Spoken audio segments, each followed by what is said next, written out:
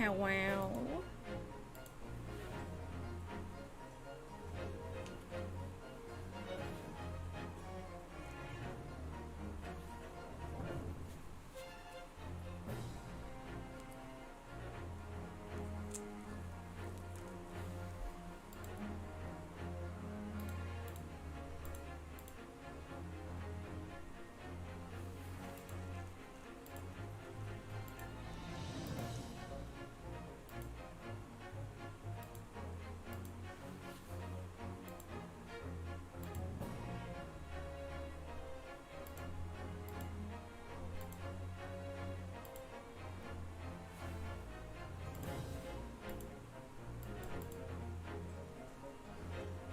Bobby, yo, what's up, Bobby? Give me a second.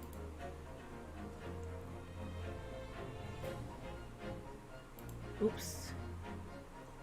There we go. Yo. I'm just gonna wait a little bit in case people come in the stream before we start the case. I also need to change this.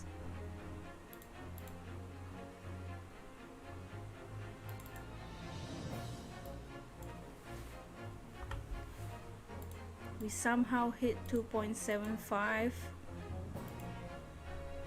Hopefully people come in the stream. If not, I'll just start.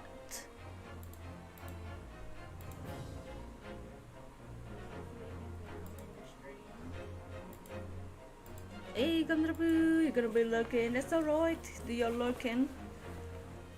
You're cleaning the kitchen. Hey.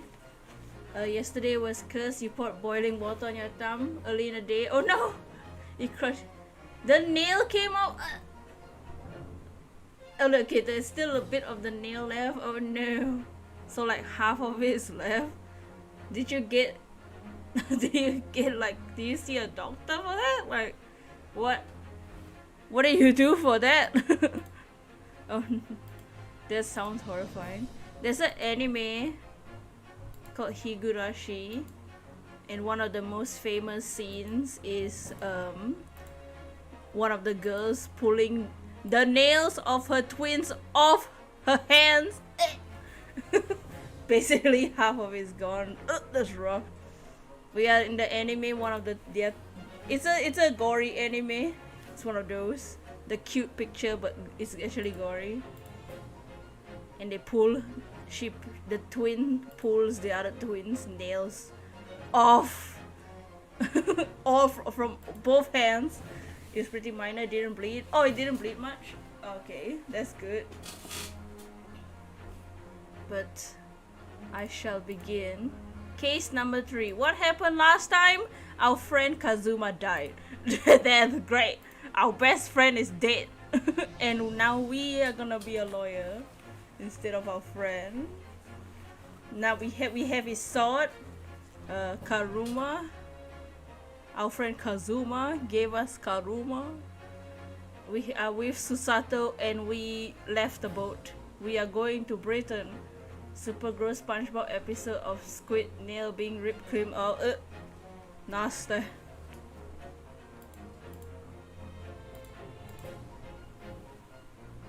But yeah, I'm ready, so I'm gonna start the case.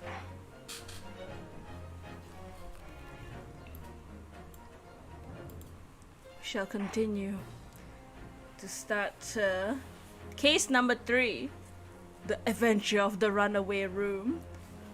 I'm assuming now it begins where we investigate and then go to trial. And now that if we're going to trial in Britain, it means our dear friend Barak should be here somewhere.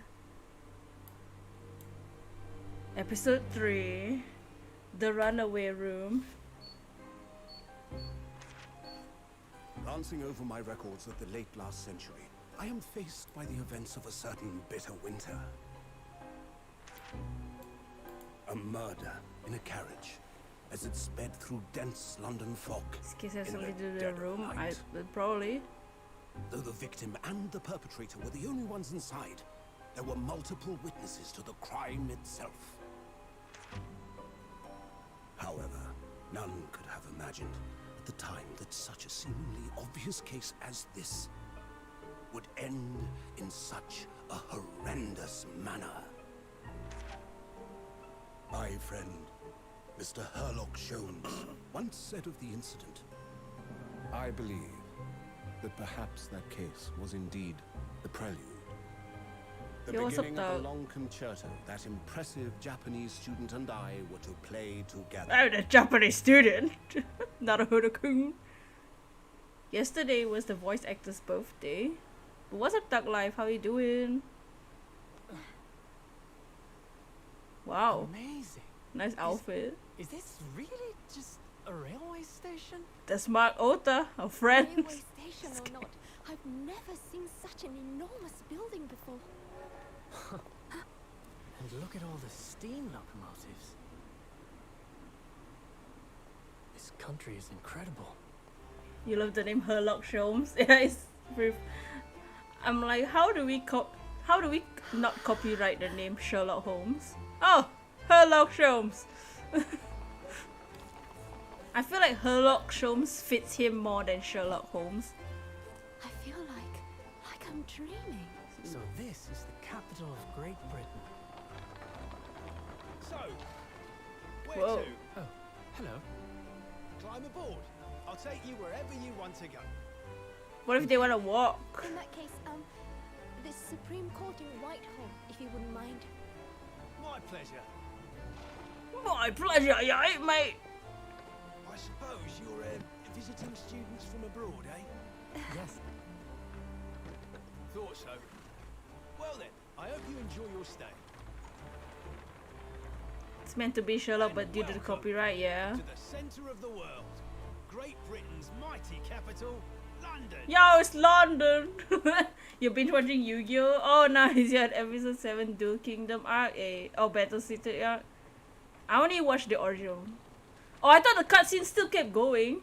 I thought it was still the cutscene. I'm like, dude, this is the longest cutscene I've ever seen in my life. Hey, meows, yeah, the animation. Dude, that was our friend, Mark Ota. Just kidding.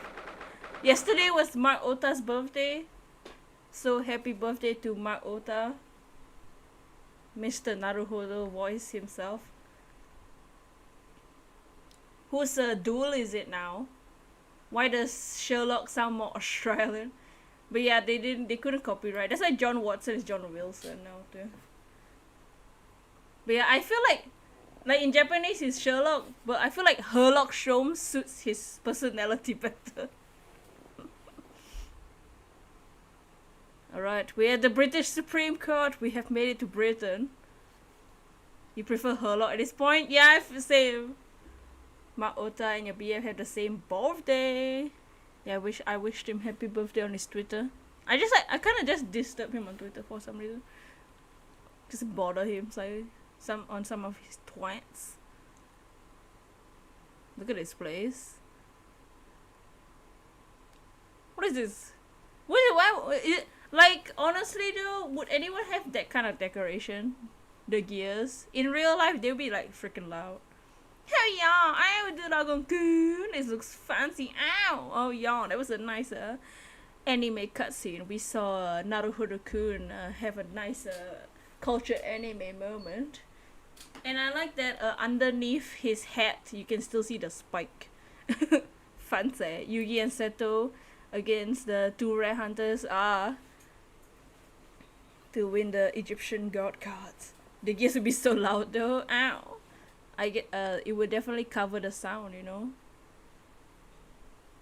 You know, the gear decoration, so steampunk. Oh wow. Suddenly the music. That's... What an incredible place! Oh wow!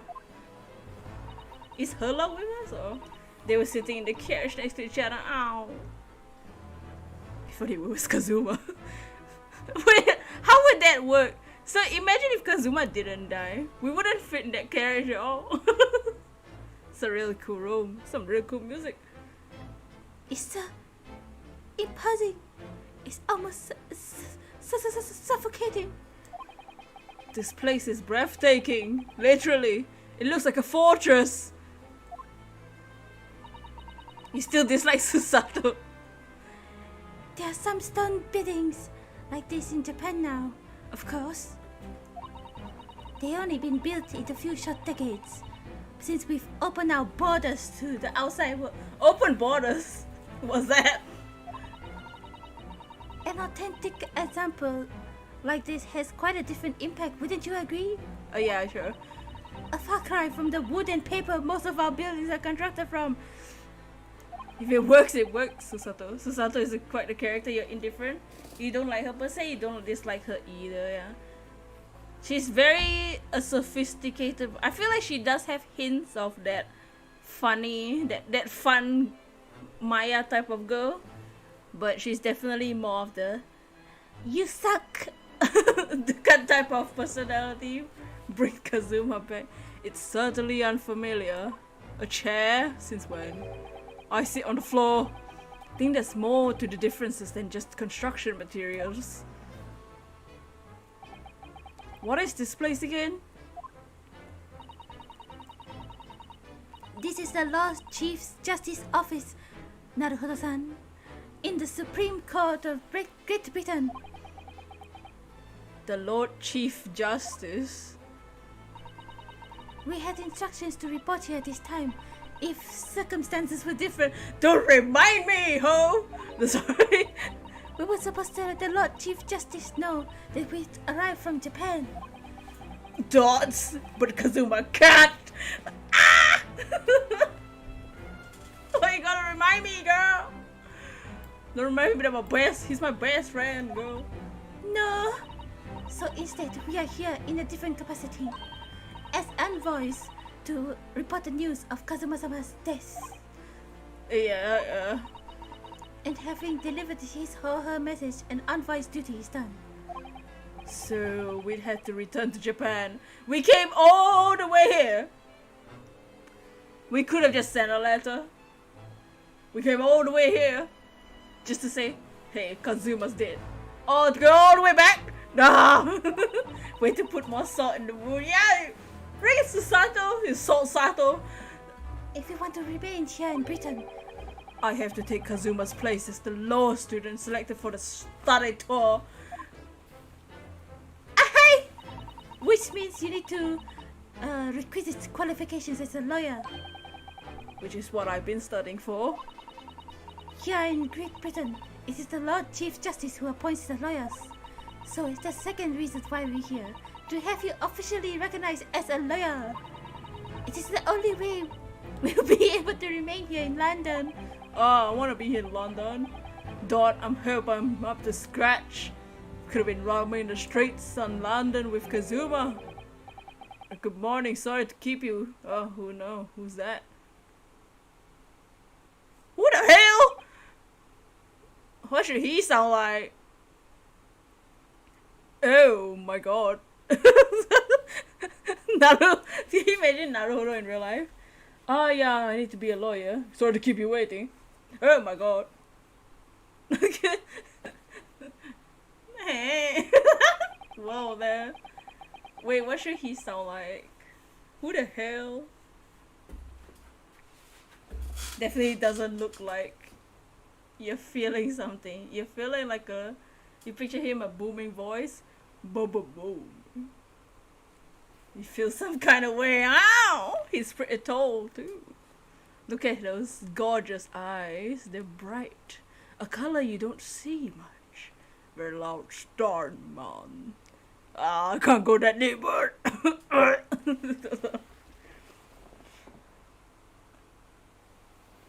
is he wearing eyeshadow? He definitely got that Maybelline like liquid eyeliner. Like look at that. He got that wing. I trust you aren't too excited. Oh, excited. Oh, I'm excited. Sorry. I trust you aren't too exhausted. After your long voyage from Japan. That's just how that's his tone now. He's just loud as hell. Because I'm worth it. I'm worth it. Hump. It seems I'm 1 hour, 12 minutes, and 47 seconds late. 48, 49, 40, 50, comes after 49. Oops! My apologies, I'm wasting all the time. Oh no, don't mention it. Sorry, I'm already cursing this guy. We're never happier than we're standing around with nothing much to do. Oh. He's Thanos! Oh no! How fortunate. Oops, I keep just making mistakes in my sentences. So, introductions. I'm male Strongheart. I think he's male, guys. Is he female? Nah, he's male. Seems he's running his time-based things with his freaking pocket watch and his gears. Wow. Gear me up. Oh, is he a detective? He's wearing the detective thing. Because I'm male. I'm a male. Wanna see? Wanna check? Wanna double check? Let me Google. Lord Chief Justice of British Empire. Oh, he's the Chief Justice. Oh yeah. Oh, ow! And I feel like a little mouse under an elephant's foot. What about, I wanna see his elephant's nose. Come on now, Mr. Naruhodo, don't be a mouse!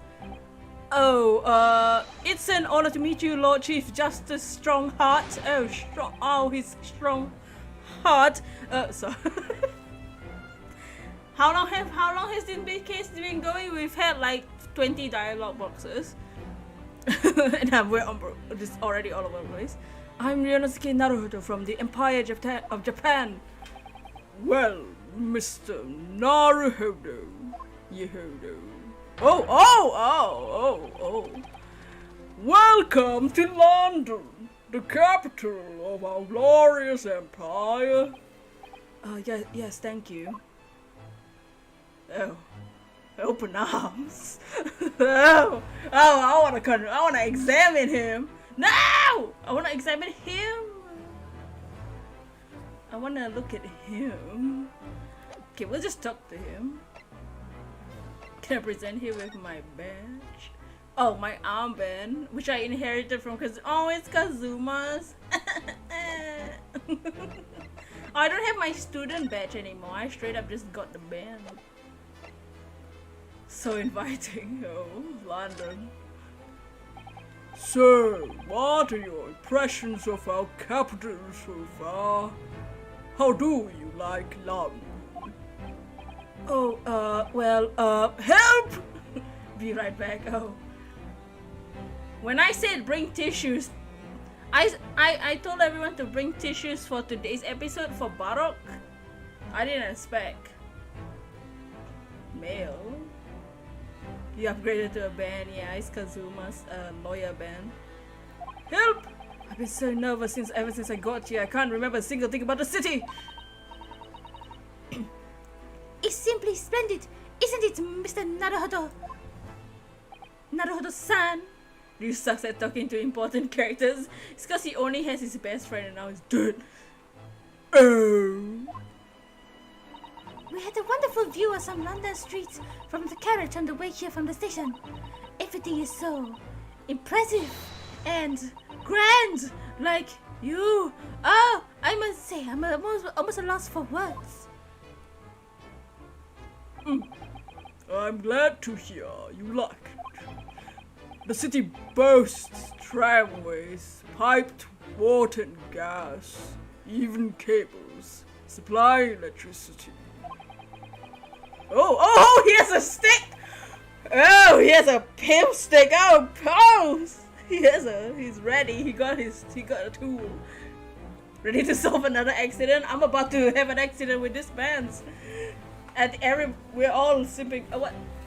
Oh, my ho, who is he? His name is Male Strongheart. Wait, I wanna see. Oh, he's 52! Oh, I have a thing for men who are older. Didn't crush their toe like me. He's about to crush his toe with the freaking stick. Who wields absolute authority in judicial matters, including the appointment of lawyers.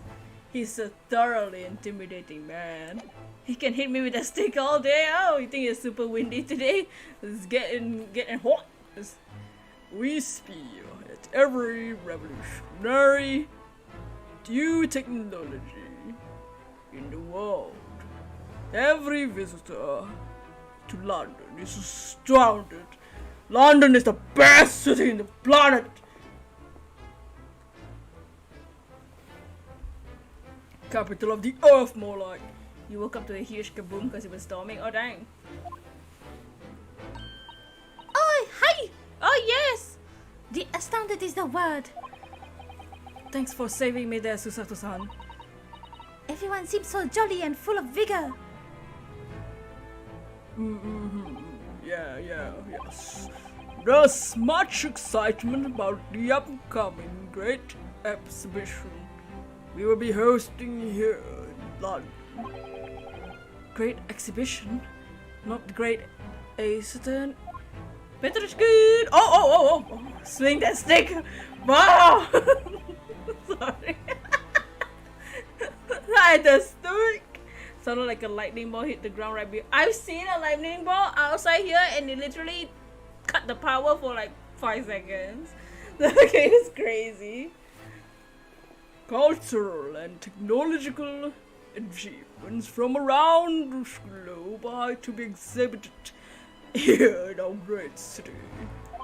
It will be the greatest spectacle of its kind in history, and will make Paris World Fair look like a toy shop. Ah, the freaking Paris! Oh my, the stick.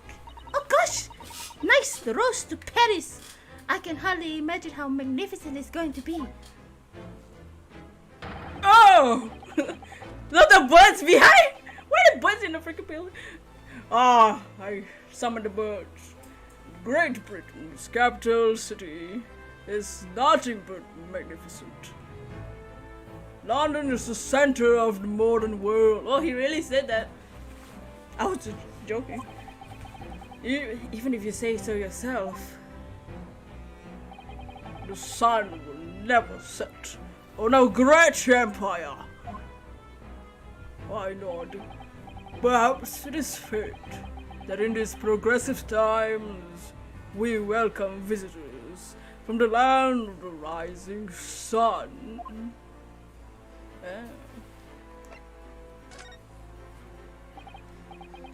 Lord Chief Justice, male Strongheart, I think you were expecting a student of law for the study tour, weren't you? Dots, absolutely. Mr. Kazuma Asagi, if my memory serves. That's right. The British government has already been telegraphed a full report on the situation. I understand the young man lost his life aboard the steamship bound for our shores. See, he says it in a very respectful and sophisticated manner, you know. Susato is like, oh, we were here to be in London, but Kazuma can't. Oops. That's amazing. The news reached him before we even arrived. I mean, it took you like 40 days to get here after Kazuma died, bro. I'm sure news will get there soon. even in this age. My country naturally extends its deepest condolences to yours. Oh, thank you. And you honored this appointment specifically to inform me of the news. Yes! We are here in the capacity of envoys from Japan to report the sad news in person. Wonder if he'll let us be a lawyer though. He has to. I'm the main character. Tell me you Japanese. I come with this game. Tell me you Japanese are people of protocol and courtesy. I see that it's true. See, unlike Giselle, he's not racist. Gonna break just for the junk. Oh, that junk. Yesterday already had a great dose of my when he pulled the Loki in Fire Emblem here. Oh. And it is with some regret that I must be informed. that the death of the young lawyer means this study tour arrangement can no longer proceed. If you would just hear us out, Lord Strongheart. Strongheart Sama. My god, Susato, calm down. What do you have to say, madam? It's about the study tour. Mr. Naruhodo here would like to make a proposal. Would he now? Well, Mr. Naruhodo. This is it then. The moment of truth. Oh my god. Oh. I'll do anything for the study tour. Oh, Susato, you can leave the room. I'm of age. You're not. So what if he's 52? Sorry. Whoa, the wind. I know. It was a storm pouring something fierce. Is it like smacking the windows, the rain? The thing is, Lord Justice. I don't know why they keep calling him different things. Lord Justice. Oh, you're not Apollo. Lord Strongheart. I was wondering if perhaps you would consider allowing the study tour to go ahead. Don't misunderstand me. Britain would ideally like to see the tour go ahead. But without a lawyer from your country, oh no. There's nothing to be done. You DM me, Loki? Oh my! The bubbles, the melons. Well, in that case, what if there was someone else? Another lawyer from Japan, I mean. The rain is going down, not blowing towards the west. I see. Dogs. Oh!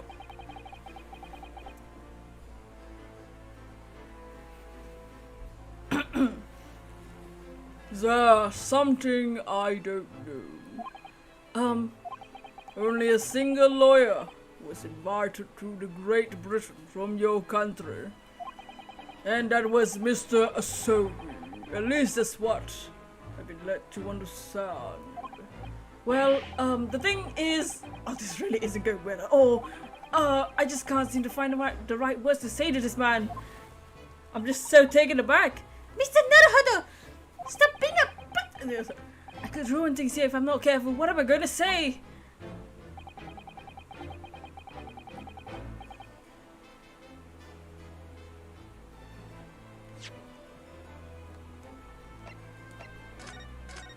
A hero! The hero raid! Oh my god, toughest decision of my life. Rio, thank you for the hero smells raid. The smells. Abraham, thank you for the hero raid. Cheesy Queen, thank you for the hero stinky raid. The army has come. Ow! I think all of us also. Oh my god! Exclamation hero! It's me!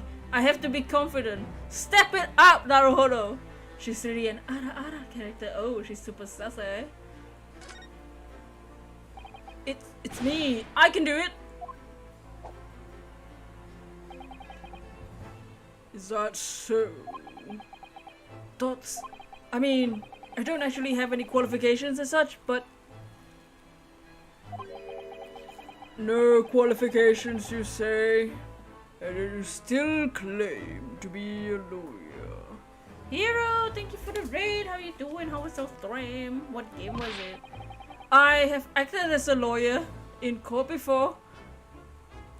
We are currently starting a brand new case. We came to England and we met this beautiful man called Male Strongheart.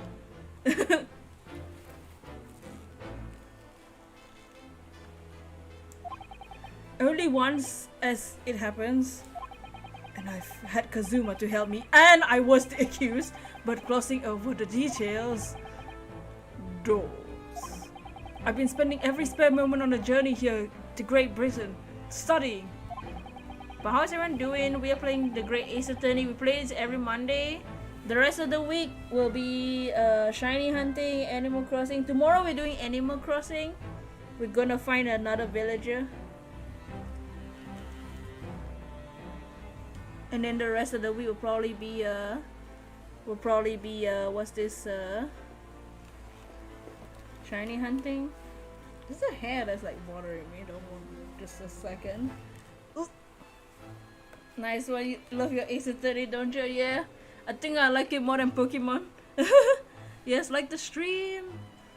We do voices for the characters. This is why I sound like a real dummy when I'm trying to chat. When I'm trying to talk as this dude, Mr. Male Strongheart himself. I've learned all about British law and court proceedings while I was on board the SS Buria. Buria. Oh, check my time. Oh, voyage from Japan is 50 days. I believe not what you might call full education. To become a qualified lawyer in Britain, not only do you need a university degree in law, you must also complete several years of training. I realize it's far too short period of time, but I can't just go back to Japan. Dots. Kazuma, Mr. Asogi's journey had only just begun. Coming here on this study tour was all he thought about. I have to carry on and do everything he planned to. I know it must sound like I have an overly inflated opinion of myself, but I would do anything to prove what I have. That I have what it takes. Any test you care to set me. If he knows what time it is. Ow.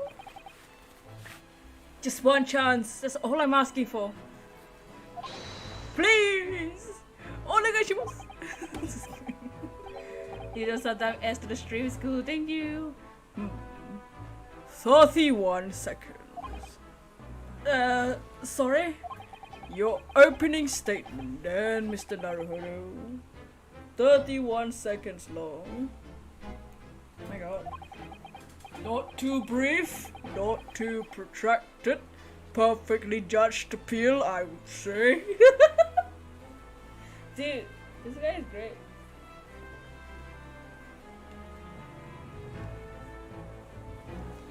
I like that he's considering me. Which is a skill that I would stand you. Good stead, and a lawyer. Hey Nagito, yo! We are talking to this man. We are in Britain, telling him he's the Chief Justice. Oh, thanks. Thank you, Naruhodo. Be polite. So, snap. You're willing to put those words to trial, Lord. Well, I'm all for entertainment. Oh! Huh? The detective, how you love it, eh? Thank you. Yeah, I have a glove here too. Because of her luck. But let me ask you one thing first, sir.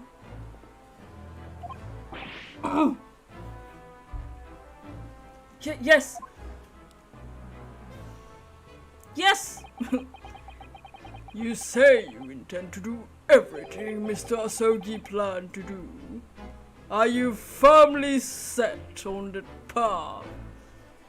Yes, exclamation hero. Well, yes, that's my intention. I see. Am I imagining things? Or did his expression just alter a fraction there all of a sudden? Very well. You have your wish. I'll give you a chance. A test to become a specially certified lawyer. Whether you pass or fail is entirely down to you. You need food, that's all. Yeah, get your popcorn, get your food. Have a stream. Goodbye, hero. Thank you for hanging out. This guy looks like older Edgeworth. Is Edgeworth's granddad. Really? Oh my god. So, what form of the test will the test take exactly? Much love to everyone here, y'all.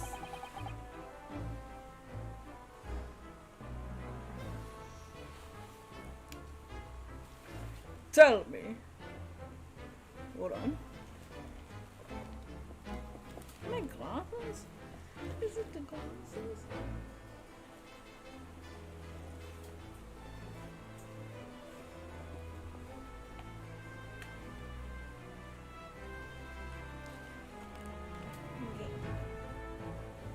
Enjoy your evening, y'all. Hey, y'all.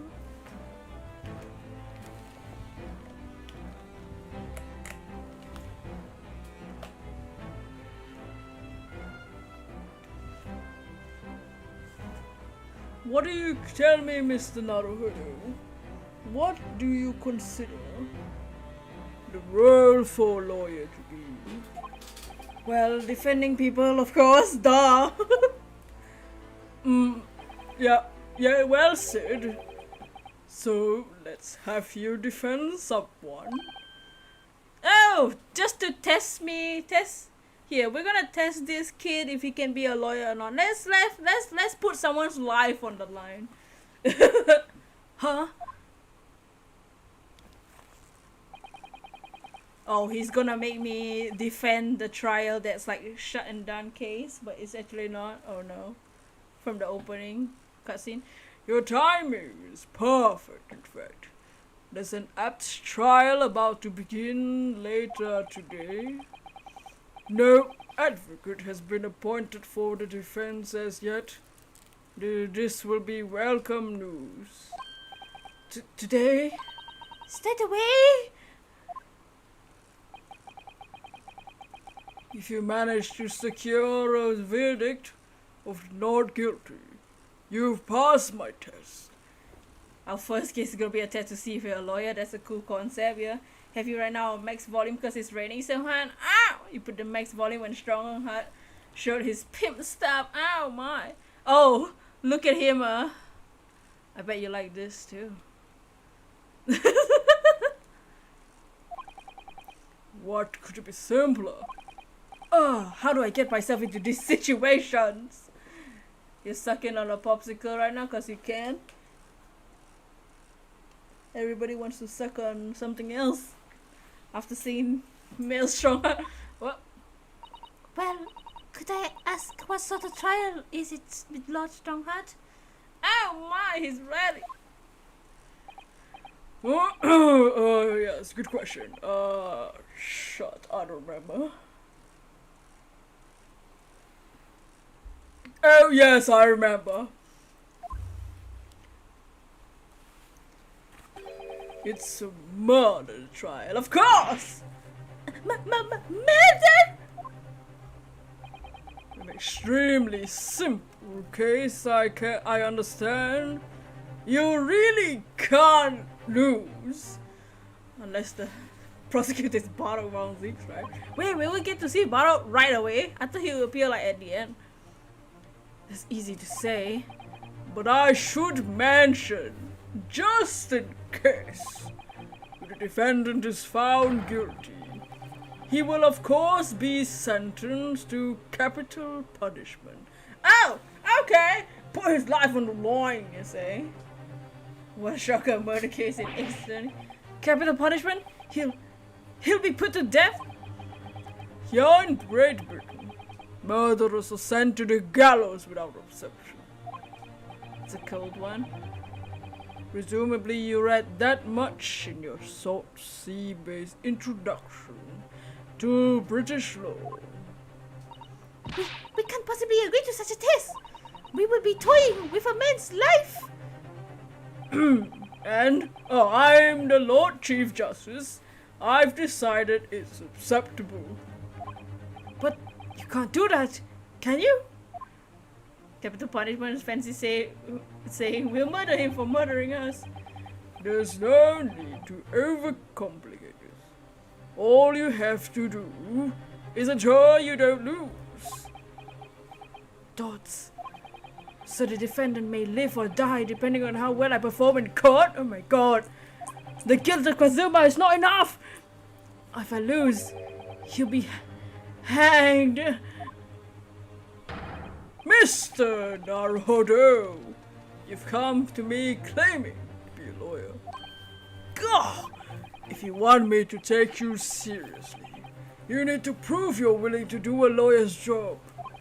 And you say you intend to see through the will of your compatriot, your boyfriend, Mr. Asoi.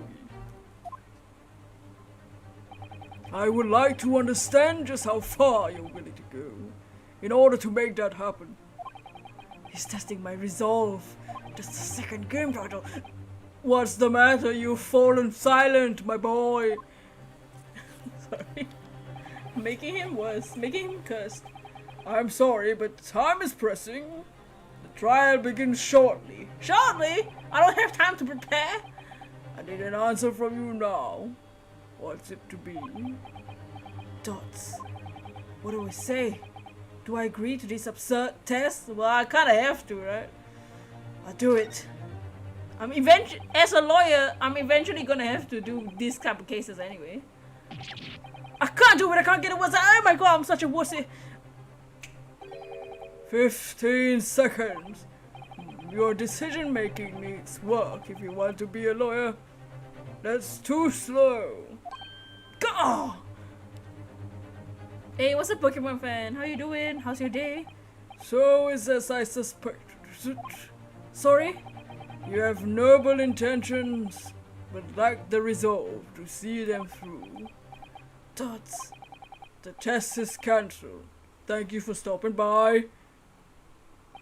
Oh no, he's showing me away.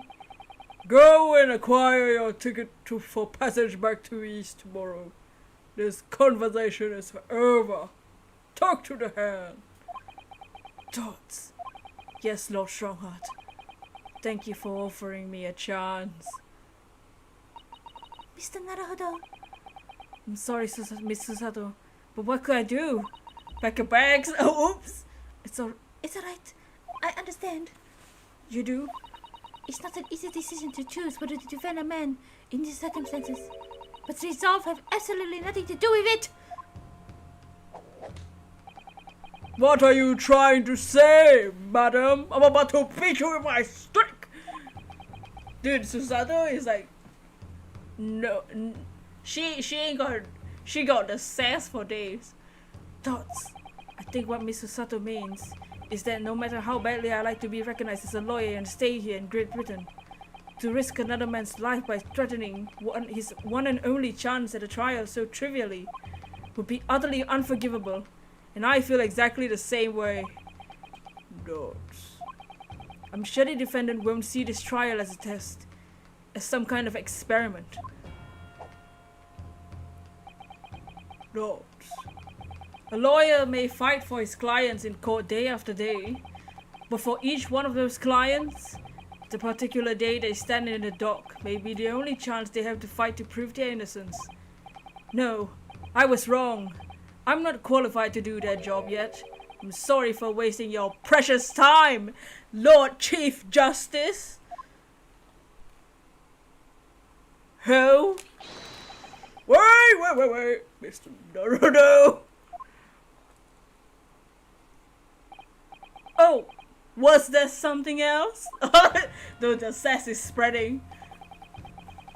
It's approximately 20 minutes by carriage to Old Bailey from here. If you leave immediately, you should still be there in time. But I just said that I was quite serious in what I told.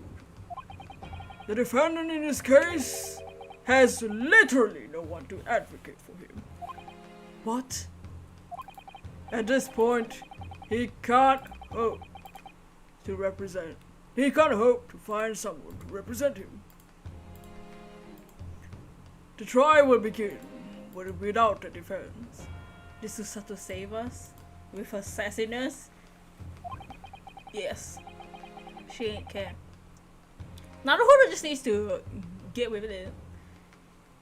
He has the right mindset, he just doesn't know how to open his mouth. If that happens, there's only one possible outcome.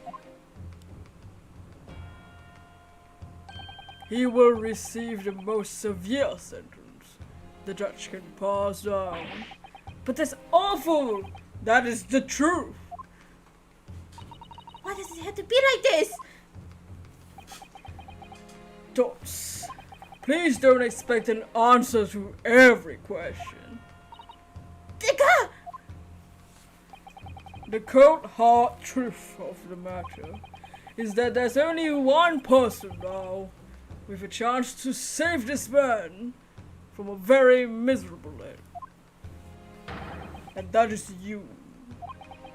thoughts. I'm really his only hope.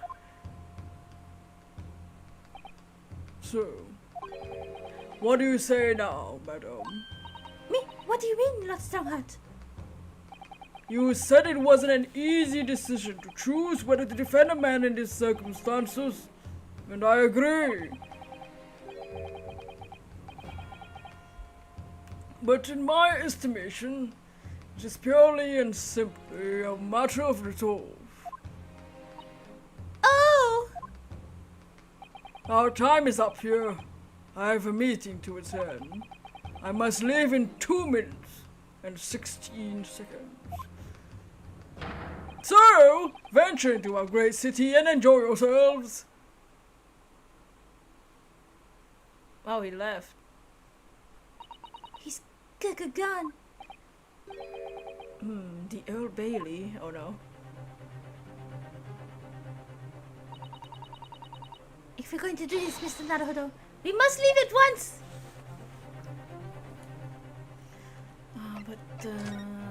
Sorry. Okay, let's go. The Old Bailey, London's highest criminal court with illustrious past.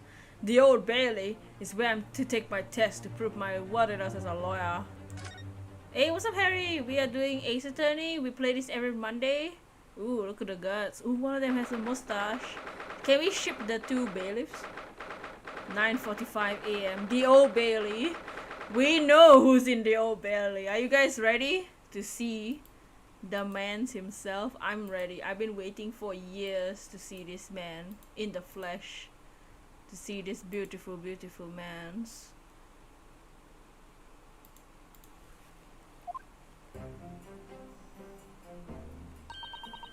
Oh, thank goodness we're in time. There's still 15 minutes until the trial begins. I never knew a horse-drawn carriage could go so fast. Thought my teeth were gonna rattle loose. Guess we'll get new cast of characters. It's a different region, yeah. Prepare some character voices, because we need to voice all of them.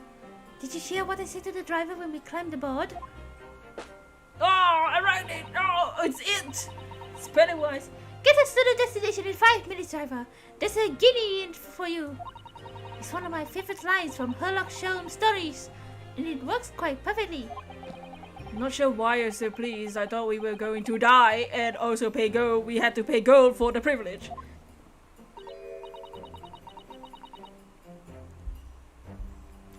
Well, at least we arrived here before the trial started. I suppose that's that. Anyway, I don't understand it. The court clerk said the defendant should be here, but there's no sign of it at all.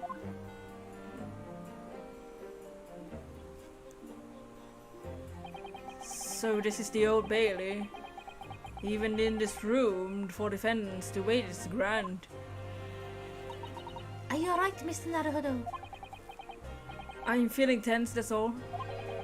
This place gives me the same sense of foreboding that I remember from the Supreme Court in Japan.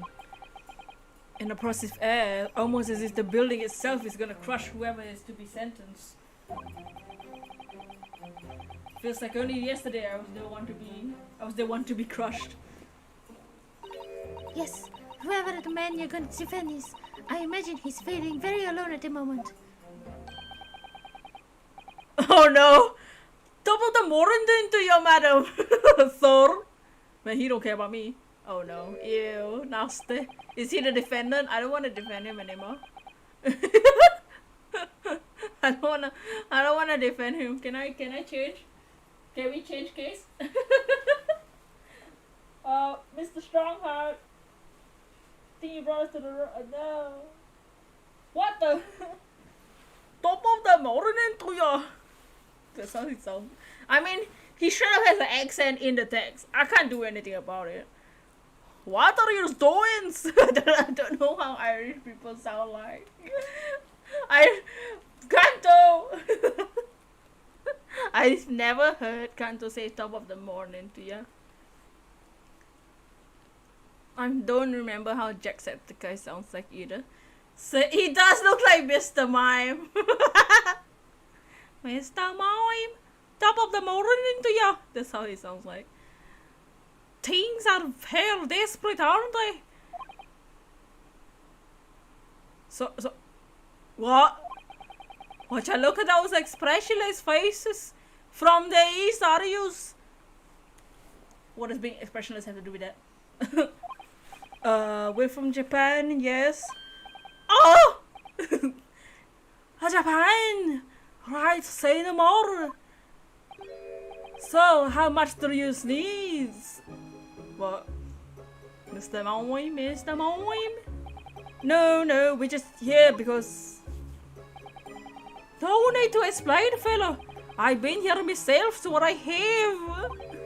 No place to go. Nothing to eat. Barely a penny for your name. All the while in a strange, faraway land. Well, I actually... His face. We haven't found a place to stay yet, no. Oh no. Oh! Tis grind! We need Gloria. Let me start by giving you 1,000 guineas. Say nothing now. 1,000 guineas? Please, son, you don't have to shout, shut up. But 1,000 guineas is enough to build an entire mansion in the most prestigious area of Tokyo. Sounds like clown music. Oh no. Don't. No! Not even in this game. Not even in this game. I can escape a freaking clown. 1k of those can buy a lot. I don't know what the hell Guinness means. All I know the British lingo. Hey, what's up, Aurora? What? He's a rich man. He's nothing to me at all. I like to ensure I have sufficient funds to weather a rainy day, you see. I've got enough wealth to... What happened to his accent? To buy the city of London 2 or 3 times over. Could that much rain even fall in one day? He's super rich in time period. He looks like the millennium. We're going through the very big circus, oh no. No! Yeah. The clown vibe is real. What's his name? Well, even so, we couldn't possibly accept such a large sum of money. Whoa! Ah, they hit! Oh, they hit me in the eye! Oh my god! Don't get me wrong, fella! Man. Music is messing with you. As soon as you send the previous message, you bump your foot and against the recycling container. Oh no. This is what the very big circus does to you. Circus vibes curses the channel. I'm not giving it to you with no strings attached. Another one who got aim.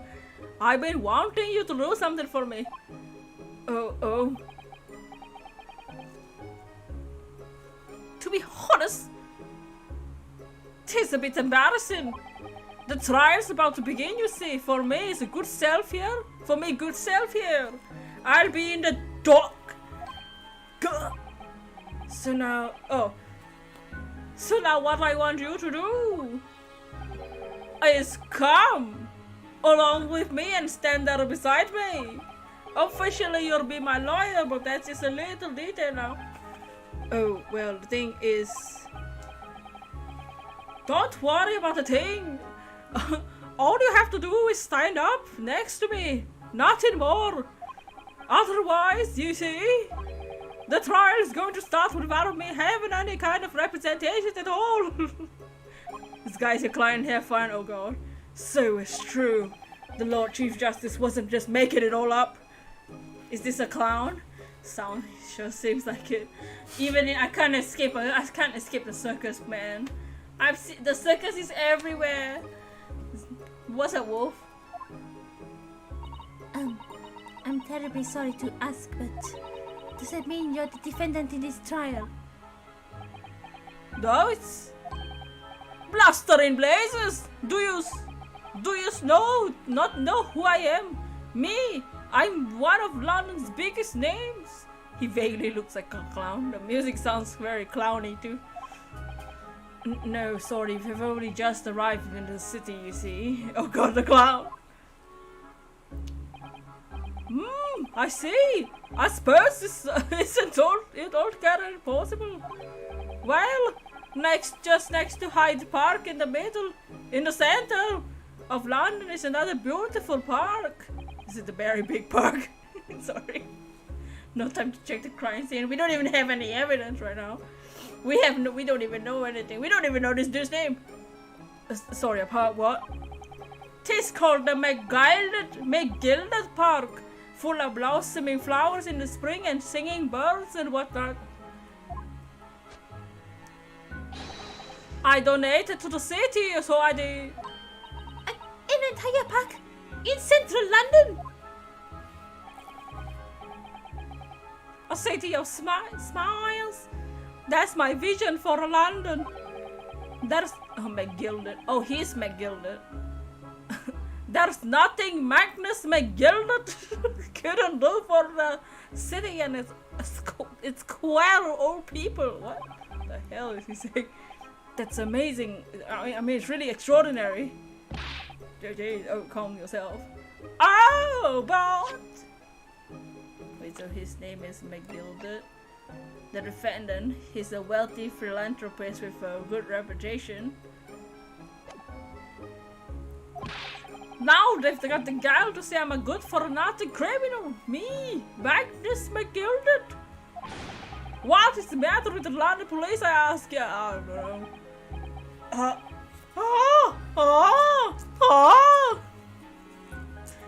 You like the puffing thing? Why you imagine clown honking his nose and suddenly giving a huge jump and stick it to the roof like a cat? Alright, don't pass out. Taye just woke up. You decided you're not gonna understand this guy. Naruto-san. Perhaps now would be a good time to introduce ourselves while the gentleman catches his breath. A good idea.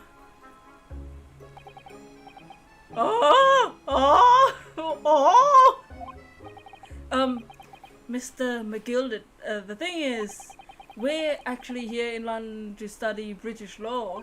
We're law students on a study tour from Japan, you see. You hope we get to see Strong Heart again because this clown is just acting a fool. I mean, once we enter the courtroom, I think we'll see another smack there. So, if you don't have a lawyer for the trial yet, and you'd be happy to put yourself in our hands, we do that. What was I saying after you, Daviji? What? I've given you 1,000 guineas to stand there next to me, haven't I? Yes, I really wasn't really offering to stand there next to you. Dots. Oh, I think I see what's going on here. Sorry. I know what you're thinking. This chanter of a fella claims they're more money than the queen. But if that's true, why the blazes can he hire the finest lawyer in all of England? Because he did it. That's the only explanation. Well, no. Not at all, although it is a little strange to be honest. Why don't you have a lawyer, I mean? Dots? That would be the fault of the Reaper. Sorry, did he just say the Reaper? It's time. It's time! Oh!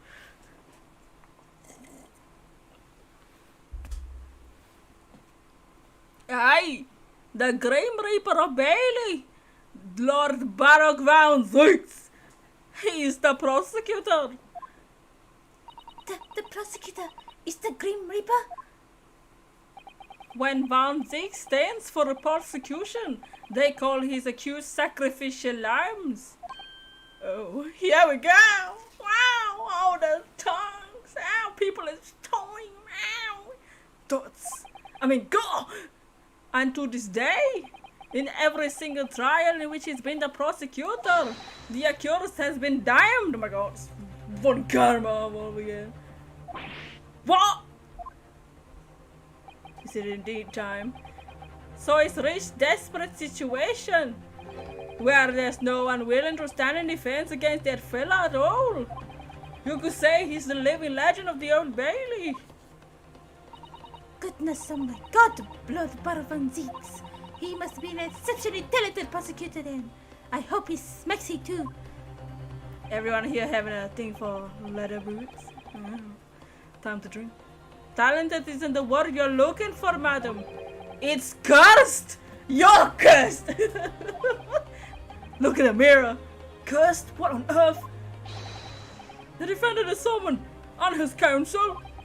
Please make your way to the courtroom. The trial is about to begin. His counsel? That would be me. Oh, it's this time. Well then, fella, don't let me down. But I don't know anything about the case. You haven't told me what happened. That's until you showed your face here. I made up my mind, so I had. Sorry. I decided I had to defend myself in there. How would that even work? God.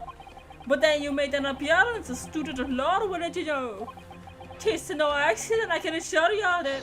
'Tis fate. Don't get cold feet now, please. Oh my god, his face. Dots. I literally know nothing about the case or about this man who stands accused.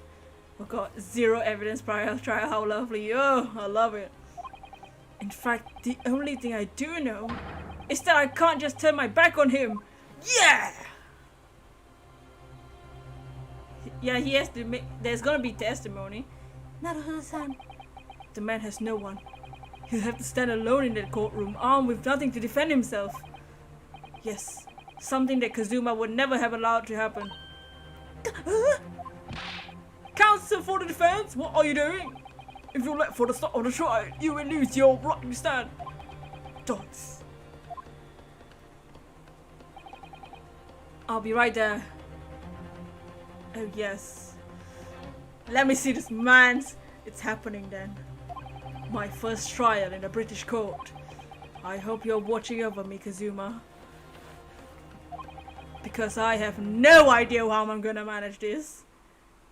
Van Zix is happy to tell us. Oh, Van Zix. Oh. Wait, what should Van Zix sound like? Testimony was not going through my mind when you said that. Oh. Oh yeah. Oh god, there's fire and everything. Oh jeez, here's the jurors. Oh god, this one has jurors now. So this is the highest court in Great Britain. The Old Bailey.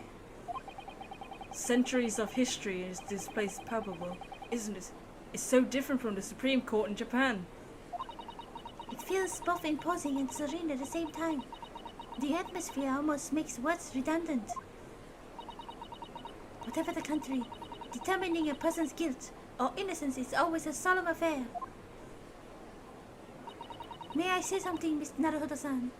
Jurors are here to say hi. Oh gosh. Oh, yes. What?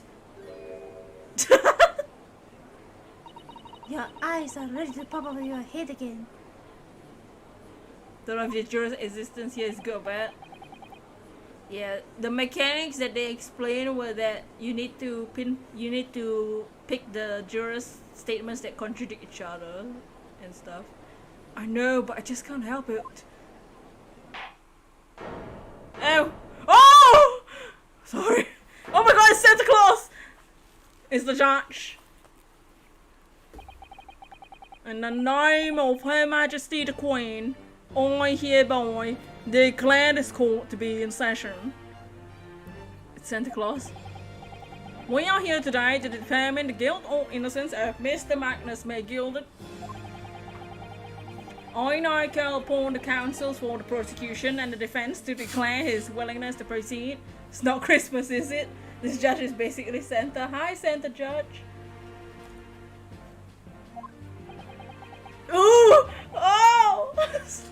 Oh, what's underneath? What should he sound like? Well, in the trailer, he kind of sounds like Snape. Willy Wonka. What does Snape sound like? I don't remember. Well, in the trailer, he just kind of sounded like this. I don't think it's felt like Santa though. I mean, you never know. Oh, yes.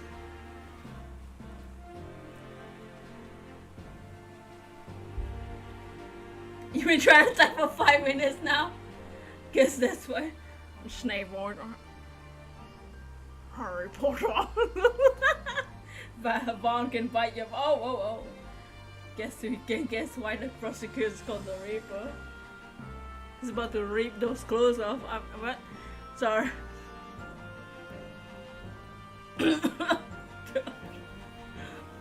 Oh, I'm taking it back. Benedict Cumberbatch.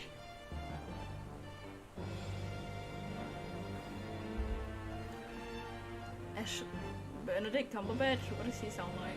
We have Willy Wonka in the jurors. Oh, in the jury! Yeah, that's what they are, yeah. The prosecution is fully prepared. That's kind of why he sounds. Well, he sounds like this. You Nipponish people, so stupid. The best guy we ever went against. I mean, look at that hair. He took time to style that, you know. The prosecution is fully ready. Turn to page 394. That must be the Reaper of the Bailey. He really does look fully prepared to dispatch his next poor victim to the underworld. First male, now Von Zieg's, faints and nosebleeds. Male means chief. Oh. I thought it was just because he's a male. Counsels for the defense, you appear to be Eastern. Do you speak English? Oh, don't even start! Don't even start! Sorry. 3 points from House Gryffindor. Huh? Oh, yes, of course, sorry. Yes, I speak the English. But he asked if the defense was ready. And I couldn't be further from ready if I tried. Oh! Oh, slowly. Is that the judge? Yo, where my presence at, man? Exactly. Are people gonna speak in cursive again? I don't know. Oh! Oh! Those eyes, please me. Oh, oh, please you! Nipponies. Do you speak English? Whoa there! Sorry, ho. Me, your legs are feeling. Oh! Judge looks like a mix of beans and the judge from the game. Hey, Andreas! Yo! Go! They shroud your fear, your doubt, your trepidation. They run wild, clinging to some phantom of notion of courage. The quintessential look of a sacrificial lamb. Dude, you need to calm yourself. Calm the edge. You know his favorite word already. Nipponies. You're freaking Nipponies house. Oh, sorry. That's what's going on in his head. Oh, cold shiver ran down my spine. All the way to the tip of my toes. Thoughts? Now, Mr. McGilded. Yes, my lord! Oh god. You stand accused of murder, capital offense. You could be sent to the gallows if found guilty. Or are you quite sure you wish to entrust your defense to this foreigner? I'ma fight y'all! What's wrong with you British people? Oh, freaking Giselle! I'ma slap her. Don't make me slap your whole court system. So, you sure he's not a secret son of Dracula? He's into Twinkle. Oh, yeah. As I've always said, my lord, 'tis a grand thing to give opportunities to the young. Even if this fella is a student from some little island in the Far East, I'm a Far East movement, your whole man. It is not the British way to ignore the dangers to yourself and give the less fortunate a fair chance. I will fight you. I will fight you. I will smack. I will throw hands, Judge. I will throw hands. Judge is quite uncultured. What's wrong with these people? I like to think that acts of chivalry do the great British Empire proud. I'm a chivalry, yo. Listen to me, Mr. McGilder. What a fine gentleman London has in him. Did you hear that he donated £5,000 to the government the other day? Mother, please, let me go and play Mr. McGilder Park. It seems as though everyone in the public gallery is firmly behind Mr. McGilded. That's definitely welcome news. Certainly has a way with words. Looks like everybody thinks that we're freaking no-eyed sons of yellow people. What? I'm surprised he couldn't convince anyone to defend him. Shut up. My god, here's a ponytail. Eloquently put, Mr. McGilded. Most laudable sentiments. Now, ladies and gentlemen of the jury, I'm sure I hardly need to remind you that you six members of the public have been selected for your impartiality. Are you ready to proceed? They like him, that might come in handy for us. I bet Von Six is gonna turn the tables in like the first state in his opening statement for sure. Oh god, now we need voices for all of them. Nah, stop. Y'all gotta stop. There's too many.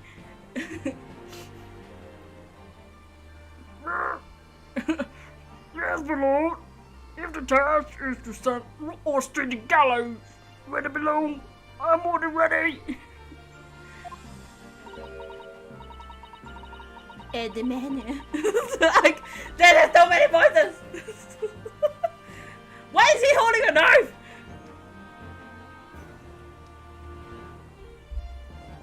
Jake Marshall ain't enough. Give him the voice from the narrative National Geographic. What do they even sound like? Is it Morgan Freeman? You know something about English, but you need a dictionary.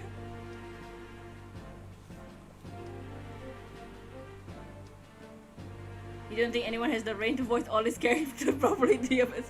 At the manor, his lordship always says we should dispose of the rubbish properly. Naturally, I agree. Oh! He looks like a douchebag.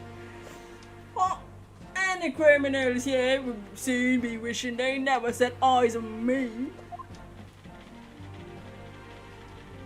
Nice! I don't have to voice her. Well, I don't gotta voice him either. Oh, never mind. Oh, you legit. I'm trying to get on with money. Let's finish the mess for my grandson. She's gotta pay attention. Childa voice. Matilda. Naruto-san, these people are... Chijori, yes. There's something we don't have in Japan yet. She might talk later though. We'll figure it out. That's right, I already have read about it. Here in Great Britain, the court's final verdict depends on the opinions of the 6 jurors. The judge passes sentencing according to the law, but the jurors determine guilt based on common sense. Where did he get all his jurors? Just from the streets, I guess. Oh, she's so cute. I bet she's killed somebody. Those needles.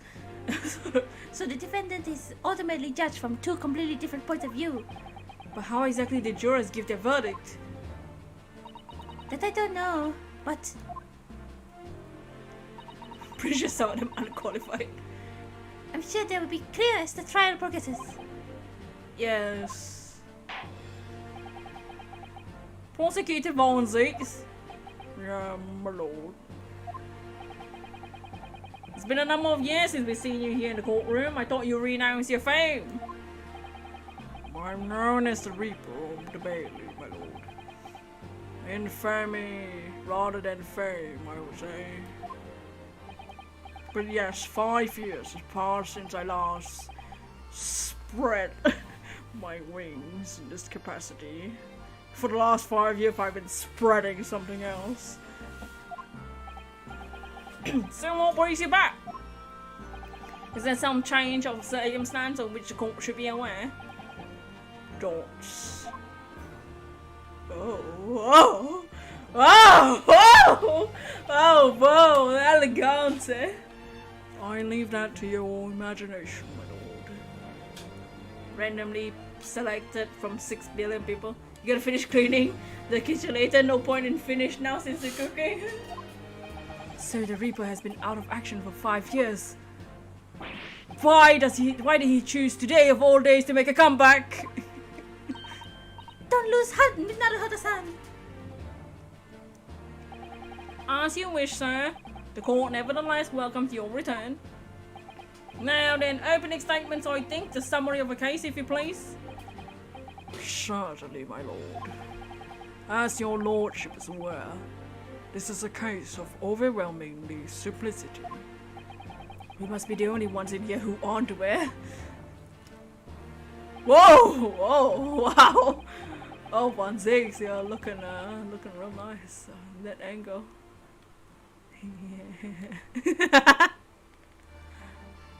The incident took place in the late evening.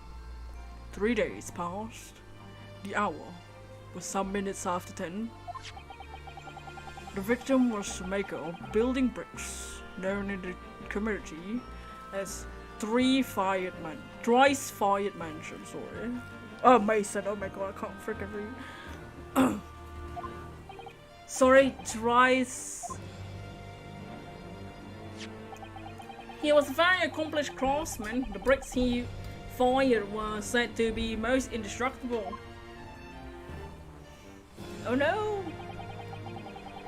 The victim's corpse was discovered in an omnibus in service on the streets of London at the time.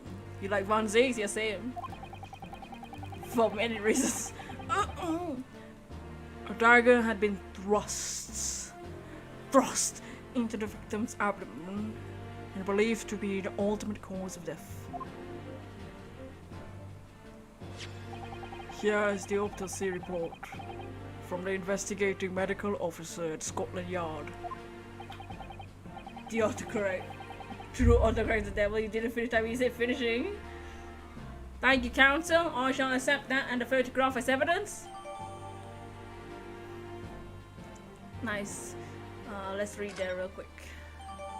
Let's see this real quick too.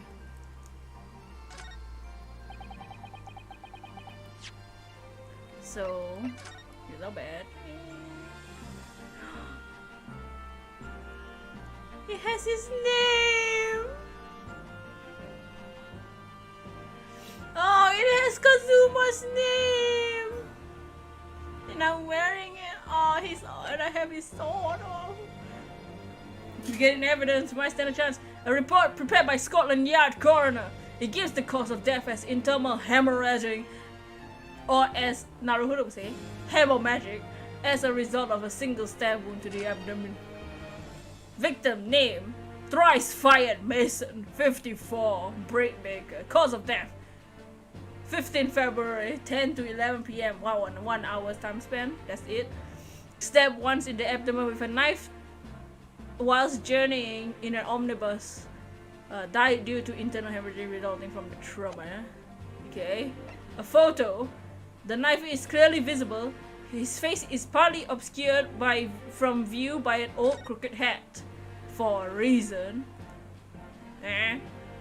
One of his buttons is missing. I think that's okay. So one of his buttons is missing. The knife is very obvious. I don't know if the reflection will be important or anything. Okay. Maybe it will tell us what direction he was sitting or something, whatever. But yeah, one of his buttons is missing. It's important, I feel. Thrice Fire is his nickname. Yeah, that's why they put in quotation.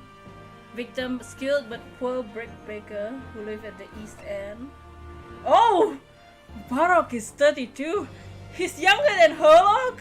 Herlock's 34. Oh. Sorry. Prosecutor known as Ripper Bailey. Supposedly the souls of those he prosecutes are eternally damned one way or another. Oh, Barok. looking good.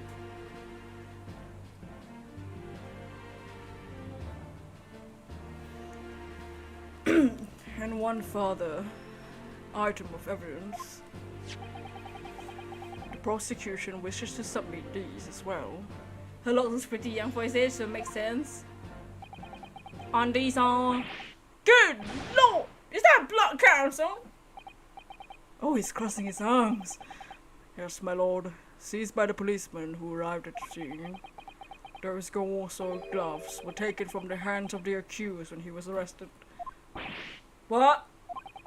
Mr. Gildert's gloves had blood on them?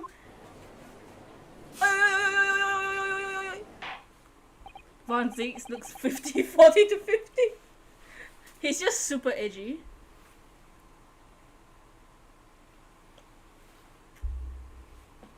Yes, I will accept these as evidence as well. Leather gloves the defendant was wearing at the time of the incident. There's blood stain on the right glove. How did I get into this? Right. Anything inside? Okay. This is definitely blood, isn't it?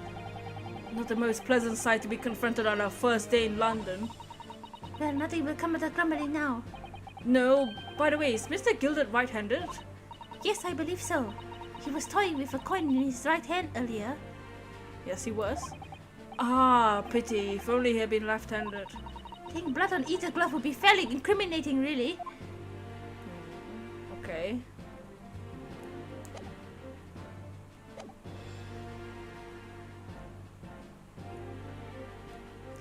So, there's one thing that I can see now. The glove has blood, but from this angle, the dagger's handle doesn't have blood on it, doesn't see him. So let's make note of that. The glove has blood in his right hand, but there's clearly no blood in the left hand, so I don't know, maybe that's something to note. I'm backed into a corner before I even started. I'd love to be back into a corner on a different day for my Baroque, but still. Continuing. According to the driver of the omnibus, there were only 2 passengers traveling inside his vehicle at the time. The glove got in the way of the blood? Maybe. Only 2? Obviously, one of the passengers was the deceased brickmaker, Mr. Mason. The other was the accused, Magnus McGilded. Why only 3 of them? He's convinced the 3 of them. Well, rather damning circumstances to say the least. Defendant, what say you? Thoughts? Well, of course, I have no recollection of such a thing. Mr. McGilded! To be sure, I rode the omnibus that evening. But whenever I'm in the carriage, I'm taken away with fierce tiredness and I always succumb to it. Was there blood on the palm side or the opposite side of it? It was on the palm side. The game always shows how the jurors react at times, yeah. When you climb into having a sleep. 'Tis the motion of the carriage, my lord. Lilting so as 'tis is. So when I opened my eyes again, 'twas a desperate sight before me. The body of a man I never laid eyes on before in me life. I wanna know who the driver is. Now I ask you, what a good-hearted soul wouldn't rush to help a fellow bleeding from his stomach? I wasn't about to start worrying about my gloves now, was I? I'll reach out to give the man a hand. Hit a knife out of him! So the blood got on his gloves then, after the man had been killed. There were the glove blocking the blood from landing on the handle.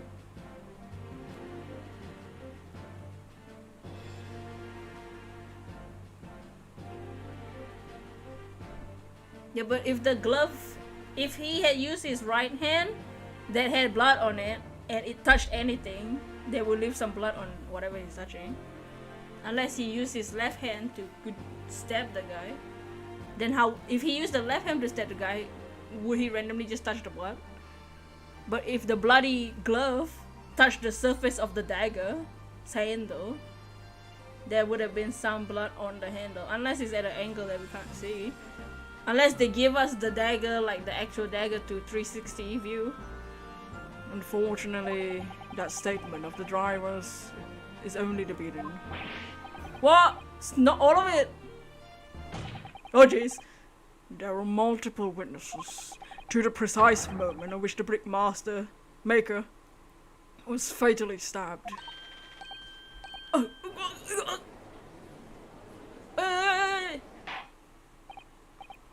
Hold on!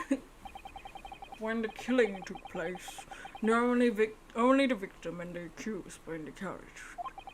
When there were witnesses to the crime, it was not a case of compelling evidence. It's the nail in the coffin for the accused. But it was very intense. They were, oh, God.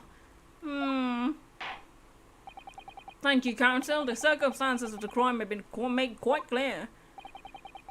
Everything you think it doesn't line up. Yes, yeah. We haven't gotten any statements, so we'll see. Think we'll hear testimony from these witnesses first of all. Your wishes, my command. Oh! Bailiff, bring the witnesses at once. Oh no, oh no. They all look unreliable. One of them shivering and it's warm. Well, it's not warm. It's literally winter again. Witnesses, your names and occupations. Beppo? Book of the Beppo? My name. Well, everyone calls me Beppo. Beppo. Why is he so cool? I don't know. Man, the person who animated this this animation had a lot of fun. I drive an omnibus in the East End. Bruce Fairplay. Yo, Beppo. Beppo. The other guy's head keeps falling off. What a lovely name.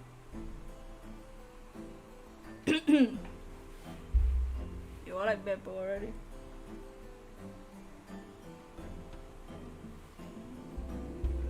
Bruce Fairplay. I'm a banker in this city. My name's First. Lady First. I Lady First. I'm make hats for dance. Following the order of events we happen to figure out. We don't know anything about the case! We have no idea. Let's begin by confirming the facts. 3 days ago, at a short time after 10 o'clock in the evening, all of you present in the stand were in an omnibus and a witness to the aforementioned incident. Is that correct? Yes, well. Quite fair, right. Yes, sir, that's right, sir. Oh god, I hate all of them. Someone slap all of them. Very well, then let's proceed to formal testimonies, please. Each of you will tell the court precisely what you saw. Alright, let's see. Let's see what they say. God, there's 3 people. It wouldn't be a test if you know nothing. Where's the last bus of the day? Like, so I had a few customers. I remember it well. The victim and the man accused of killing him were sat next to each other inside the bus. Then, out of the blue, the accused just reached over and plunged a knife right into his guts. Oh my god, he is right, he stabbed him! I screamed. I couldn't help it. Ah!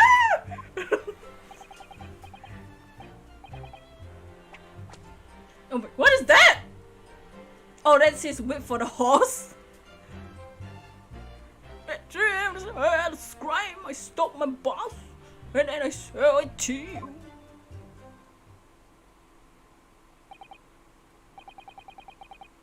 Unambiguous testimony, I must say.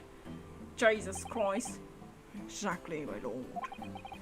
These men witnessed the incident in the omnibus with their own eyes.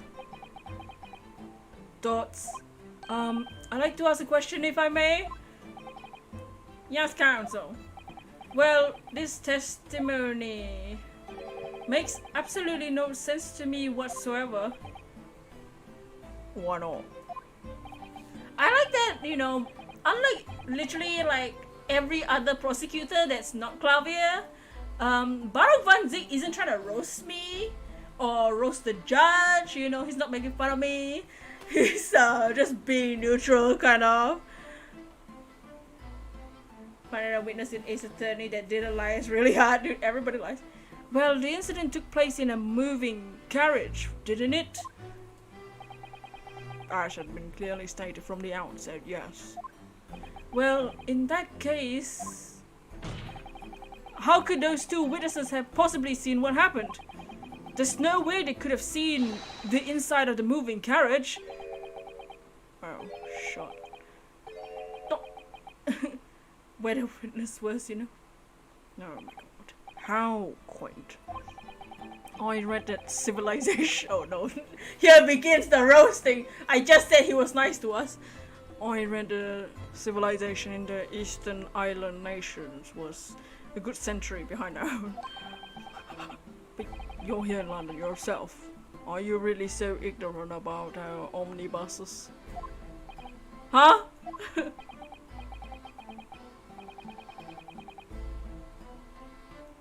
Tell me, my Nepalese friend. I'm his friend.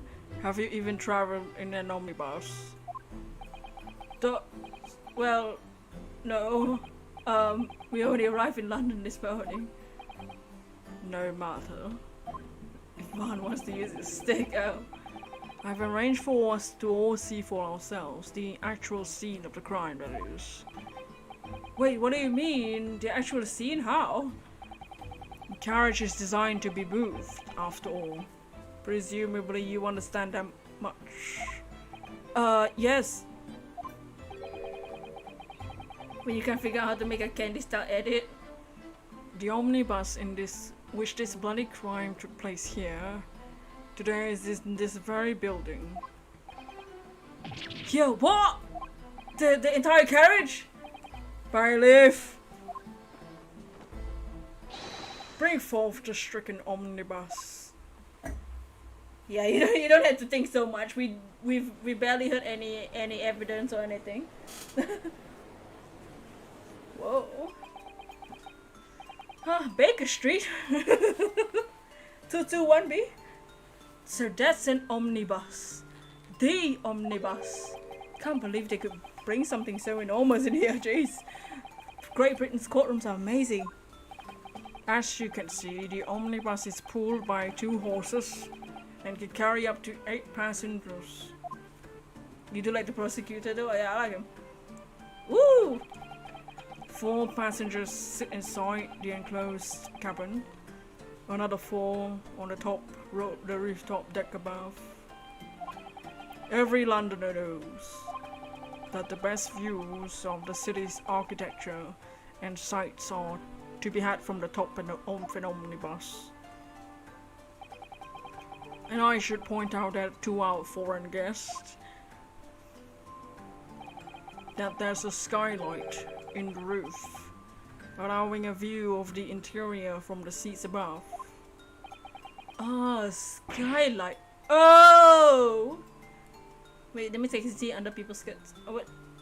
Using a long stick is super effective. The penny drops at last, I see. Those 2 gentlemen were occupying the rooftop seats of this omnibus when the murder took place. That's how they came to witness the grim incident. Through the skylight. Oh, that makes perfect sense. Well, counsel, this is a first. All my years of behind the bench, I never experienced a crime scene myself brought into the courtroom. Blood trauma was inflicted. He died from internal hemorrhaging. Calm yourself. We have the autopsy report. We've just started the case. We haven't even done the cross-examination yet. There are a number of important clues remaining inside the carriage, my lord. We're getting an info dump because we don't know anything. I would like to submit the omnibus itself as evidence. That is the prosecution's wish. Through a skylight, they probably missed details then. Very well, I see no reason why not. This omnibus is hereby formally accepted as evidence. Nice. 8-seater omnibus, there was a scene of the crime. There were passengers in both inside and on top of the roof. I can't believe it. The entire crime scene entered as evidence. Okay. Omnibus.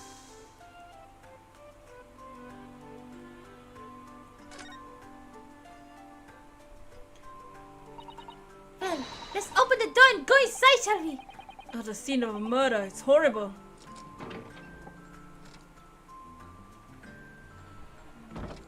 Oh, well, don't close the door! Sorry. Just kidding.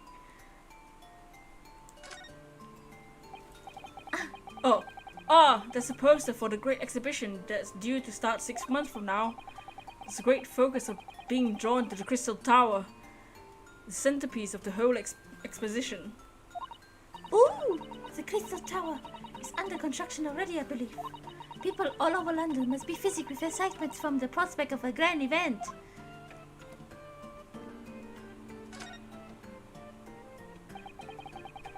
That blood soaked into the seat, the victims obviously. Yes, and that seat will be clearly visible from the roof deck. Would you really stab someone in full view of other passengers like that, I wonder? Well, it was after dark. There was a lamp on here, so perhaps the culprit couldn't see anything outside through the skylight. Whichever way you look at it, it doesn't seem like it was a planned attack.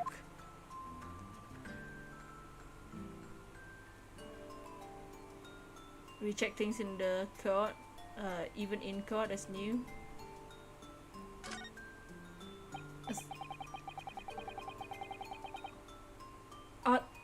That's a poster for. Did they bring this wagon or carriage into the courtroom?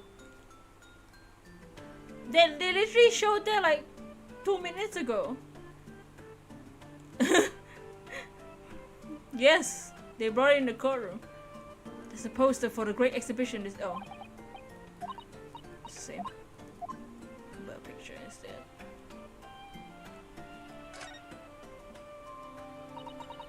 Have you seen enough? Let's take back outside then. Oh, okay.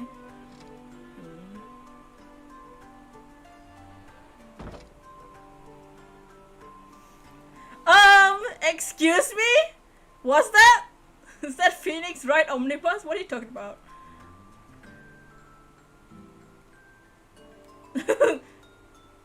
Yo, why? Who's here predicting the future? He ain't born yet. It's 100 years before. Who be here predicting the future? Phoenix Wright Omnibus. I'm allowed. Mr. Nick, are you a bus? Wanna ride? Oh, sorry. 418. I feel like that's probably something. Job masters. He found an Easter egg. Good job. So this is the roof deck of the omnibus. Oh, you must have a wonderful. You must have a wonderful view of London streets from up here. You don't even know how they got in the courtroom. Who knows, man? There's a door. So people sit all the way up here on bitter winter nights with cold air rushing past them. Then they have to pay money to do so. Bruh. I can't imagine how cold it must feel. That just made me think of something horrible. Can you imagine being dragged around the city in the freezing cold as punishment? Perhaps that's the real price you pay to stay out late. Okay, I can't see from above. I wanted to see the skylight itself. You can certainly see inside the carriage through this opening for sure. Yes, there's a lamp in the enclosed cabin. I'm sure the witness will be able to see quite clearly. It's not good for us.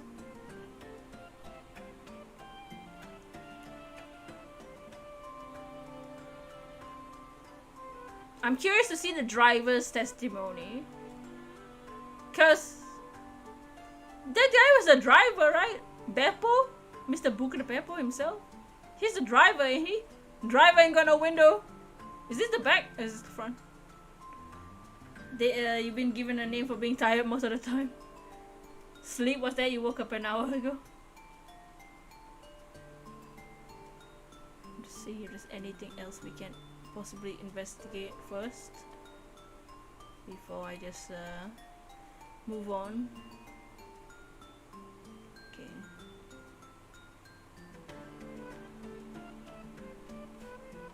Okay, let me just look back inside the scene first. Just to double check.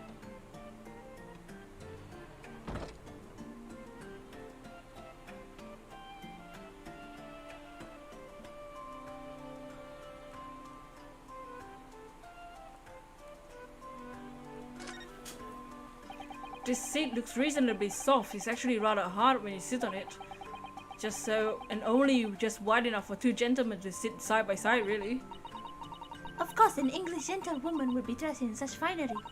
It would be quite impossible for her to climb up the roof deck, so she would have to be seated here. A woman in a kimono would have the same problem. Women's clothes are very impractical, aren't they? Just wear pants. Just dress like men. Just dress like me. Just dress like us dudes, you know.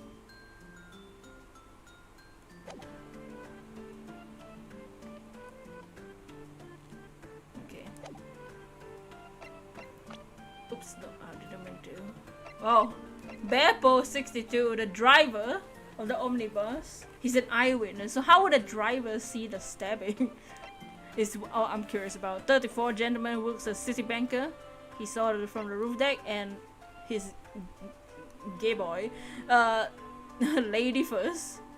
Ladies first. Ah! I just realized.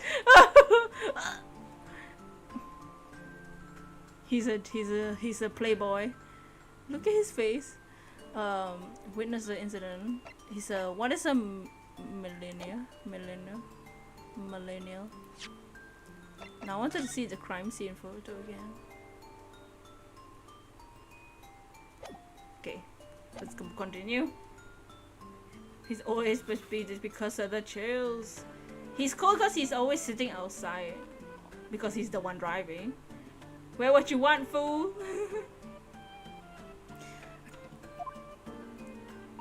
Yes! Great Britain is simply extraordinary. His name was Lady first. Yeah. I could help myself a lot by examining the omnibus through a thorough examination. I already did. Now I'll continue the proceedings then. I didn't get anything out of investigating that, did I? No. Your cross-examination, counsel. Pray don't expect this Nipponi stray to understand the intricacies of a British court's examination rights. Don't play with me! Alright, my first cross-examination in a British court. Oh! Focus, Ryunosuke. Focus! Alright, let's do this. Ooh, look at that fancy. Let's do this. It was the last bus dream. There had a few customers I remember it well. Okay. The victim was a man of accused. The victim and the man accused was sat next to each other inside the bus. Hold it! Hold it! And you saw them through the skylight in the roof of the carriage. That's right. Okay. When you sit up on the top deck, the windows right there at your feet. Okay. His poor cheeks. There was a lamp inside, so I had a pretty good view.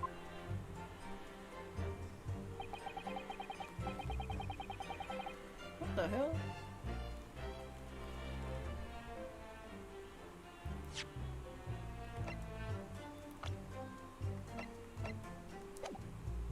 He ain't wearing no scarf. That's what I'm noticing from this picture. Two of them were wearing hats, and I couldn't exactly make out their faces. But there's not a shred of doubt in my mind that it was Mr. McGilden. Why? How can you be so sure? Beppo didn't happen. Well, how can I put it politely? Mr. Gilden is a gentleman of rather small stature. He's freaking short! You could have mistaken him for anyone else. Let's not forget when the vehicle came to a halt. The only people inside the enclosed cabin were the deceased Mr. Mason and Mr. McGilden. Oh please, you can't even see their faces. Yeah, and the guy on the left wasn't wearing a scarf, which Mr. McGilden had. There's no room for doubt there. Oh, I really wish there was. Okay. Then out of the blue, the accusers reached over and plunged a knife right into his guts. Hold it! You saw the exact moment it happened. Don't already testify to that. Oh, fair dinkum. Oh, fair dinkum hard-working city bankers not considered trustworthy these days. Oh, no, I didn't mean that. Just asking questions. Freaking witnesses. This is no good. Really got his back up. Perhaps you could just tell us what you saw in a little more detail if that... My lord! Juror number 3, what's the matter of this? My mind is made up, my lord. Completely and utterly made up. Shut up. Made up about what? I don't like to think it, Rich. I never have. They're always up to something. Oh, they say they shouldn't be. They're all this shouldn't be. Every one of them. And that little leprechaun of a man is no exception. Well, he can't fool me. Your job is to not be biased, bitch. Sorry. You biased with your riddle. With your rich, your hate of the rich. There's no point in wasting time listening to any more of this. It's my opinion anyway. Shut up. Well, that's precisely what I was about to say. Hey! As the foreman of the jury, it is my duty to set a good example to my fellow jurors.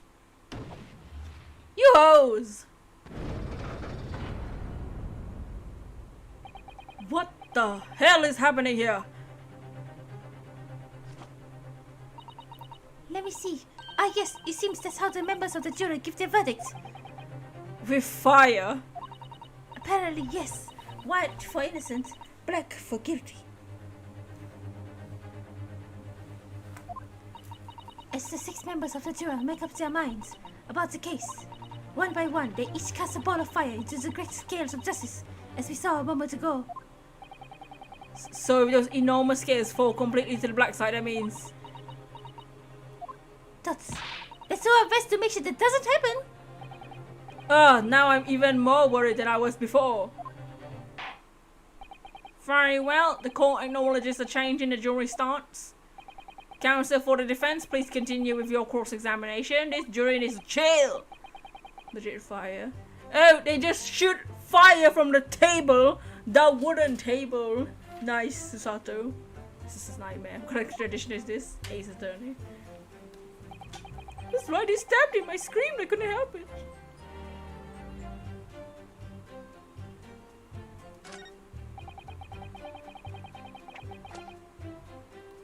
What do you see? What exactly did you see? There would be the passenger collapse on the floor. He was.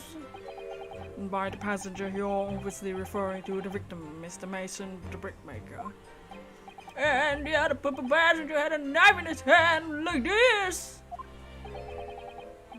By the other passenger, you're obviously referring to the accused, Magnus McGilden. And then he plunged it down like this, stabbing the other passenger in the belly. What? So he was stabbed twice? According to this freaking...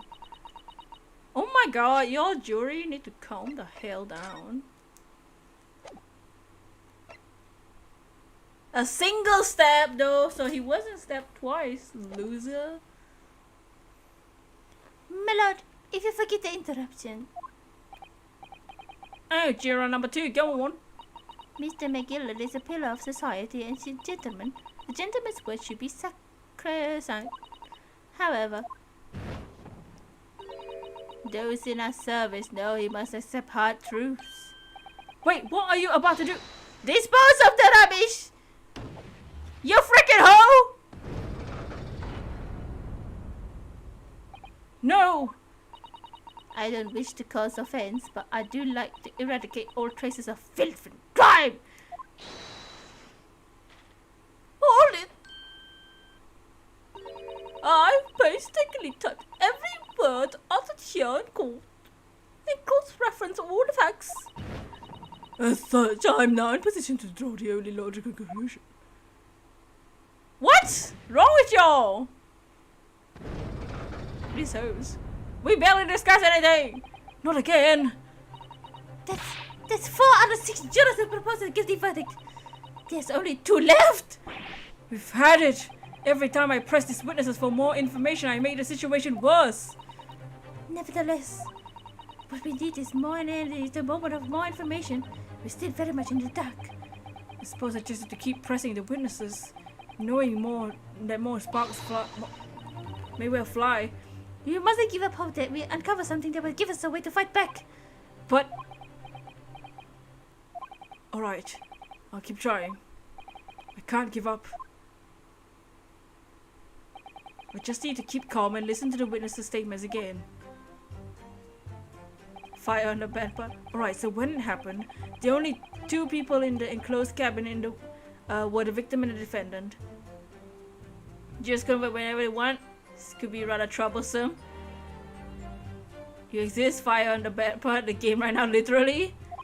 And so help me. 3 whole people witnessed the man I'm trying to defend do the deed. There's only a single stab wound, but the fact that the second guy also says a stab is wrong. It couldn't be. There's only 1 stab wound.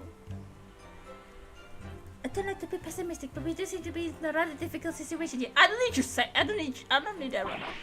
Oh, what am I supposed to do? Think here. Is Mr. Gilbert really innocent, or could it be? Before we get to conclusions, our first task would be to gather information. We need to understand the case better than we do. You're right. Let's listen to those witness statements again, just a little more carefully this time.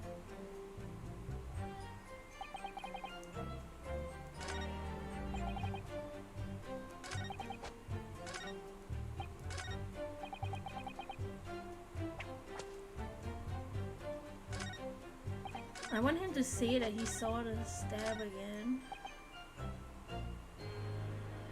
Hold it! Yes. I think it was sometime after 10, wasn't it? That's what it sounds right. I was ever so freezing in fact. And you had 4 passengers on board at the time, is that correct? Oh yeah. Yeah, it's just like they're traveling in the same parts of the bus. Now and then the passengers when the incident took place, no one alighted, for example. You're quite right with that, Shrill. No one the passengers like that, no. Nobody fled the scene of the crime then. I have to say, the boss insists on it running, he does. Every evening, the last bus of the day. But I do wonder sometimes if it's altogether worthwhile, sorry to say. What do you mean by that? Well, with it being so cold and everything, they're only making 20 pence on the run, you see. I spent it much at the pub on the way home, just trying to warm up again.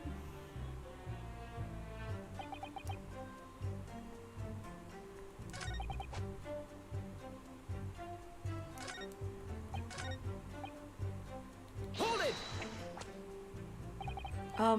Okay, this is the same.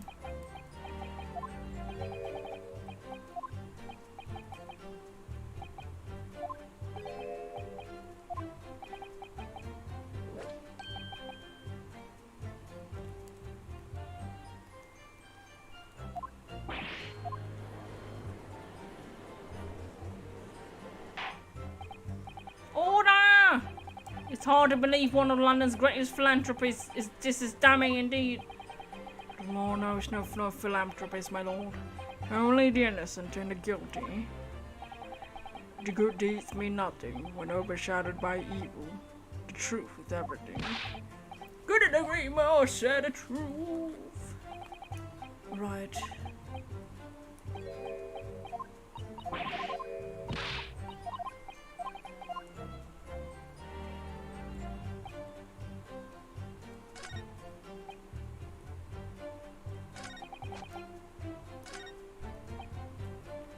Hold it! He stabbed in, you say? You were sitting up on the roof deck, were you?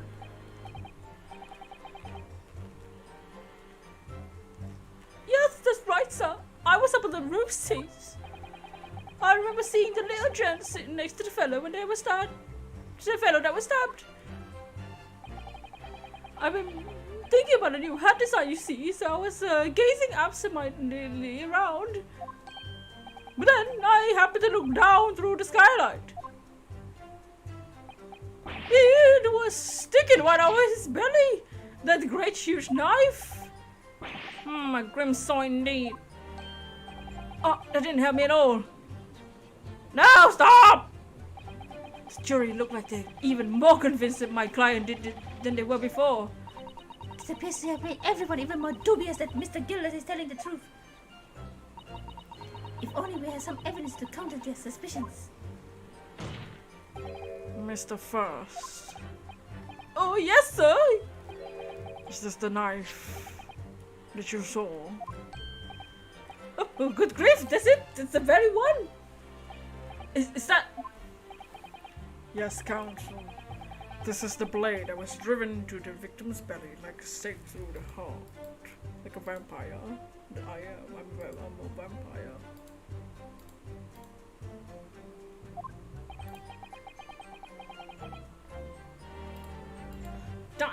That is a blade of considerable size, counsel. It is, and furthermore, the scabbard is emblazoned prominently with a certain initial, the letter M, which seems oddly familiar. Saying, please no. M for Magnus, perhaps, or McGilded, possibly. Oh, freaking Mason, you know.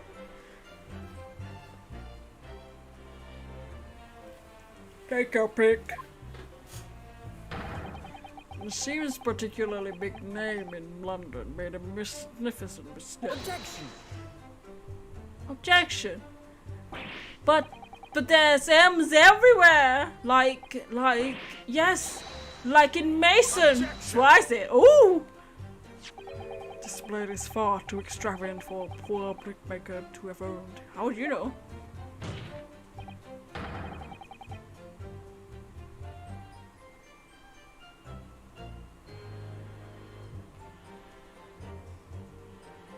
Do they go to the same school? Baroque von Zix be having the same neck thing as Mr. Mill Strongheart. No, this weapon of murder certainly belongs to the accused. You are accusing that? Ugh. Not conclusive, but certainly compelling, counsel. Oh my god. Smart. Don't need to own a weapon to stab someone with it. No, stop! You need to stop this jury. The only reason this old lady ain't speaking up is because she's too old to listen. No blood on the handle. Can I investigate the handle? No, I want to see this knife. It's got a point. How would a poor guy own that knife? I mean, you never know. There might be like a family, like whatever, you know. You can't assume, you know. Might be like a family heir or something.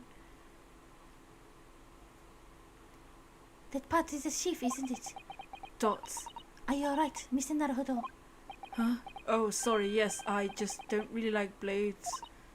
Oh, but you're holding a sword! Those don't seem like the words of a man with a large katana slung from his waist. That's not a blade. It's Kazuma's soul. Don't make me cry. There's no sense in delaying it. See what the blade looks like. Oof. Wow. Nice. M. Look at that M. An ornate letter M. Undeniably Mr. Magnus's initial. You never know. It's beautifully gilded too. Must be very valuable, I should think. Ah! What is it? Look at this M. If you turn it upside down, it becomes a W. That would change everything! A W? Yes, this is one of those, you know, turnabout cases. I'm sure of it. Shut up! I'm afraid I don't know it all. But as I may sure of, this is an M. Oh, well, that idea was quickly quashed. A soul sword. Because I'm Pakuto. I'm from Bleach, actually. Ah, there's like a lot of blood. This is Shelly blood, the victims. An English man's blood looks like a Japanese man's blood. Did you think it wouldn't? Sorry, it's just that we've only just arrived here in Great Britain. I don't know, people. Finding it a little hard to adjust. I do understand. What's that? Is that a dog? Okay. The fact that it's fancy means it signifies an M. Hello, I want to speak. Yes, you're number 4. If I do I take it that you too? Aren't the most of the London Gaelic men? The idea of a murder being committed in one of the city's carriages is utterly apparent. They would be right to make a decision before hearing all the facts, though, as I said to myself. And you haven't heard the facts, bruh. Y'all, this is the worst jurors on the planet. They ain't heard they even heard anything. They didn't hear everything. This is the worst jurors on the planet. I've never seen such dumb jurors in my life.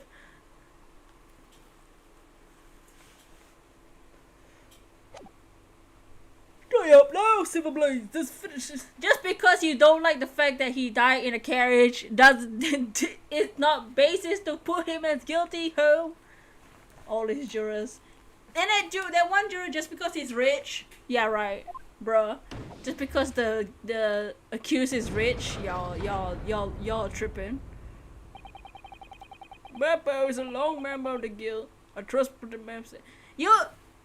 Other jurors not supposed to be acquainted or related to the freaking witnesses or whatever. Like, this is some bias. This is bias, bro. Thank you, sir. You were true kind, sir. This is a bias. This is too unkind, sir. Which now means 5 jurors agree to condemn this man. Uh-oh. What's wrong with y'all? Y'all even listen to the whole statement.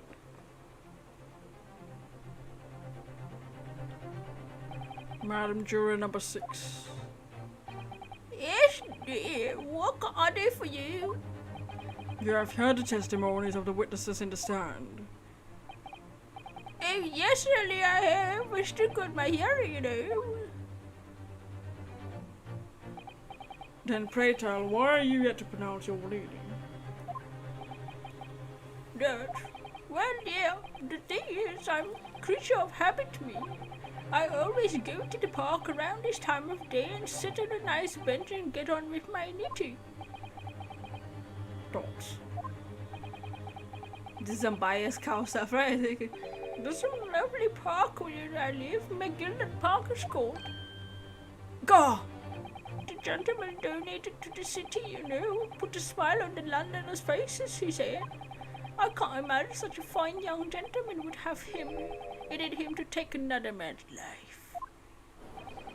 He's always doing wonderful things for the city. That's right, a man like him wouldn't stab someone, surely. Mother, maybe continue to the library to put some boots.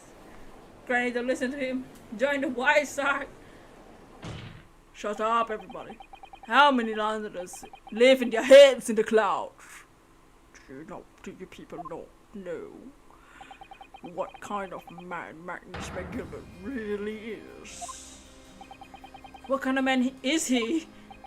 The philanthropist Magnus McGillen has enough wealth to purchase the entire city he claims so highly, values so highly. But where did all that wealth come from? Your client is a Shylock, sir. The one with the darkest of souls. What? Stone the crows! McGilded lends money to extortionate rates of interest, so his victims have no hope of repaying you. When they default, he takes possession of everything they own. He's a vulture that preys on the weak.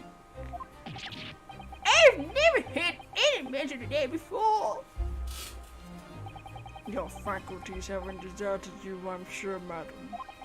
So this has not crossed your mind. Would a man wealthy enough to buy London in its entirety not have a carriage of his own? Oh, What possible reason could this man have had to make a use of a public omnibus service? You're not saying that! The victim, a poor brickmaker, had nothing next to his name, save considerable financial liability. It would come to no surprise that his creditor, the accused, Magnus McGilded, let it be known that the very day Mr. Mason was killed was the final repayment day for his debts. good gracious! The brickmaker was destitute. He had lost his horse. He had not a shilling with to wish to repay his debts. And in the end, his pitiful soul had the very last thing he owned taken from him, his life. By the merciless philanthropist pretender, Magnus McGilded. I don't believe it! If I might add something briefly, Mr. Sato, you claimed that the victim had lent money by Mr. McGilded. But where's the evidence to support your claim? thoughts. Oh, it's wine! Oh, the wine has appeared. He started to drink. Pray forgive the discourtesy of my filling my hollow chalice in the court of law. Oh, there it is! Moral von Zeke's hollow chalice! What are you, a fanboy? How can this be considered acceptable? But I find myself in an unexpectedly good humor. I heard ladies from the Far East could show great courage, but didn't expect to experience it myself. Oh! Oh my god! Assistant defense, I'm simply doing my job. What a pity your display of courage is in vain. This is the debtor's ledger, which details all monies loaned by the accused. You will find the victim's name clearly recorded inside. Oh, Allow me to present this ledger as evidence. And pray forgive the discourtesy of raising my chalice in a toast to the enigmatic East at the same time.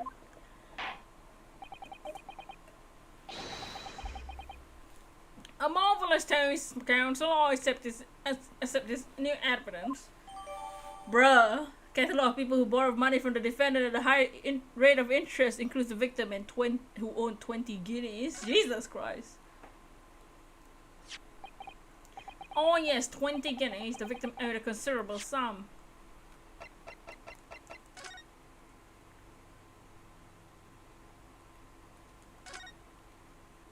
This portfolio must contain all sorts of secrets in London's gentry. oh dear, do you really think we ought to look inside? Well, it's not as though we know any of London's gentry personally, is it? Apart from our great detective friend, perhaps? Thoughts. Actually, I wonder. I assure you will not find Mr. Sholmes' name inside. Well, let's see what we find. You'll be lucky for I'll enjoy the bottle one things. Wow, can't read anything. Gosh, it's crammed full of gentlemen's names, isn't it? Well, I suppose they're probably not all gentlemen at all, are they? After all, not everyone in this country is well off. Ah, goodness! What is it? Look at this. Do you see the name here? Bruce Fairplay. Should that mean something to me? It does sound strangely familiar, actually. It's literally in... Bruce Fairplay, the witness says it. He's literally right there. Oh, yeah. The banker. Why is his name here? He borrowed 20 guineas, did he? Oh, look at the repayment day is fast approaching. It's possible that this is just a coincidence, of course, but this could be very useful information. Hmm. I see. I see.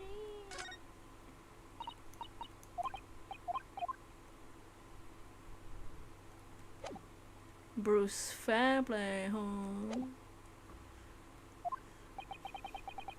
And the accused made quite certain he had ample recompense.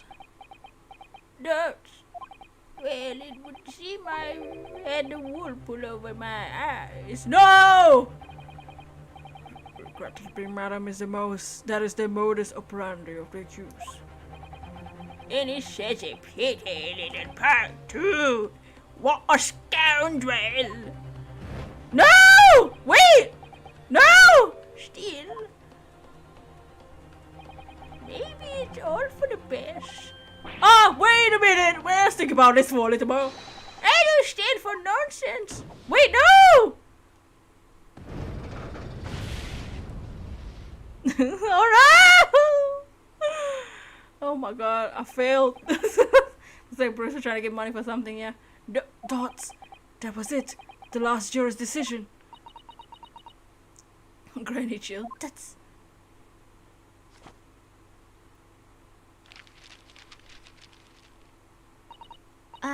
according to this encyclopedia of British law, when all members of the jurors have concluded that the defendant is guilty, the court proceedings are suspended and presiding judge will deliver the final verdict and sentence. Do you need to rub it in my face? You think I'm freaking stupid, Susato? There has to be a plot twist, yeah? That's what it says here.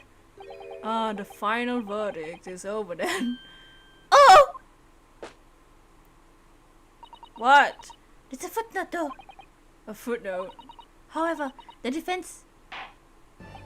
All 6 members of the jury are now in agreement on the case.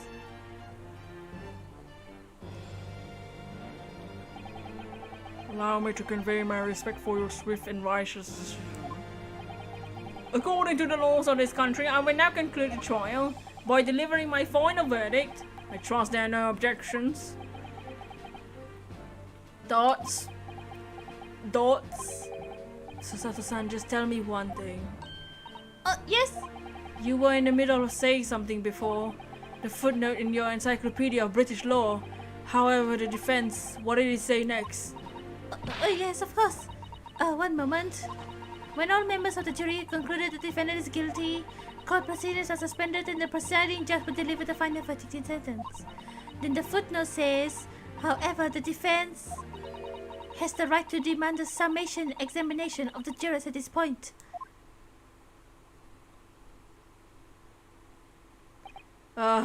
Summation, examination. Summation examination. From which century has tome has that tome you have been there resurrected? Judging from the binding, I would say that book is at least 50 years old. Any modern text on British law wouldn't even give such antiquated procedure a mention. It's a relic, long forgotten, certainly no longer practiced. So you're out of luck. Oh my god. What even is it, Mr. Sato? This so-called summation examination. One moment. I don't know why I keep closing this book. I'll read about it. You would demand the right to a procedure before you even understand what it entails. Typical Nipponese. Alright, Naruhodo-san. I think I understand. It seems that under this procedure, we'll be able to appeal to the members of the jury. To do what? Appeal to them to change their leaning and reverse their decisions. It says here that if successful, the proceedings of the trial must be resumed. Make them reverse their decisions. Yes, in times gone by, barristers will use summation examination to attempt to influence the jury's decision. But that procedure became something of a formality with no practical benefit, really. It really fell out of use. I wonder why. Because it was devoid of purpose. Oh! Changing one member of the jury's mind would be hard enough, let alone several. No self-respecting defense barrister would even assert his right to try in this day and age. The game of racism, yeah. Still, I don't see any mention of the procedure actually being formally revoked. What are you suggesting? I'm suggesting that although it may be antiquated and largely forgotten, it isn't yet extinct, ho! Dude, Susato ain't got no. She ain't hold back. God. Oh my god. What do you think, Naruto-san? Summation examination of our last possible option. Do we assert our right to carry out or admit defeat? Assert our right! Why not? The defense wishes to assert its right to summation examination, my lord. Objection! Objection! London is the capital city of the most powerful nation of Earth. We do have the duty to the world to exemplify the very highest standard of judicial procedure. Summation examinations are an embarrassment that should remain buried. Objection! Objection. But if it's alright, it's alright. I believe it could prove vital in this trial. The defense's petition is perfectly valid. The court will proceed with the summation examination. This is madness.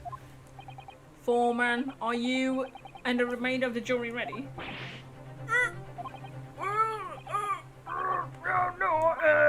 There was no mention of this in the letter I received, so... They just want to put that. They just want to make it all guilty anyway. All members of the jury will be asked to explain on what grounds they reached a decision. On what grounds? You must all justify your decision and explain why you believe the defendant to be guilty. Well, my lord, you're rather putting us on the spot. Yeah, you should have paid attention to the freaking case. This is most irregular. No mention of this was made before. I don't really hold what all is justified, lurk.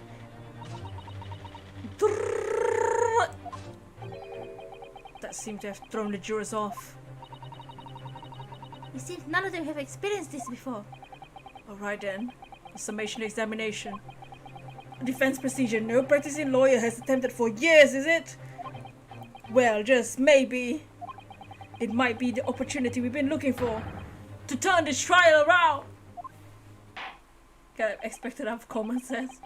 So be it, ladies and gentlemen of the jury. The court hereby calls upon you to state the grounds on which you find the defendant Magnus McGilded guilty of this most serious crime.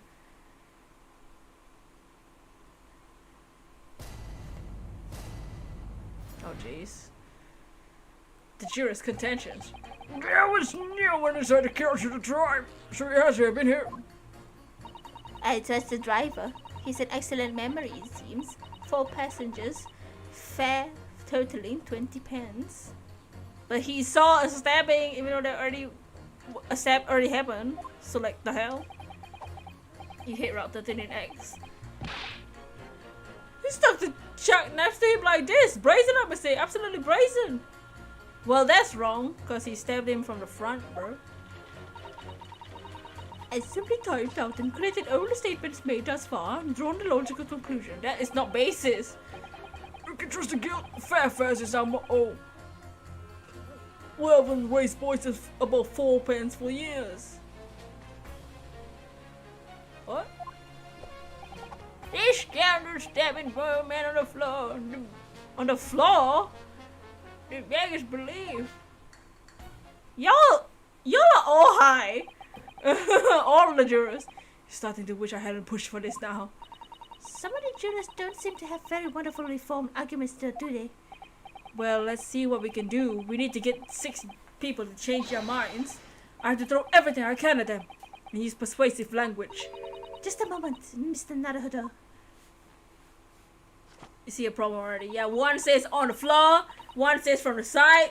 Y'all are blind, bro. According to my book, that's not how it works. Oh. I thought I was gonna have to throw their icy minds with some heartwarming rhetoric about the defendant.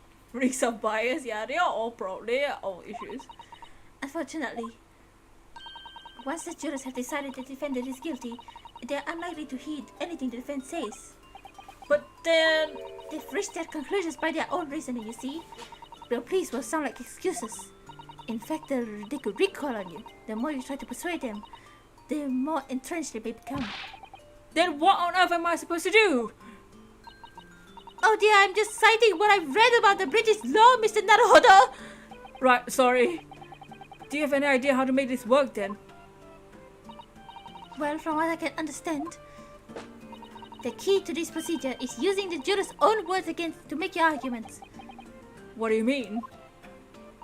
Well, 6 members of the jurors are randomly selected members of the public. They may appear to present a united front, but the truth is they are complete strangers who just happen to find themselves in the courtroom here today, together. That's the way to break them down, you mean? Yes, exactly. We must listen very carefully to what each member of the jury says. We can see if we identify any contradictory statements. If we can contrast the statements and pit the corresponding jurors against each other. Yeah, let us see them fight! I see. It contradictions in what 2 or more jurors say that what we're looking for. In a way, then, this is similar to a regular cross-examination. Listen closely, Ryu, exactly. Oh, yes, I suppose you're right. Dots. Find contradictions in their statements and pit the jurors against one another to break them down. Alright, I might be able to pull this off. No, that's not right. I have to pull this off! Can we stop proceedings, counsel? I would ask you to take the stand for this, but I'm expecting a clear and concise rebuttal.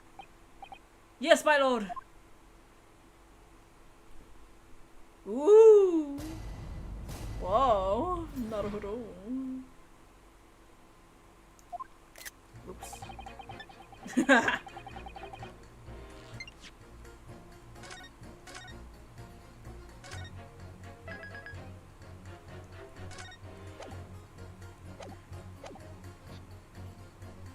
There was no one else in the carriage. It had to be him. Oops.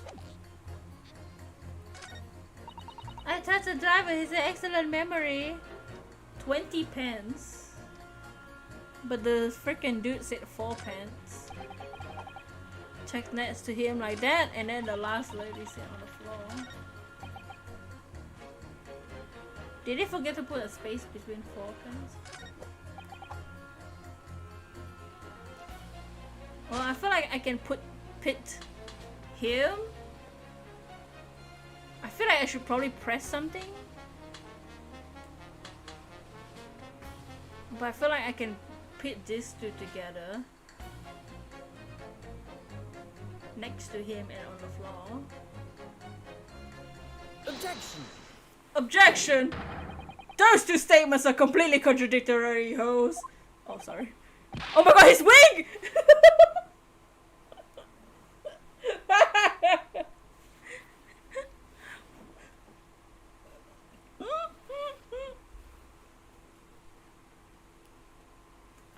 Bro's wearing a wig!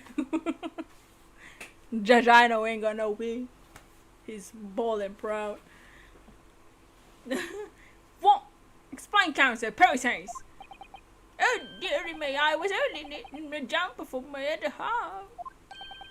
What is this? What is all this claptrap? What does contradictory even mean? I ask you. Are you dumb as hell?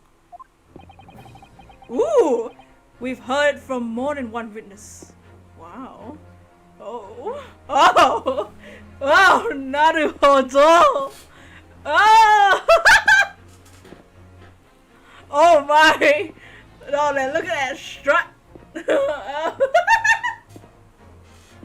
Can I like get rid of the text box and like just oh no, hear those heels. The peach out, look at his booty. Oh, look at that, look at that, look at that booty. Oh, yeah.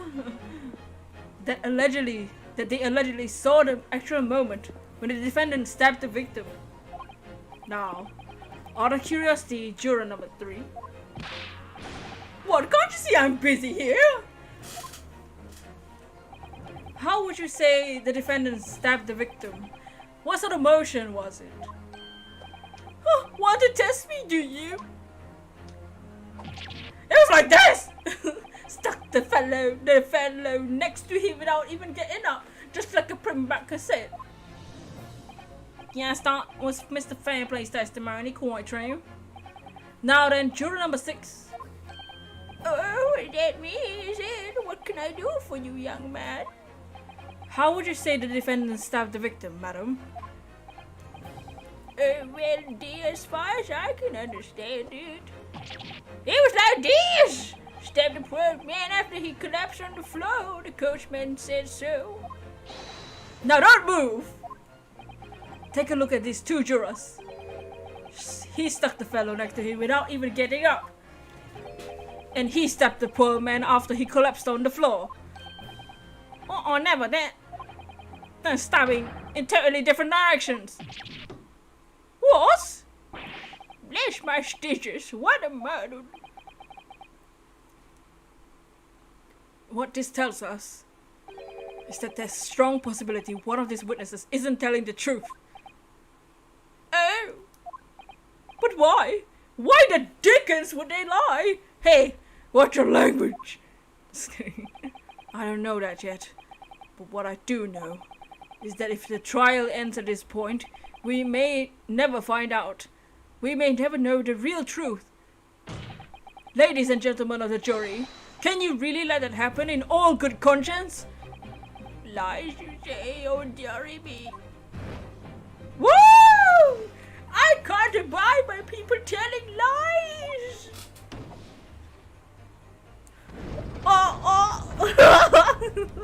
No. The scales. Oh, damn, unbelievable.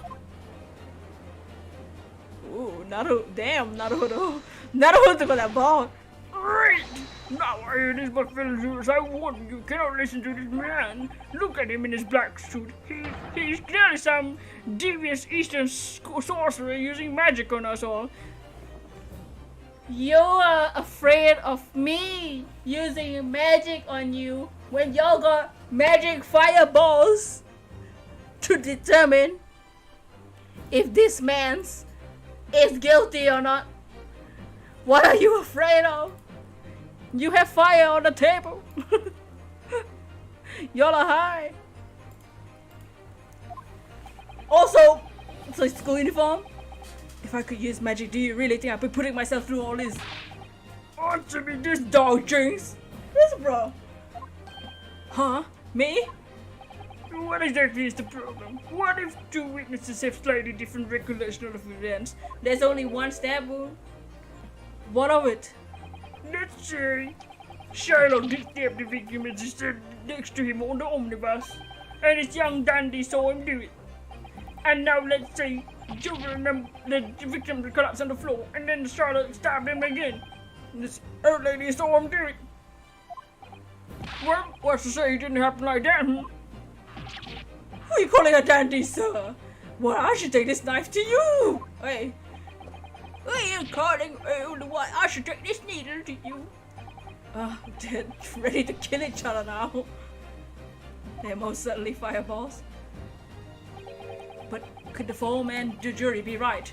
Did the 2 witnesses see different moments of the same crime? It's out of the question. There's only one stab wound. Unfortunately, Mr. Foreman. Where's these dogs? Come on, out with it. What you're suggesting is impossible. It's out of the question. What are you talking about, man? How can you possibly say that? Threatening to murder while in court. You do realize that I'm only doing my job. As a foreman of the jury, I have a responsibility to steer everyone in the right direction. So where's your evidence, man? That's what we want to see. Pretty sure that's for a whole other case. Like I said, the two witnesses saw two different moments at the same time. Even say this out of the question. Show me some proof! Dots. It looks like the only way I'm going to convince him is to present him with something he can't dismiss. Some irrefutable hard evidence. As you wish. What? I'll give you the proof. It's out of the question that the two witnesses saw the different moments of the same crime, as proven by the autopsy report. Stab in the abdomen. Oh wait, yeah, no, it says here. Hemorrhaging as a result of a single stab wound. Take that! Take that! This is the victim's autopsy report. According to what's written here, Mr. Mason was stabbed in the abdomen only once. Only once? It's quite simple. The victim was stabbed precisely one time. Which means the witnesses can't possibly seen it happen two different times. Where's his knife? Alright, I could see defeat. Oh yeah!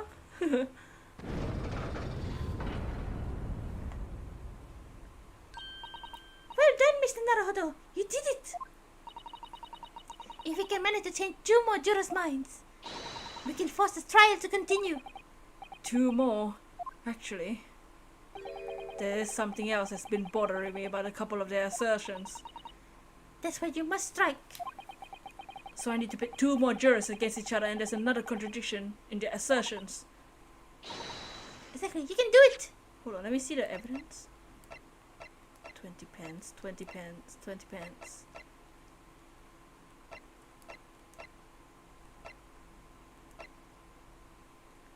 Because one said 20 pence and one said 4 pence, so like what?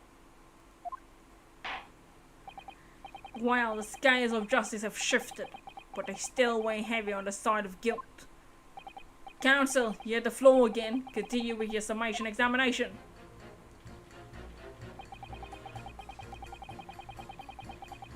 It's time for the sounds hall. Hey Brandon, how you doing?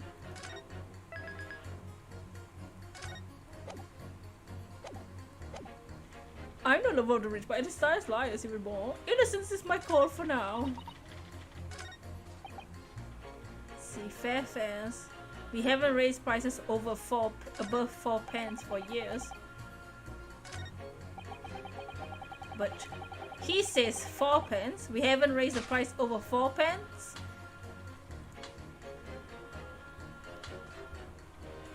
And this excellent memory with fares totaling 20 pence. So like, the hell? Go! These two statements are clearly contradict each other. They do. Explain yourself, counsel. Me? Oh dear, what have I said? I found the silver blades made at night. I haven't the full idea what you're talking about. Oh, according to the group testimony we've heard so far, there were 4 passengers on the omnibus that night in question. According to the coachman, Mr. Beppo, he took 20 pence in fares.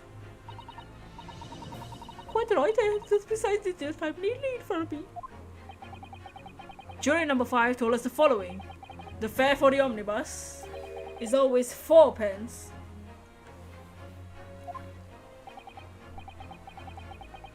That is the fair and convenient single price. That's the way London carriages should be operated. Here's a saw, I'm scared. Yeah, that's how best friends saw it. He died last week in the game. But that doesn't add up at all. In fact, it leaves a glaring discrepancy in the facts. He's also drinking in the courtroom, by the way. What is this, J. Marshall again? Why, man? Why? 4 passengers paying 4 pence each. If you do the multiplication, It would be 16 pence. exactly. As I said, it doesn't add up. The figures are different. By 4 pence, in fact. Or precisely 1 person's fare. 1 person's fare. Rest in pieces. Yes, in other words, on the omnibus that night, it's distinctly possible that there was another passenger we've heard nothing about. Good gracious! This can't be right. Cashmen of the guild are good honest men once and all. Trustworthiness is our watchword. Seeing as your coachman claims, I certainly don't add up. Your watchword could say it's a fallacy. I beg your pardon. Mr. Guildmaster, think you ought to consider that if this trial were to end now, the news will surely spread all over London. The news that one of your coachmen tried to hide the fact that he lets nefarious characters ride his omnibus on his Phoenix Wright omnibus. Phoenix Wright, that's a good name for my descendants. Go! Alright then, how do I make it say miserable trial doesn't end?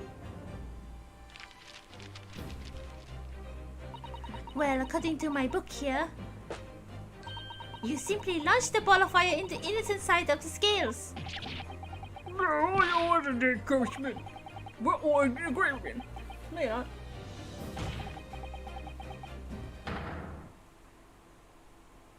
Where did I get my hands on you, Beppo? Go get a Beppo. Woo, yeah. Oh, this is not very irritating. Begging your pardon, sir. I'm going to do the same. Yes.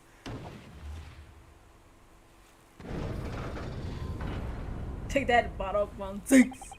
For the love of Mike. Who's Mike? Magic Mike? Not you as well. A penny can be the difference between a smile and a tear after all.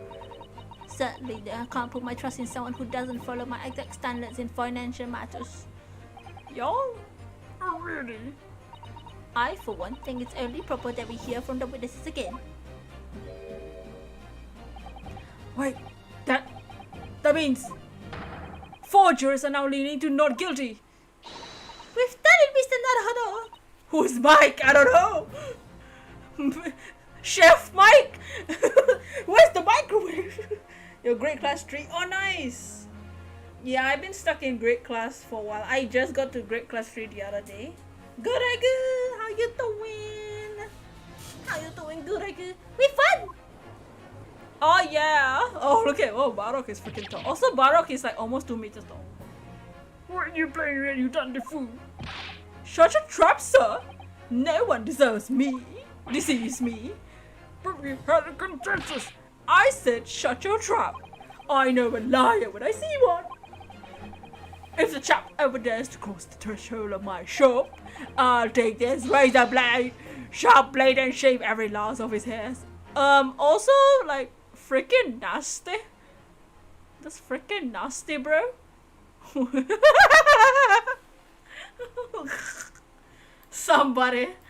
Somebody send help.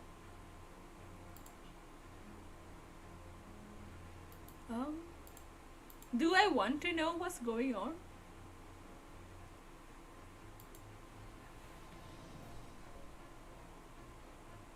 Oh god. I can see the real nice technique there, you know. Oh!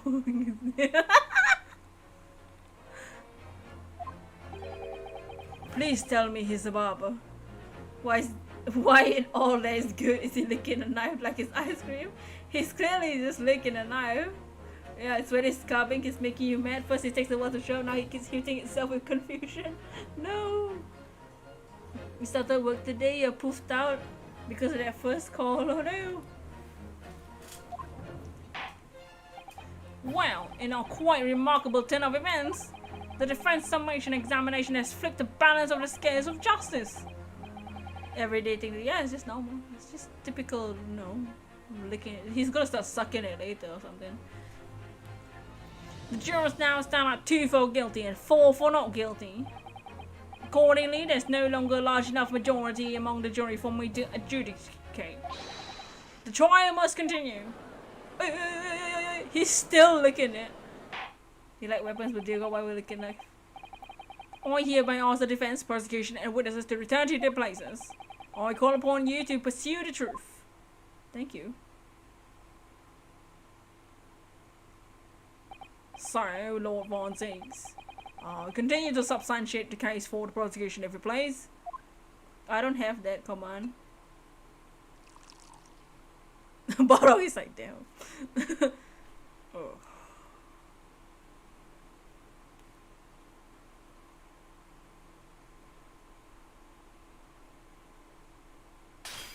Oh no! Having savored the rich aroma of which carmine contents of this hollow chalice, it may seem to crush it to dust. I pray forgive the discourtesy. No balls eggs! So I started slashing. Bruh. Is it cold in here or is it just me? As your antiquated tome no doubt says, the prosecution may not speak during summation examination. So I honor deathly silence and listen to the charade. It seems I overestimated the intelligence of the jury. Wow, he's roasting them. Well, no matter. There's nothing hard to prove, a self-evident truth, it would seem. No, and why else would we grace the courtroom with our presence after all? Ooh, the zoom. So, let us proceed to the next round of battle. Oh! Oh yeah, he took it off! Bring forth the witnesses once more. Oh yeah.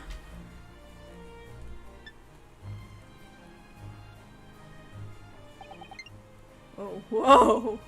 Oh my! Witnesses, I trust you heard the summation examination we've just had to endure. Yes, I did, sir. Of course I heard it. Yes, sir, I heard it. The gloves are off. You, sir, on the end, the coachman. I believe it's a Beppo. Yes, sir. My lord, sir. If it transpires that in your previous statement, you were attempting to veil the presence of a fifth passenger on your omnibus. Take everything off.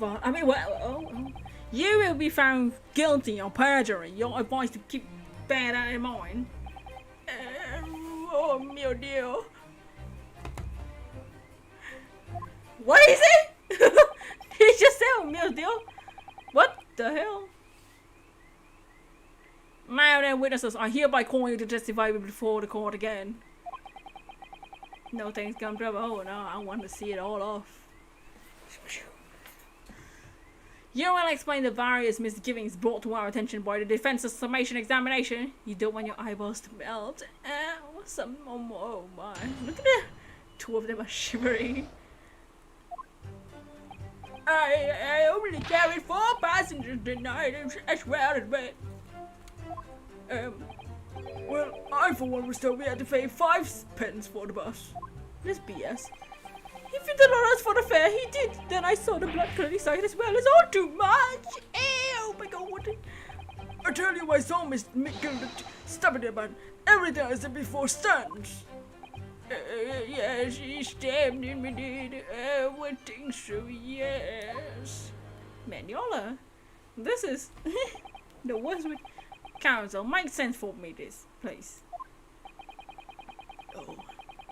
The phantom of 5th passenger conjured into the existence by my learned Eastern friend never existed.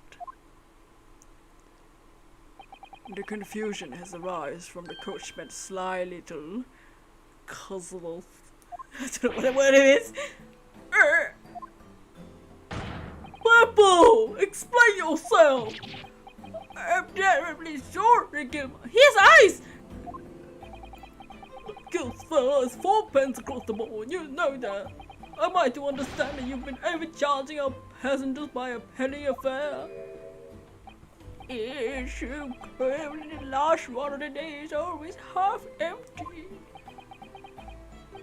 Don't, you've been dishonest, coachman. I'm sorry. You're a disgrace, Beppo! A disgrace! Your selfish actions have brought dishonor on the entire guild! All these old-fashioned words. If I may, sir, I had to pay 10 pence on the bus just last week. What? 4 passengers at 5 pence each is 20 pence. We've done the arithmetic 10 times already. I just can't make the result come out differently. No, that fake. Yeah. Sato. Jesus Christ. Well, it would appear that one of the aforementioned misgivings has already been explained. So, counsel the defense, your cross-examination, if you please. I've already had the pleasure of a protracted summation examination today. I see you intend to continue the parlor games. Dots. Absolutely. Loser. Boo you! I love you, but boo! I only catch 4 president tonight, I swear, but what? So, there were only 4 passengers on your carriage, but you didn't charge them to stand 4 pence fare. Is that right? Dodge. Is it possible to make the last run of the day pay? I was so like all I could do was stop myself from passing out. I'm getting chilblains just listening to you. It was too terrible. I wanted to give myself a pat on the back for even keeping the bus running.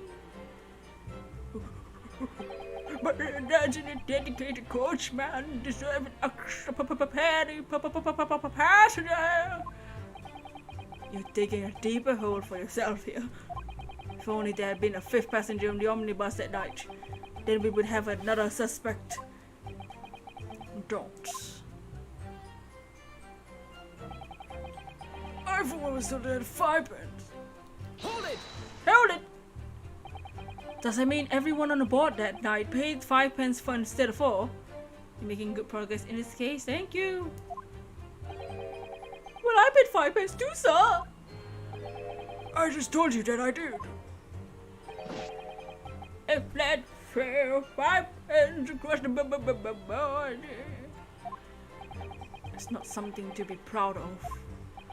The so-called discrepancy my learned friend identified was nothing of the sort. I shook my head, much like the phantom killer you desperately needed. It's gone, dead and buried. Hey, simple stuff. Hola. Yo, what's up? I've been happy if it ever existed in the first place. He fitted us in the fair. He did. I saw the blood-curdling sight as well. It's all too much. This blood-curdling sight? You mean the murder, I presume? Yes, sir. A loathsome sight. No one should have to witness the horror in the eyes of the man the moment his life is taken. Well, not exactly, sir. I mean, I didn't actually see things the moment the jet was stabbed. Oh my god, really? We have another witness who did, however. The bank has already testified to it. But Mr. First didn't actually see the point at which the victim was killed. That may turn out to be very significant. I had the banker gent next to me take a sharp intake breath. That's when I looked through the glass. That's when I saw the horrible blade poking out from his belly, all covered in blood. Every time I see a knife now, I can't help but screaming. Ah! Even when I'm eating. Ah! It's possible to do the case in one day, but it's slightly long. Yeah, the last 2 cases we just did in one day, but...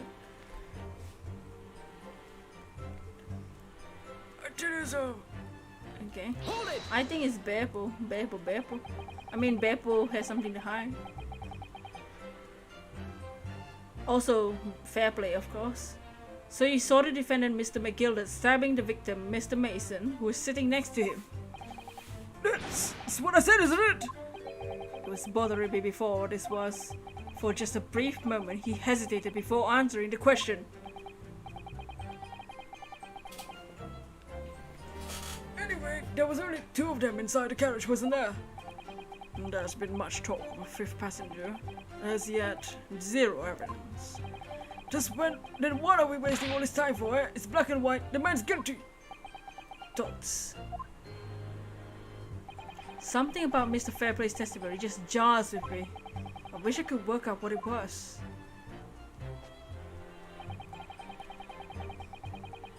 Hold it! Earlier, you testified that you saw the moment when the defendant allegedly stabbed the victim, didn't you? Yes, that's right. You said the victim was on the floor, described the assailant holding the knife with an ice pick grip. Dodge, I suppose. I might have, yes, put the cart before the horse, maybe. What was this? Well, I'm quite sure most of it. I was driving the horses when I heard a scream from the seats of the roof deck. Oh, I expect it was me, sir.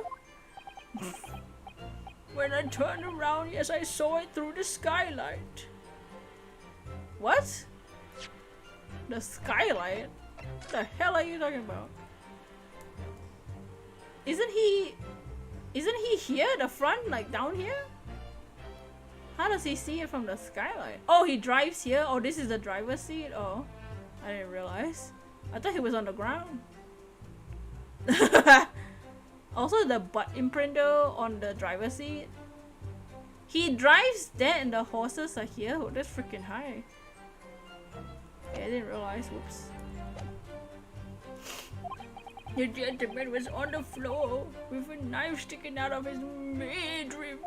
That's right, and the fellow holding the handle was famous man, yes. On the floor? So in short, you didn't see the moment when the victim was actually stabbed at all? Dodge. I really thought I did, but when I go over to get my head, I suppose I didn't actually see the precise stabbing, did I? What the hell, bro?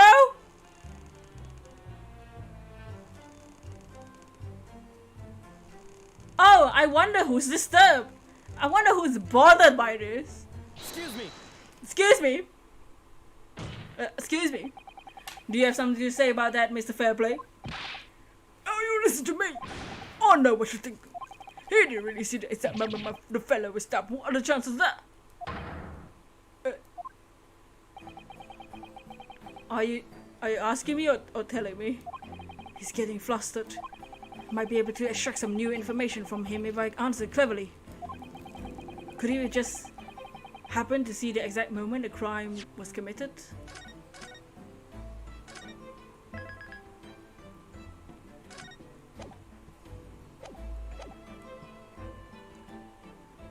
Some days are like that. That's such a weird answer. No chance. Well, it's a little hard to believe, certainly. Unless you spend your time peeping through a skylight on the top of the omnibus, that is. Peeping! I'm a respectable banker. I'll have you know. And I know what I saw. I remember it clear as a bell of a day. It was a grim scene, I don't mind telling you. Thank you, Mr. Fairplay. Oh, excuse me, I was getting a little hot under the collar there, my lord. I will ask you to supplement your testimony with a clear statement about what exactly you saw. Oh, I can do that, alright. I'll tell you how grim it was. You got shiny Mewtwo from Dynamax Adventures? Oh, nice. Congrats on the Mewtwo. Do you think I forget the sight of those blood-soaked hands after the butcher stabbed the man? Blood-soaked hands? After the butcher? What butcher? What are you talking about? I mean, oh, the gloves, right? Because that didn't do blood. I mean, there's blood, but... Hold it! Oops, that's an accident. Blood-soaked? Well, blood-soaked is laying on a little thick, but... Anyway, there was definitely blood all over them. Both of them were covered. Aha! And you saw that from the roof, through the skylight. The skylight's reasonably large, or a pretty good view. And there was a lamp inside the carriage as well. I was quite sure of what I saw. This banker's latest statement. I feel there's something not quite right about it. When you feel something doesn't add up, Naruto, that's when you should have a good look to the court record. Yeah, I know. Don't worry. Not long ago, this trial nearly came to an end. Somehow we managed to keep our chances alive here. Can't waste this cross-examination. I have to use bring new facts to light. If you're not careful with what you press these witnesses, The danger is that the jury will end up believing Dean something unhelpful as they did before. Maybe, but we can't let the fear of that happening from stopping us uncovering new information. Yes, you're so right. Yeah, I get it. I see it. I saw it. We've done that.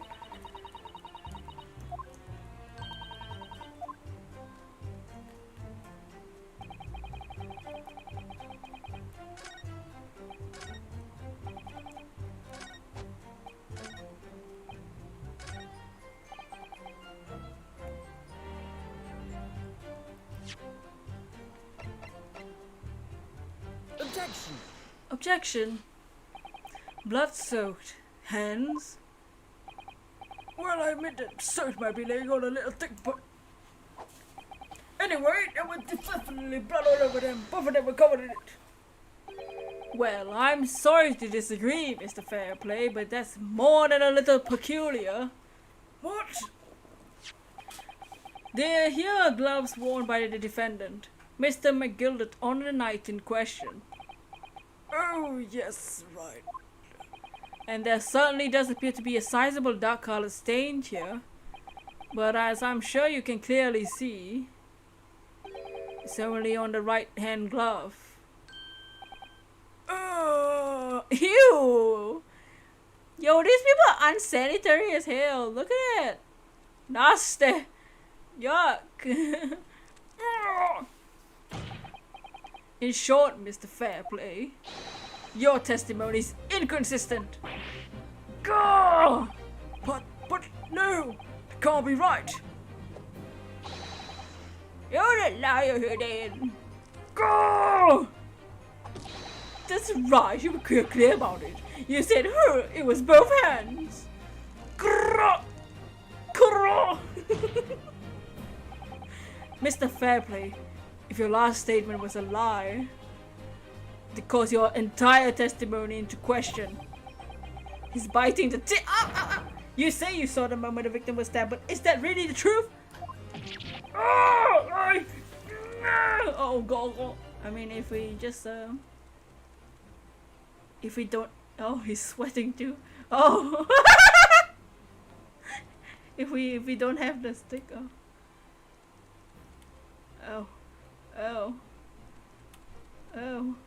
Oh my. Mr. Fairplay. Mr. Fairplay. Woo! Oh, what? Oh, well, Objection!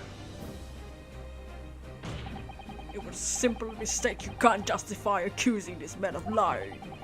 It was in both hands. It was only one. But the fact remains. The victim's blood was on the accused. Objection! No, Mr. Fairplay categorically stated that he saw blood all over both hands, which means there's a strong possibility that this witness is deliberately trying to mislead the court. Go! He keeps making noises. Why am the city banker for pity's sake? My word should be gold standard. I'm a gentleman, not some gutter snipe. Upstanding members of society won't prevaricate. Wonder he can. Oh! He's claiming to have no reason to lie, but is that really the case? Not understand! If we have some evidence to explain why Mr. Fairplay might be lying, it could turn the trial completely. Something to show this man has compelling reason to lie in his testimony. I have the evidence in my book. My lord. Yes, counsel. The defense is ready to present evidence. By Jove, are you sure? Who's Jove? Yes. I don't know who Jove is, but okay. Evidence that will clearly demonstrate why Mr. Fairplay had reason to lie in his testimony. Shut up, man. Very well. I hereby call on the defense to present its evidence. Evidence that demonstrates a motive for the witness' alleged deception of the court. Take that! This is a list of debtors who owe money to Mr. McGilded. Yes, a list of innocent victims crippled by the accused's extortion.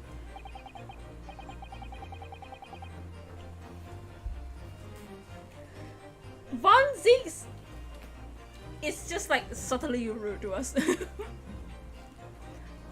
The point is, among the names of these debtors, use your name, Mr. Bruce Fairplay. What? Mr. Fairplay, are you currently indebted financially to the accused? No, well, it's barely what being called a debt. According to this ledger, you owe 20 guineas. It's not an inconsiderate amount of money. Sum of money, wouldn't you say? Oh, well, what of it? Let's suppose Mr. Gilder were to be found guilty of murder. What will become of your debt in that case? This document states that loan agreement is forged between two individual parties. Therefore, were the creditor, the defendant here, were to be sentenced to capital punishment, all outstanding debts were owed to him would be annulled. They would cease to exist. Cease to exist. Mr. Fairplay, is it not the case that you claimed in your testimony to have seen something and you in fact never saw, in a devious attempt to annul your debt of 20 guineas to the defendant?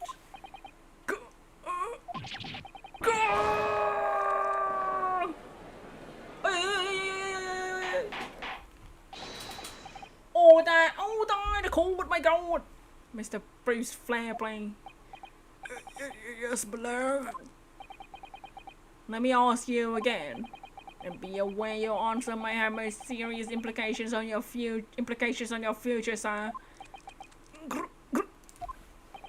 Did you, or did you not, see the precise moment in time in which the defendant is alleged to have thrust a knife into his victim?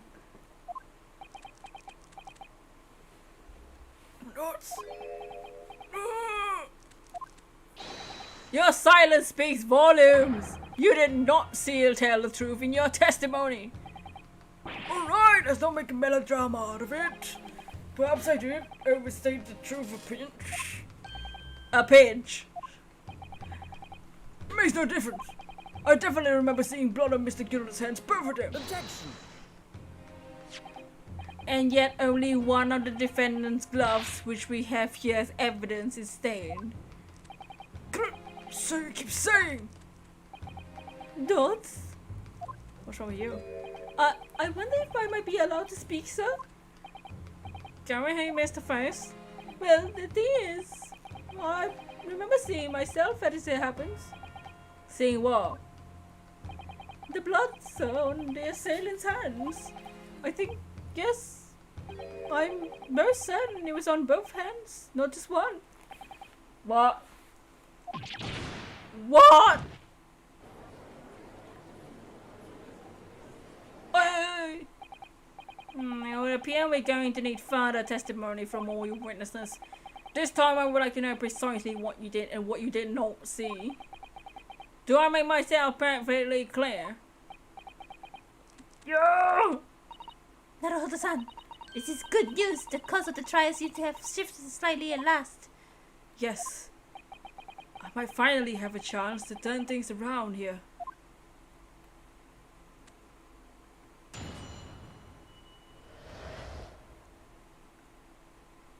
The witness so. There was blood on both hands of the assailant. I sincerely and distinctly remember that. However, I suppose you might say I didn't see the exact moment stabbing transpired, if that matters. I remember seeing the knife, and I remember seeing both of the attacker's hands with blood on them. I didn't actually see any myself, no, not until I heard that scream. Anyway, the fact remains, there can't have been anyone else inside the carriage, or we will all have seen. Just a wig, bro. Well, lo and behold, in true fact, none of you were witness to the crucial moment the crime was perpetrated. I apologize, my lord, but honestly, there was no one else inside the carriage and the man's hands were covered in blood.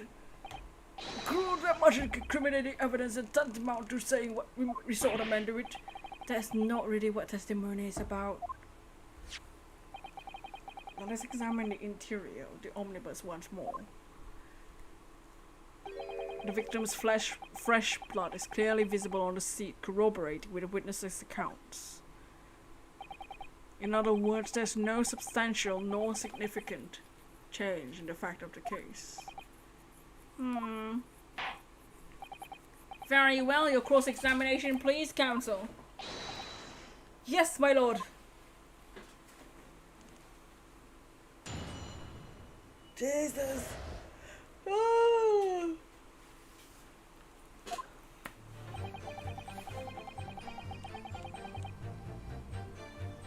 Hold it!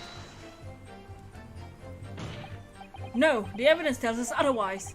We have gloves the defendant was wearing in the night of question in the court record. Well, I'm dead, sir, but nevertheless, I know what I saw, and I stand by it. The man had blood on both his hands. He's defiant, even in the face of hard evidence. He's steadfastly refusing to admit he might be mistaken about what he saw, but why? Your reasoning is dire. One hand or two, the salient points remains unchanged. Minutes after the grim crime, the victim's blood dripped guiltily from the accused's fingers.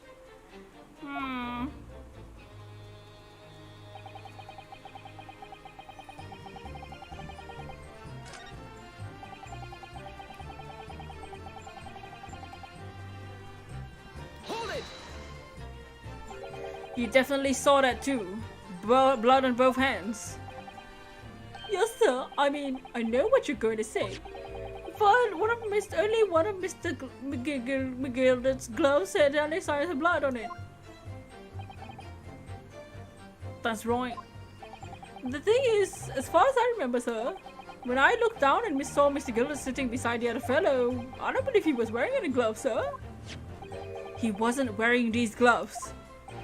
That's correct, sir, and I saw the blood on both his bare hands quite clearly. If it's true, the dark-colored stain and the dark-leaded gloves wouldn't be easy to see. I should point out that the police officer who apprehended the accused on the night in question reported that there was no trace of blood on Mr. McGiller's gloved hands.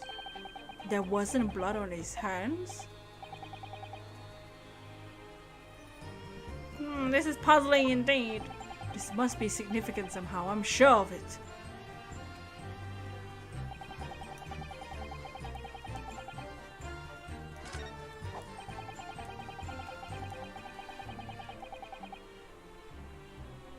Hold it! And everything you saw of the incident was through the skylight of the roof of the omnibus. That's right, it was fiercely cold at night, but the glass wasn't frosted over. Oh yes, I remember I was shivering, it was so bitter. Which rather begs the question why the pair of you were sitting on the roof deck in the first place. Well, I don't know about you, young fellow, but I couldn't enter the cabin. Oh, why not? It was locked from the inside. I tried knocking, but no one opened the door. It was locked. That's right. It was public service. Bubble bus service for British sake. It's not what I call fair play. Yes, I had exactly the same experience. I tried knocking, but the gent inside just wanted me to clear off. I had no idea but to climb up the deck roof and look down longingly into the warm cabin below. I can assure you that I wasn't just looking down. I was glaring long and hard. It's precisely why I can tell you with absolute confidence that if there was anyone else in the cabin, I would have noticed. Though it's unequivocal, I would say. I'm not sure about these two witnesses. Could they really have seen everything inside the cabin through the skylight? They might not have been able to. Let me see this cabin real quick. If they were sitting up here, they can only see...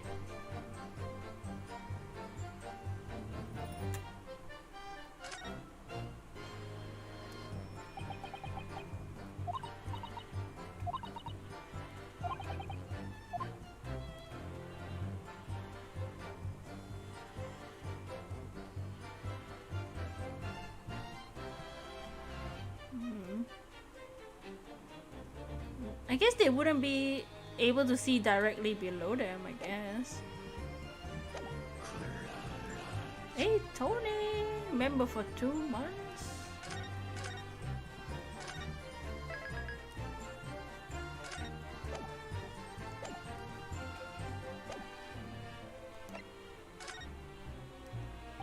Allow me to confirm one thing, Mr. Fairplay.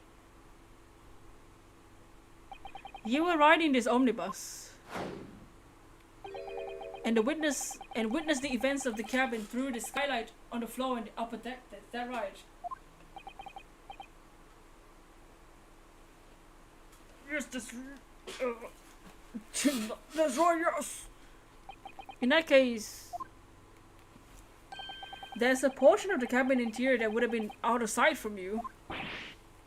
What? By golly, really? Obviously, at this stage, we can't say for sure, but the possibility cannot be denied. At the time of the incident, there could have been another passenger in the enclosed cabin of the omnibus. Objection! Enough hypothetical meandering, my Nipponi's friend. At least he keeps calling me his friend. The prosecution demands that you substantiate your claims. After all, the scene of the crime is here in the flesh. Very well, I will hear the prosecution demands. You will identify the area of the cross-section of the plan of the omnibus. I can't really see below them. Where exactly on the omnibus are you suggesting that the potential extra passenger could have been situated? Here. Right? Take that! Both rows of seats on the roof facing the direction of the travel. Whereas the seats in the enclosed cabin face each other, which means the visible part of the cabin, which the passengers on the roof deck can see through the skylight, is as I've drawn here. Oh, that's right, my lord. As you can see, the seat opposite, the one on which the victim and his attacker were sitting, is obscured from view. In other words, if someone had been sitting on the seat, it's quite possible that these witnesses would have been completely unaware of it. Objection! Oh my god, what? It's quite possible some phantom was sitting there. You Nipponese have a forbidding habit of obscuring the truth if ambiguity. Oh, bro! God! I concur with the prosecution's good rejoinder. YOLA! In British court, although evidence is paramount, I cannot entertain this conjecture, counsel. That is unless you're able to put a name to this mysterious passenger whom you allude. Can you, Mr. Naruhodo? Dots. I honestly don't know. Who could it have been? Who could have been in the other seat, which was out of sight from the witnesses on the roof deck? No idea. We don't know anybody else. We don't know anybody else.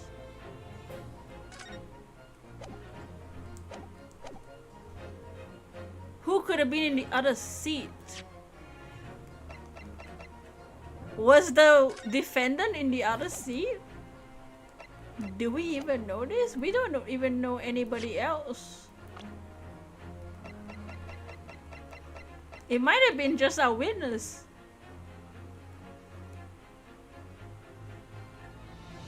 They're all wearing top hats, let's be real, you know. Maybe McGilded was the one sitting on the opposite side. I understand, my lord. The defense would like to put forward a name. You are a fool. The response was a desperate attempt by a man who had no notion of his own limitations. A toast to hard lessons not yet learned.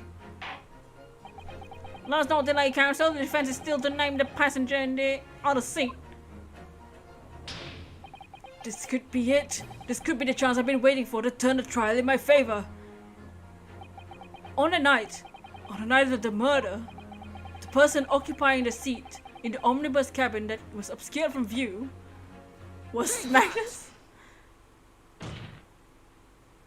The passenger in the enclosed cabin that the witnesses on the roof that failed to see has had to be Mr. Magnus McGilded.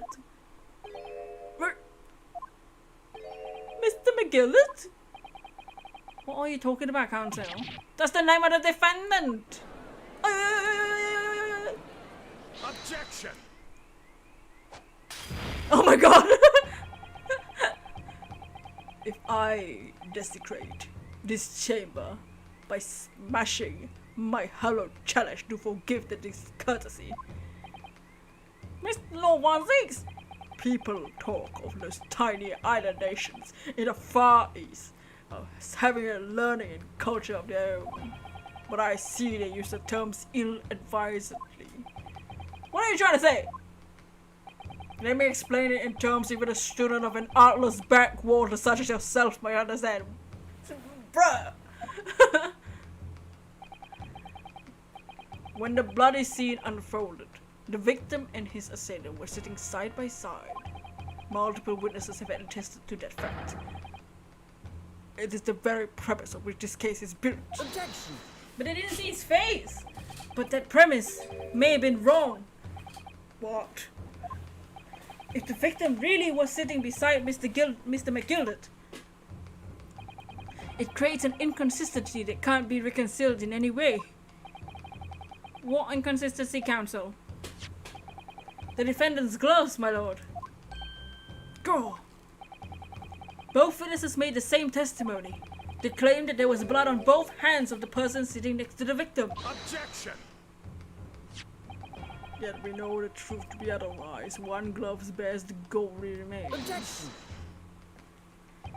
The point is, even in the face of this irrefutable evidence, both witnesses maintained their stance. Yes, the testimony remains unchanged.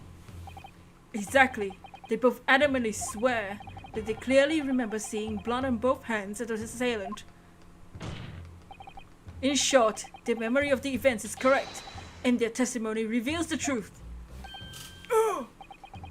If somebody else was sitting beside the victim that night, a third party we have yet to identify, and the victim's blood was on that passenger's hands, both of them. Objection!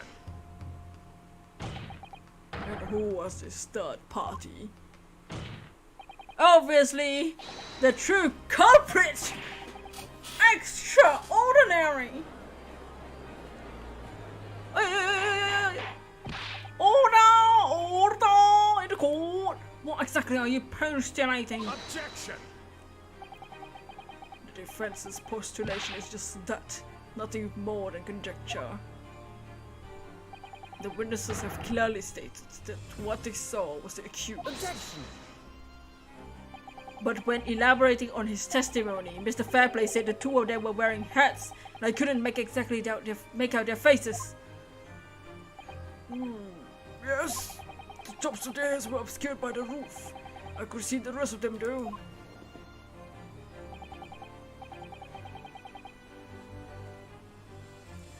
Yes, that's right, both gents were most certainly hatted. Hatters do tend to notice such things, sir. And what particular style of hat did the two gents sport, Mr. First? Those? I'm afraid I don't remember. And you call yourself a hatter? The style of the hat makes no difference. There was no third passenger in that cabin. How can you be so sure? Because if there had been, the accused Mr. McGilder would have doubtlessly offered to dispose the fact. Unless, that is, you are proposing an even more preposterous explanation. The accused failed to even notice the presence of the true culprit in the very cabin that he traveled, in which he traveled.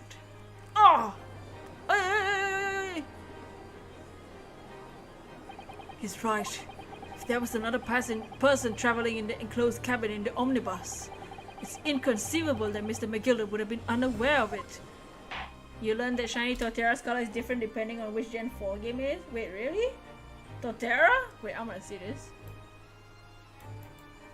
Depending on which Gen 4 game?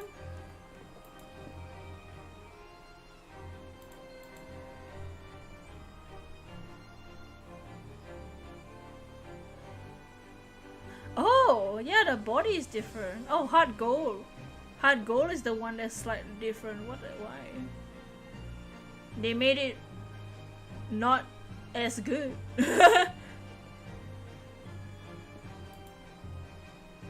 You retweeted. Hold on! That's clearly a simple solution to this problem. Bring the accused, Mr. McGilder, to the stand. Well, what say you, counsel? Prosecution objects, my lord. And what grounds? As a suspect, he will have already made a full statement to the police. But what if there's some reason why he's unable to speak freely? Magnus McGilder is no uneducated ruffian. Oh! If it indeed turned out to be the man he's been withholding information, you can be sure it will be the most deliberate act. Counsel for the defense, what is your opinion? My lord, should we ask Mr. McGilder to testify or not? Demand his testimony. I want to see what he says. Yes, we need to hear what he has to say in order to find out the truth. The defense would like to call Mr. McGilder to the stand. In that case, I would like to hear the opinion of the jury. Yes, I need a little time to consider this. If you ask me, I think we should hear what Mr. McGilder has to say. Get the man out here, I say! It would be utterly illogical to not hear his testimony. When something needs to be doing, it's get done. That's how everyone thinks that they get it. Hearing what the patron of my favorite little park has to say, oh yes, it would be so lovely. The jury says the man must be heard. This juror, this like #1 juror is pretty sus, don't you think? He's also a short man with a top hat, no? He pretty thick though. Wait, did you retweet it yet? Let me see.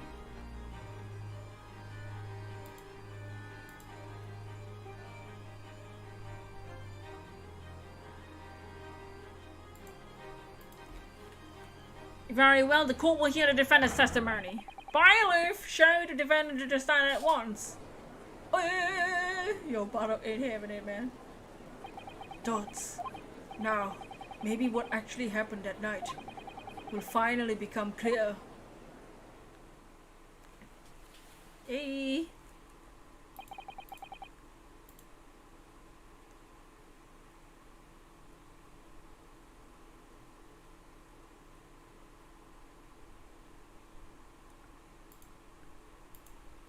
Let the proceedings be resumed.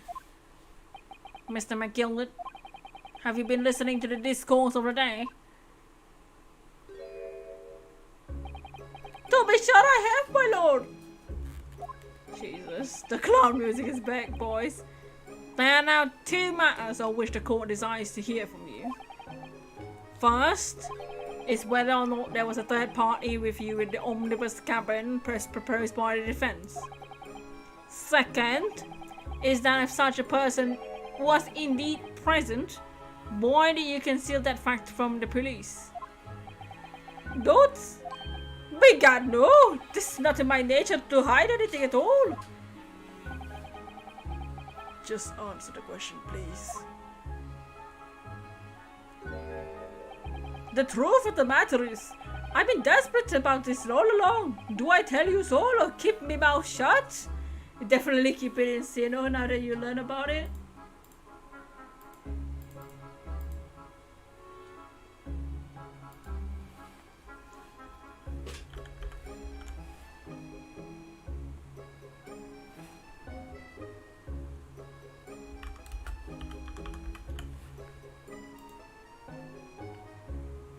Oh, I see it. Yeah, why did they change that though?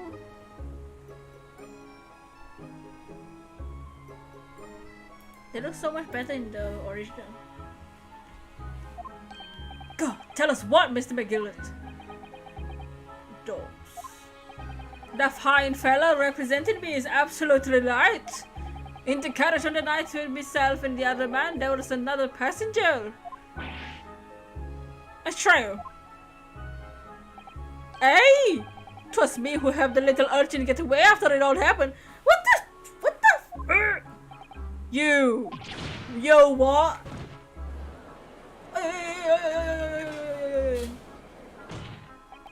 Doors. No, Magnus McGillet. A convenient excuse can't save you now. I'm truly sorry, so I am, Lord Van Zeeks. I'm sure you'll be wanting to know why I said nothing when I was taken in by the police. I do be having a very good reason, I assure you. Which was? Well, the little child was in the wrong place at the wrong time, not in any way involved, you see. But if the police had known the wee one was there, the wee one, they'll assume she done it. They assume they hauled her into this here courtroom just like myself. A girl. It's a girl. It's a girl. Another woman? We can't have. There's no way. We can't have 3 women convicted of the crime in a row. The women. Vaughn. I was only trying to spare her. That young hearts and young minds are easily damaged, my lord. Dots. And who was this young child whom you speak of? That I don't know. What the hell? You don't know? Why, well, the weird thing just happened to be in the carriage that night. I never saw her before or since. Objection! We have absolutely no reason to believe this man. The prosecution calls for the witness statements to be disregarded by the court. You know, I wouldn't be surprised if the urchin isn't here in this courtroom as we speak, listening to the proceedings. What? What the? Ah, smoke! Ah, fire! There's a fire! Look, someone trying to get away! Out of there! It's no use. Can't see anything through the smoke. What's going on? What the hell's happening? Is it Kay with her ninja? Be careful, Naruto. Cover your face. Bailiff, don't let the accuser escape. Secure the omnibus.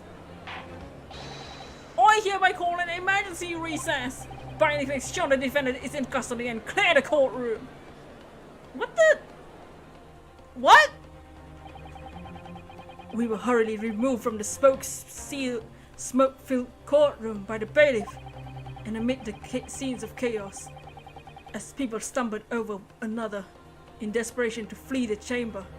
So the court was on fire. Someone put like a smoke bomb or something. We had no idea what was happening. All we knew that was for the time being, at least, the trial was suspended. What? I thought it was gonna be another case where we were fully in the courtroom. Oh my god. What in the 9th realm just happened? I have no idea. What? Oh, we are still in the trial. What the hell is happening?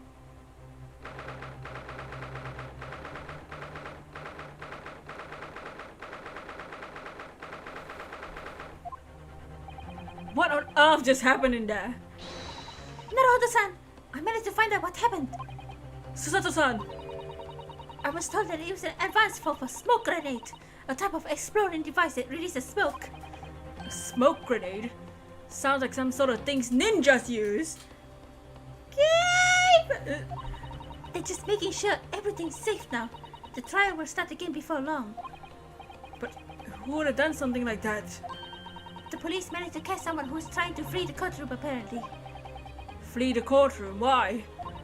Well, it's a young girl of around 15, I hear. Oh, another one? A young girl. Then could it be the other passenger that Mr. Gilder was talking about? My thoughts exactly. So he wasn't lying. Oh, what's become of Mr. McGilder actually? There's so many things I need to ask him about, but he's not here. He was summoned to the prosecutor's antechamber to answer questions, along with the young girl. Who is she, I wonder? And what was she even doing here at the trial? She was taking a huge risk, and for what possible benefit to herself? There's another matter that's troubling me. What's that?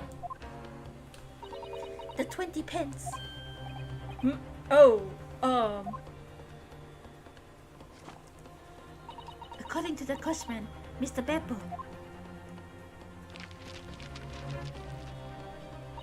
he took 4 passengers that night at a fare of 5 pence each.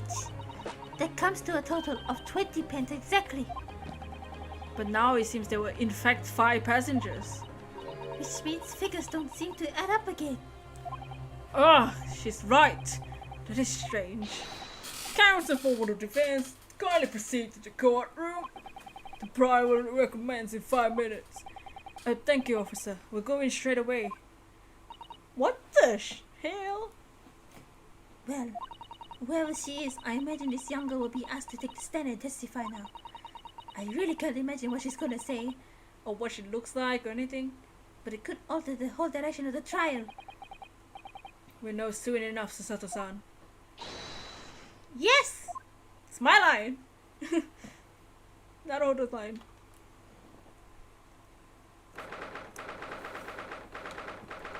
Jesus. Who's that? What the? That's the young girl next to Mr. Gilded. Look. She must have been the one who caused the disturbance before. Well, after that rather eventful recess, the court will now resume the trial of Mr. Magnus McGilded. Now then, Lord Wanzix. My lord. I do believe you have established the cause of the smoke which proceeded earlier. It seems to have been a round smoke, form of smoke grenade. The sort typically employed by the army. The army? What the hell? Where'd she get that?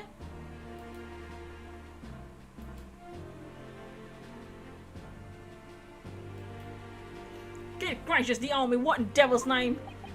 It was an elaborate attempt by a young girl to cloak her escape from the public gallery. She was gaunt. She literally could have just walked out, right? Now occupies the stand. Your name, girl? What does she sound like? Are you responsible for the smoke grenade which induced the pandemonium here in my courtroom? What is the meaning of this deplorable behavior? Thoughts? Oh, if I may, my lord. Yes, Mr. McGilden. I think perhaps I ought to explain here. Why is it that we last is here in the first place? And why she tried to walk like that? Tis all tied up to the events of tonight, it so seems. Very well, Mr. McGilden. Give your testimony. You will explain to the court exactly how this young woman is involved in the case. Notes. Just what the hell happened last night?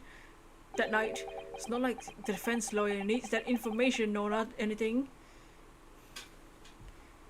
What should the girl sound like when she starts opening her mouth? On the night of the question, I took my back seat in the omnibus and completely nodded off. Then Begorra!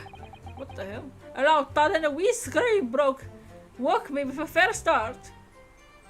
There was a fellow collapsed on the floor at me, so I set him up in the seat across from me. Then I turned to find where the scream had come from. Bless my soul, what did I find? There was a child in there, all curled up in a ball, hiding her wee self away. I bet he knows the girl. Don'ts. I remain somewhat baffled, I confess. For what I gathered on the night in question, this young girl was indeed riding the omnibus, correct? This is exactly the defense's counsel said. This last was the feast passenger, my lord.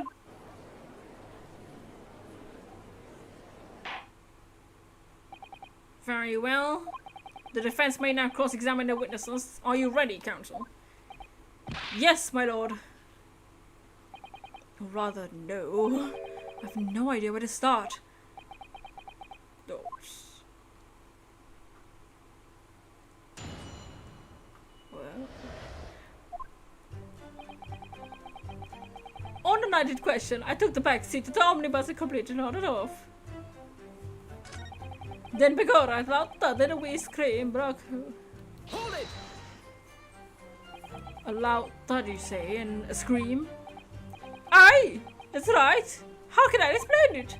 'Twas like the sound of someone falling to the ground, and sort of noise. So you think it was the sound of Mr. Mason falling to the floor and having me stabbed? Well, now, you see, you remember I was asleep at the time, so I wouldn't like to say. When the sound woke me up and I opened my eyes, there wasn't a soul to be seen in the carriage but the fellow on the floor.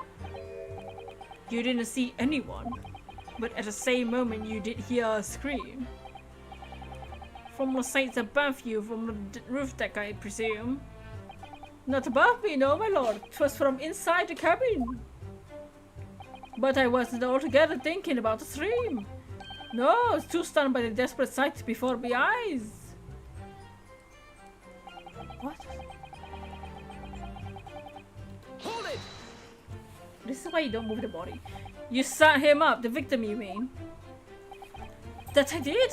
On the seat across from me, I said. As I said, I could plainly see the poor devil had already gone. You wouldn't leave a dead man just lying on the floor now, would you? That's what you're supposed to do. Don't move the body. This common courtesy, so it is. I find it a little hard to believe. Ah! Ara! Yo! This Mr. McGilder got the aras.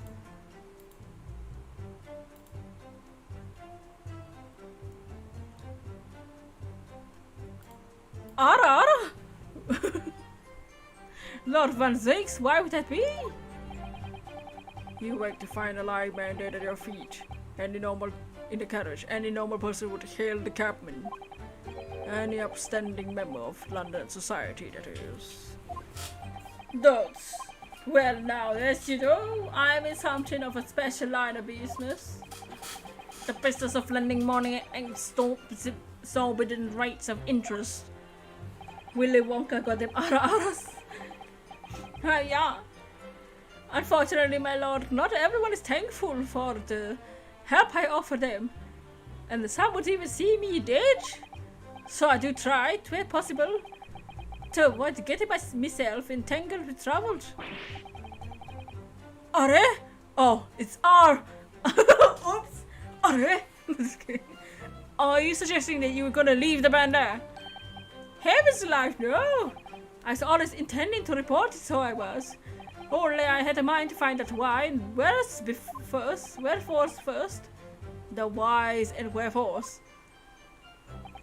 Right you are. There were some details I wanted to understand before anyone else got to meddle in.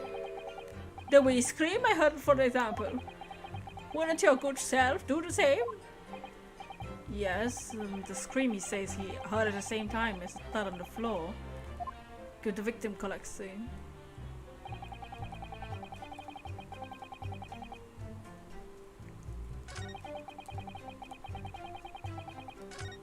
Oops, I meant to press that one.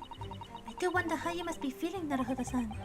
Being the defendant's lawyer and yet finding myself as stunned as everybody else at his testimony. Let's just say it's trying. Certainly. We had little precious time to talk to Mr. McGilder before the trial.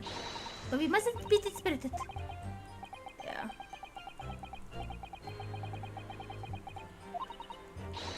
No grumbling! Oh, how did you know?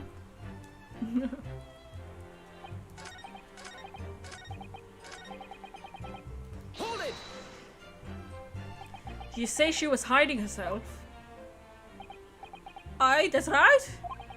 'Twas hard to see in the dim lamplight.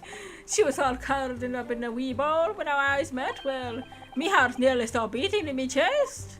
Yuck. Oh, you're really overacting this. Still and all, I pulled her out from under there. She sat her on the seat opposite so I could have a wee chicken whack with her.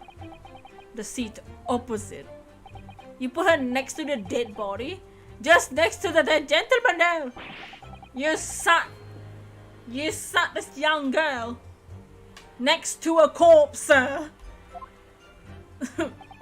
Well, as I'm sure mentioned, the gentleman in my position can do all often to find himself in a mortal danger.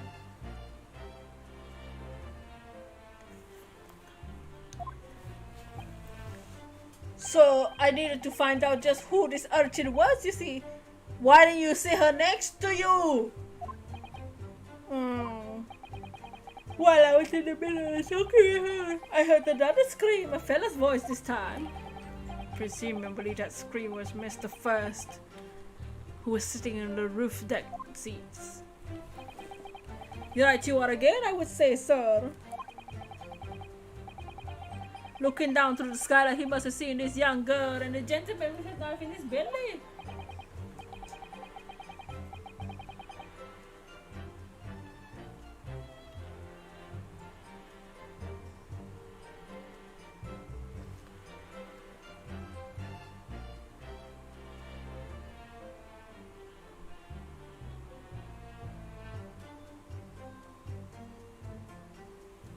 In other words, the previous witnesses did not in fact see you at all, Mr. Gilbert. What they believed to be yourself was the victim, in fact, and the late Mr. Mason. Aye, my lord. I was, as I think everyone understands now, at the back of the carriage out of sight. What the hell is happening? It is certainly plausible. The defendant is somewhat diminutively in stature, readily confused perhaps with this young girl. After that, of course, with the scream from the gentleman above us, the driver realized something was wrong and pulled up the horses.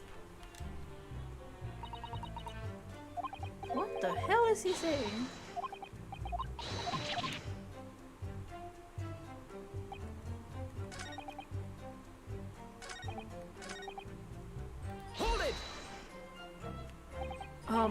I'm afraid I don't understand. I'm sure you told the court there was no one else in the carriage except yourself and the victim. So I did, sir, so I did. As far as I could see, that is. What do you mean? Well, now, this is queer thing. Is a what thing? What you call me? Just kidding. The wee scream I heard was I woke up. It came from, if you'll excuse the vulgar expression, underneath my backside. Yuck. Good gracious! Under your backside. When I lifted my seat on which I've been sitting, I found there was a wee cubby hole there for storage. Mr. Naruhodo, we can examine the omnibus itself, remember? Of course, the whole bus was submitted as evidence. This could be a very good time to have a thorough look inside. That's when I found her.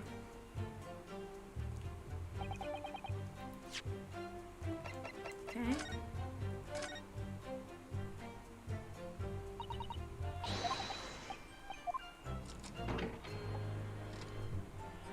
Wait, I didn't notice there was blood on the floor.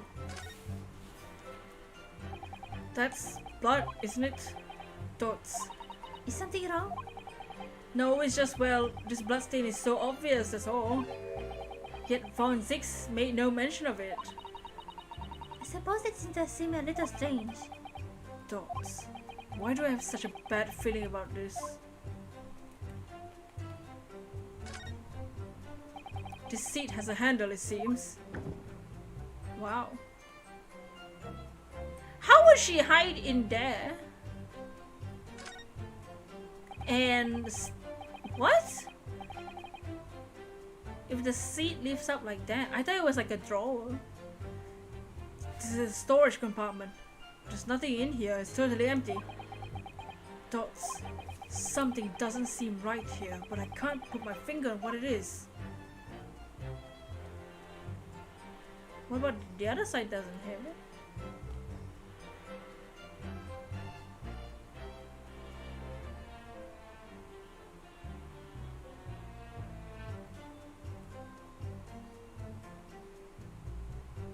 What the? Huh.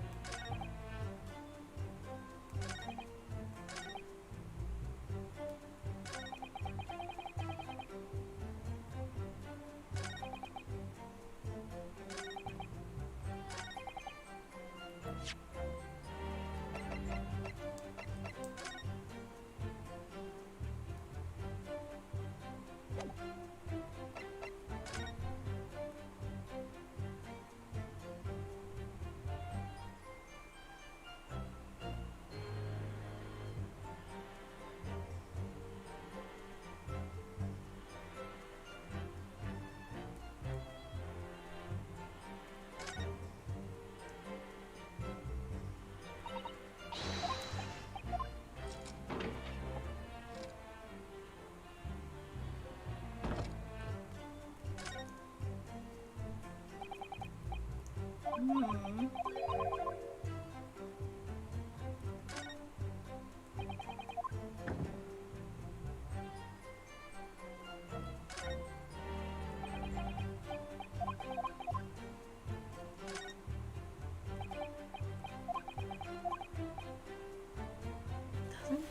Doesn't seem right.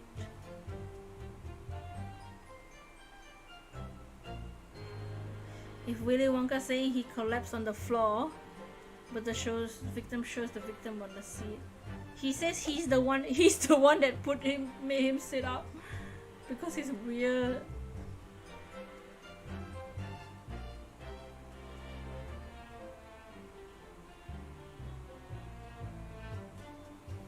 Because he said that he saw the victim on the floor and set him up. And then when he found the girl, he set the girl next to the freaking body. Like a weirdo. Huh. What do we have here?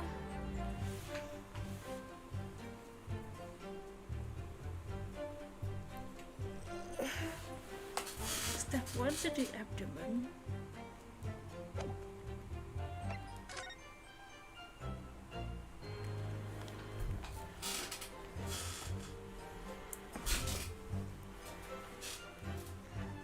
Huh. Okay, we have the knife, which really has nothing to do with this. We're done with this. And done there.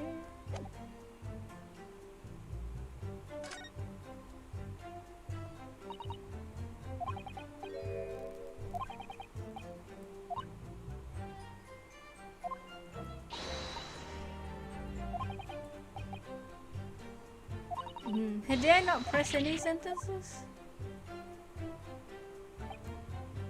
Hold it! Why is there blood on the floor? The victim's on the seat. So this dude is saying that when he woke up, he saw the victim on the floor, and then he's like, "Oh my god, gotta make him sit up." So he dragged the body to sit up on the chair. When you got on the omnibus, were there any other passengers already on board? There were not. The cabin was empty. There was no one on the roof deck either. You were the first passenger, as it were, I say. That's why I took the back seat that I did. Just the most comfortable, so it is. Could you explain exactly what you mean by the back seat? By all means, this is how you already described it earlier. I'm talking about the seat opposite the one which the poor gentleman was sitting. Like I said, it's the most comfortable and where I feel the most at ease. Well, of course, I enjoy gazing through the skylight from time to time as well. Notes. Thank you, I've heard enough. The events I explained are clear in my mind. However, at least one conundrum remains. Who the hell is that? Dudes. Her name is Gina Lestrade. What pun is that? Lestrade? Let's trade? Gina, let's trade? My lord, she's a chancellor. Earns her crust among large crowds, relieving people of their purses. That's commonly known as a pickpocket. What? This girl here, petty thief.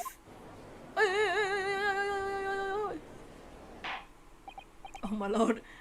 Oh, die in the court. This trim is Lestrade. Miss Lestrade, you will answer the question. Oh my gosh, she has a gun! Ah! How dare you? What is the meaning of this? Where'd she go? Ah! The girl, she's gone. Open your eyes. Oh, she's also... Oh, she has the same accent. She's your daughter, ain't she? She's hella your daughter, ain't she? She got the same accent. I'm over here. I'm over here, babe. Open your eyes. Goodness gracious, I don't... What the... What was the point in that little sidestep? I know what you think. I know what you're little thinking. That's all to say. This is how the words have been written. He started a little deeper, you say. Slipped up and got caught on the job. She got herself back up into the corner, so she knifed the gent. God! There's what in your head, ain't it? Oh no. She's kind of cute though. I mean, why are all the ladies little blondies? No, not at all. This is a court of law. We're here to determine the truth, not Go! Oh, thoughts. Look at her with her coins. She's derelated. She's pulling a corner. What kind of substitution shadow clone jutsu work was that? Look, knives are for cowards. Only thugs use weapons. Thugs like that. All I need for what I do with his fingers. I'm a professional, alright? Maybe not yours, but I got pride in what I do. Go shut it, disrespectful. Oh, and firing. The judge. Let me guess, you don't count smoke guns among weapons for thugs. Oh, this? Yeah, a freaking gun.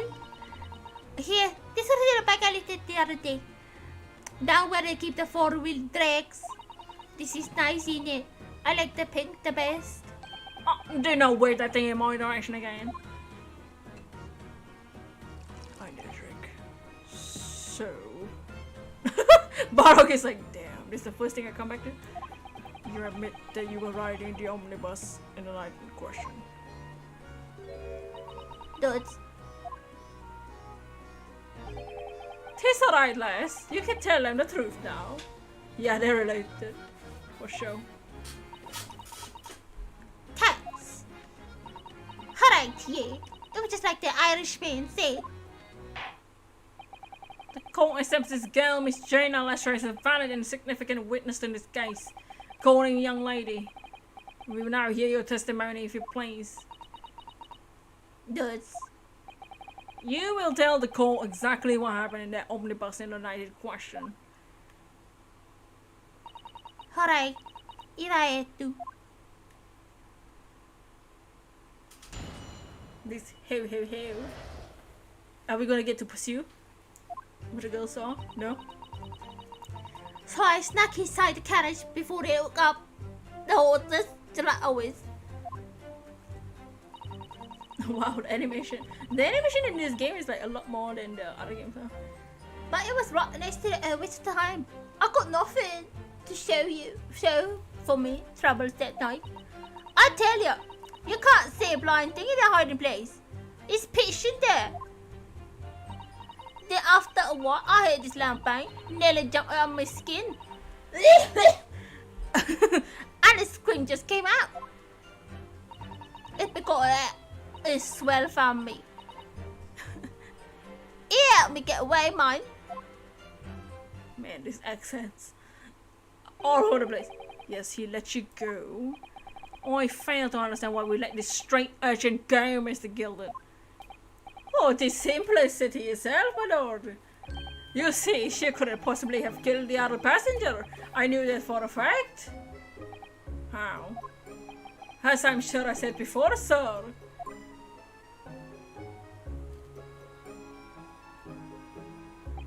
I was sitting on top of the place she was hiding herself. I think a demonstration is called for. Ooh. 'Tis where I was set tonight. Then, and the cubby hole of which you've spoken is underneath this seat, I presume.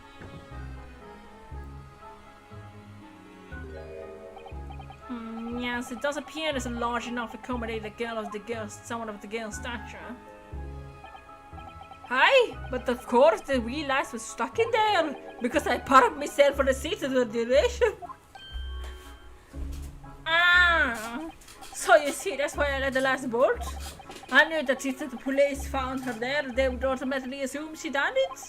But I couldn't leave it myself if the young life was ruined all the time she knew she was innocent. Even though you must have realized your own action resulted in your own innocence being called into question.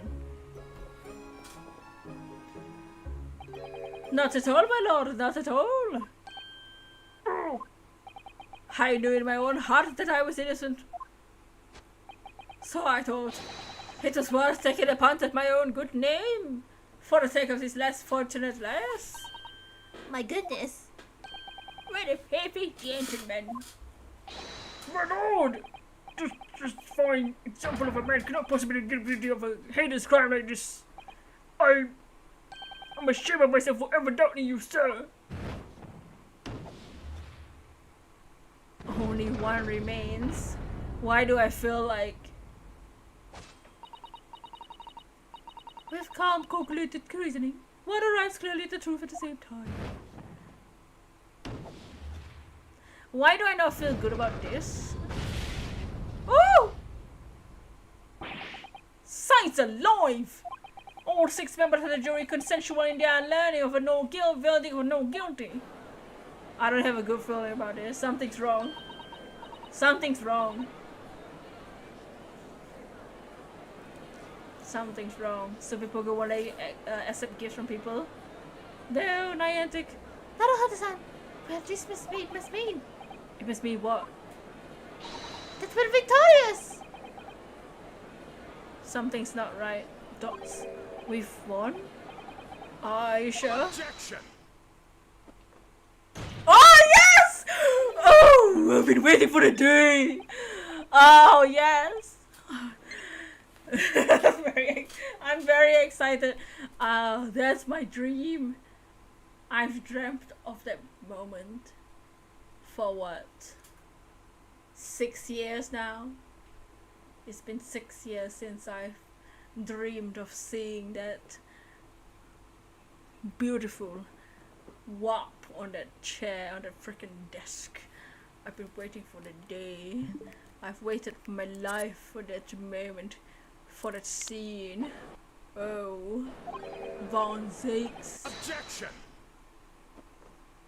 Oh yeah! That's what I've been waiting for! You're the sight of my iron heel, Wellington.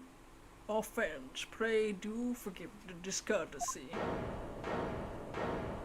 Oh, this really is a consummate example of the one monumental flaw in the British judicial practices. Where evidence and reasoning should be paramount, emotion rules the day. Emotion? The witness's last statement gives us a clear insight into his true nature. What do you mean, his true nature? Now someone will hunt him down. Yeah, I didn't really feel good about all the juries having the innocent thing. Because like that, like when you have all the jurors on the same page in the middle of the cross-examinations and stuff, it stops the trial from continuing. I don't feel good about the trial stopping without the whole truth coming out, you know what I'm saying? I feel like something's wrong. I feel like this guy might be a little bit guilty. Because if she... I don't think she killed him. But if she killed him, then who else? Another person in there?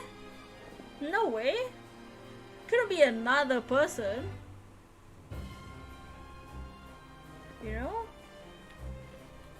Did the dude kill himself? Like, what's happening? But why would he be on the floor if he did? So something's up. I don't know. Do you really think the Scotland Yard would have made such a glaring omission? After the incident, the omnibus was comprehensively searched by officers of the police. Obviously, the interior of this cubbyhole, as the witness put it, was included in their investigation. Ugh.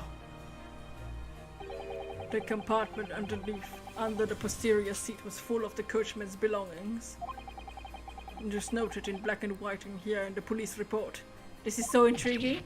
Good lord! The evidence has been tampered with. In order to corroborate Mr. Gill's story, someone unlawfully removed everything from under the seat. What?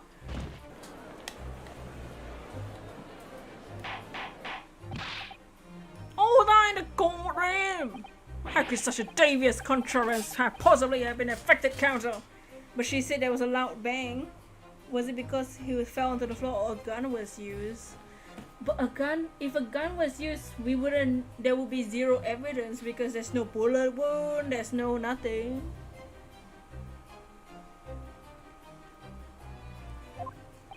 Naturally. Ooh, nice sense. We must acknowledge the deficiencies of the constabulary in allowing this to have happened. A loud bang. Ow! Anyway, Van Dix wants to hear a loud bang. I assure you, when the omnibus was wheeled into the courtroom this morning, the compartment underneath the seat was not empty. What? My Nipponese friend. Oh, me? When the carriage was submitted as evidence, doubtlessly you examined it in fine detail as any self-respecting practitioner of the law. I tried to examine the handle and it didn't work. Pray, what did you find the condition under the seating compartment to be? Oh, to be sure, the young gentleman will be able to clear this up in a jiffy. Sorry? Go ahead, you tell the court now, fella.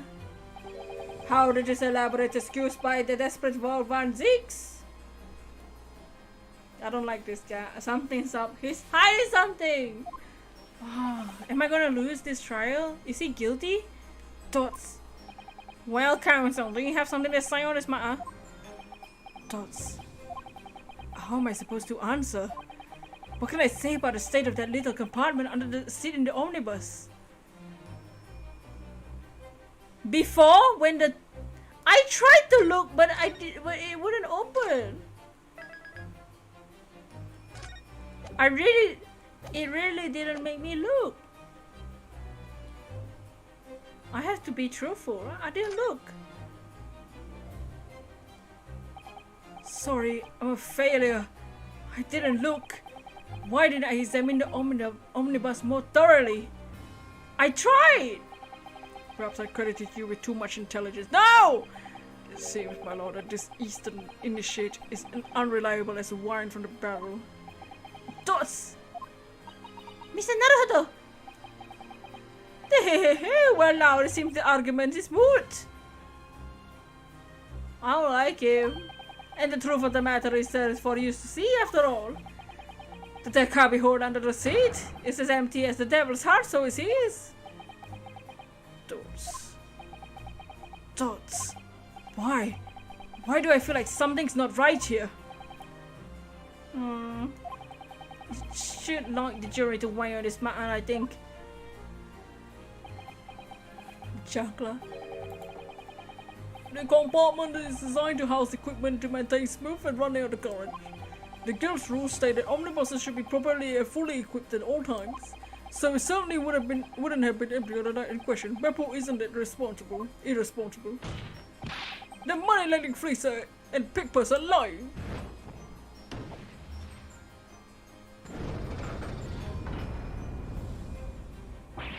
Ah! I can't believe I was nearly taken in. The stinking rich are always stinkers. Nothing but cowards, all of them. What? Oh no. It's a trick, of course it's a trick.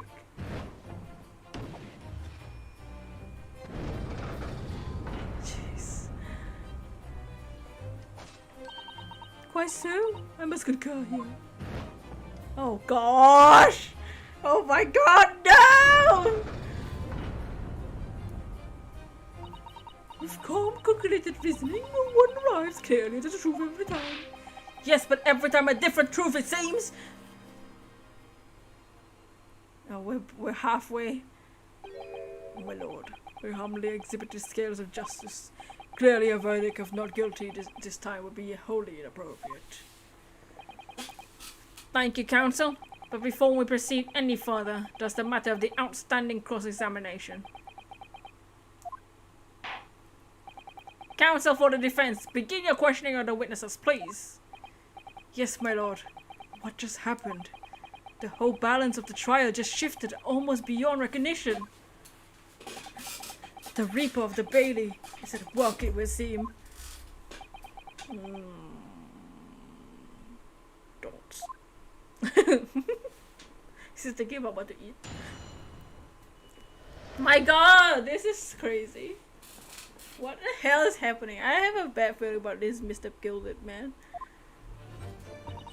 So I snuck in the carrot before I hook up with the order that you will. Hold it!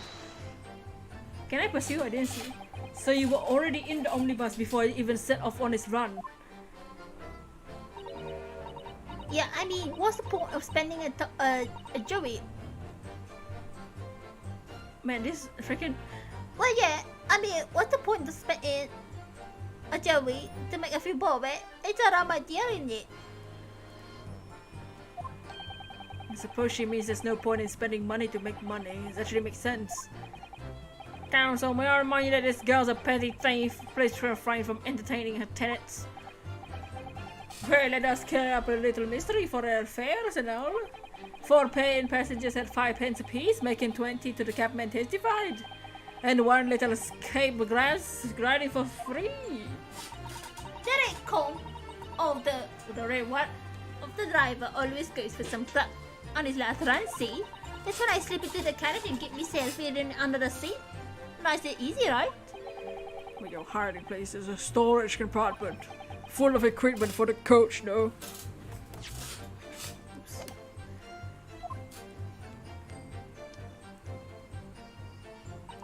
Dirts. Here, there's brushes and buckets and whatnot in there. I always chuck that out and cram it in the corner somewhere. No one ever seems to bother much. Yet, according to the report filled by the police officer who first arrived at the scene, the compartment was full of such as paraphernalia. Well, I don't know nothing about that. Like I said, I moved all the stuff out so I could eye under there and see, so I can tell you. Seems we've reached an end of that line of inquiry. Continue. Who's right to waste their old time? Hold it! A waste of time? Why is that? Well, most nights I'm on my own, in the goat permit. At least some of the time. I beg your pardon, got permit. Oh yeah, well that's what I can't call it. You say the omnibus, I suppose. The point is, any normal run, the carriage ain't got no one in it for alright. That's when you come out of your hiding place and get away. That's it, early that night. This curve sat on my seat from the start. And it didn't butter away there, not an inch. I was totally stuck. Do you mean to tell us you were present in the carriage for the duration? You were under the seat the entire time while the events unfolded in the enclosed cabin. Yeah? Right, mister? To be sure, I was as shocked as anyone. You don't expect to leave the cushion you'd be sat on and find a child now, do you? So this Miss Lestrade couldn't possibly be the culprit then. I tell you, you can't see a blind thing in that hiding place. It's pitch black in there. Hold it! So you couldn't see into the cabin at all? Not a jot. Most days I push the cushion up with my head, look at the crack. Then I can have a butcher's at who I'm gonna fill him. I thought you were a pickpocket, not a butcher. I mean, I can have a look. The seat under ain't, I get under ain't as plush as the other one, I see. So most of the time, the passengers plant themselves the opposite. But for some reason that night, this Irishman spent the whole journey right over me.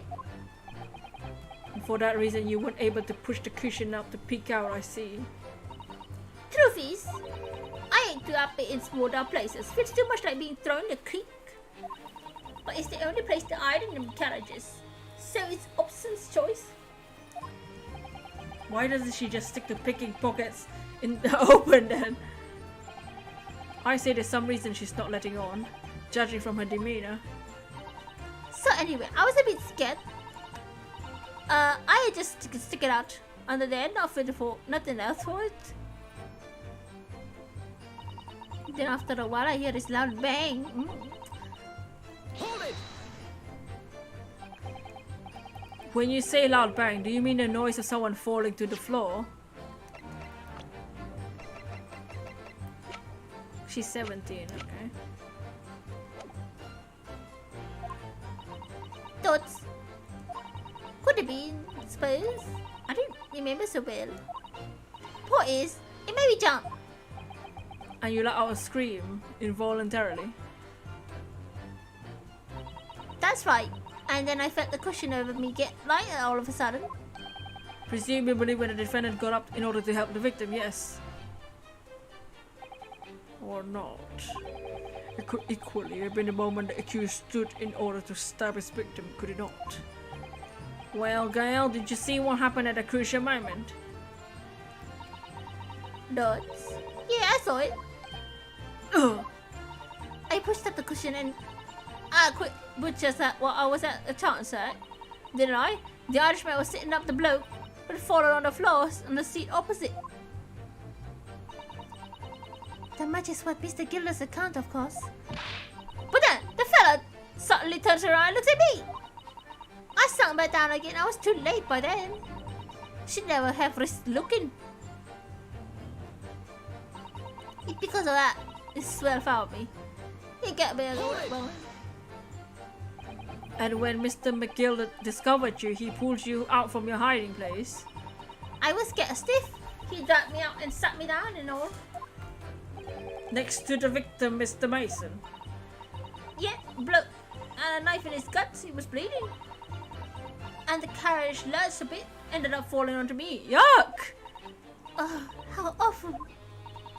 Both me and my hands got covered in blood. Made me sick as a dog. Is he framing her? I really hope not. Both her hands covered in blood. Must have been what the rooftop passenger saw.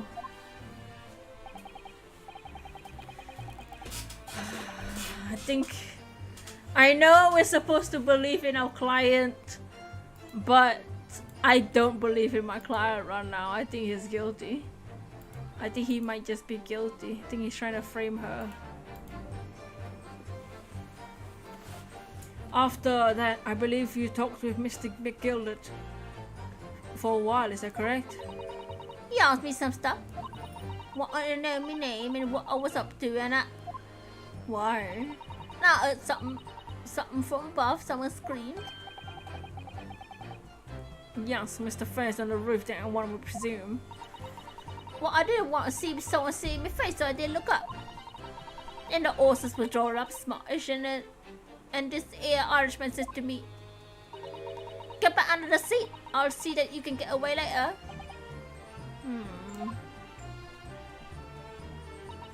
All 6 members of the jury decided that the defense was innocent. For one brief shiny moment, yes. It's clear that they are all still very unsure. If we could just find some conclusive piece of evidence among this new testimony. I think you're right. Something's bothering me, but I just can't quite put my finger on it. Okay, let's look at this. Snuck inside. Before they hook up the horses and stuff. It was right a waste of time because there's nothing happened. It was blinding. It was pitch in there, she says.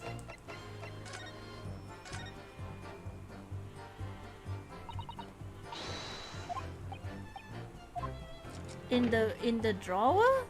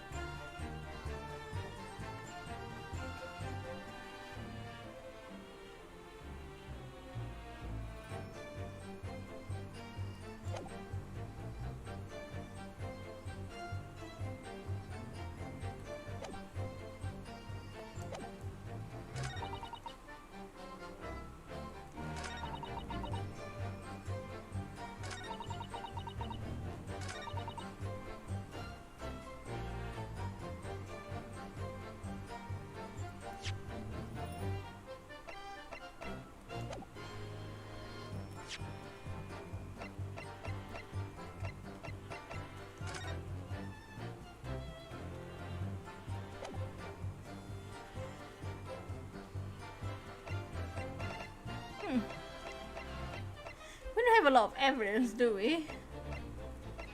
There were passengers.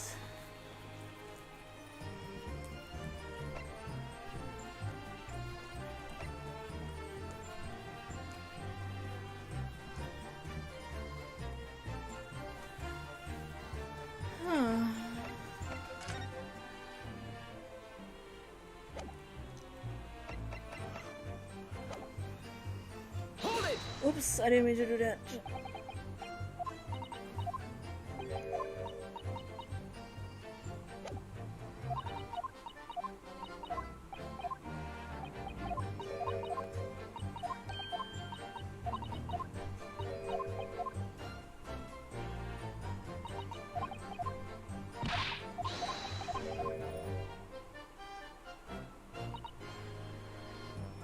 Hold it!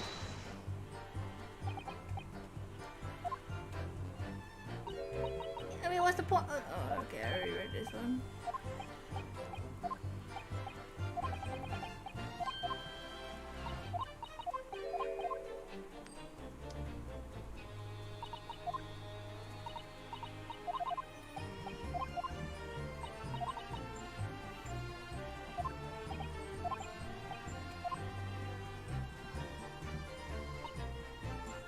Hold it!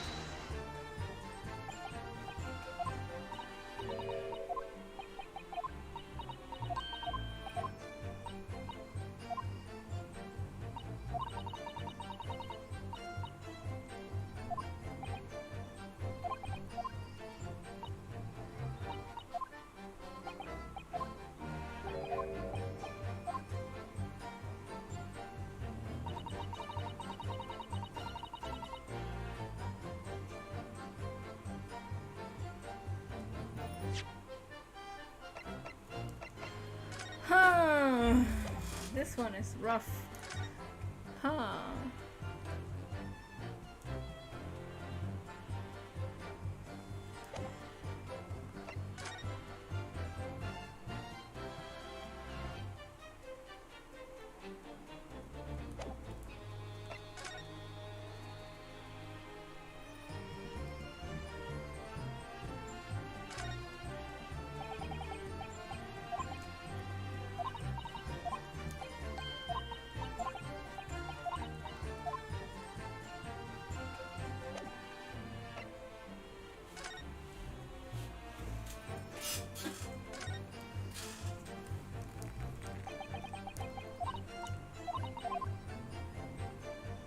There's a lamp in the cabin.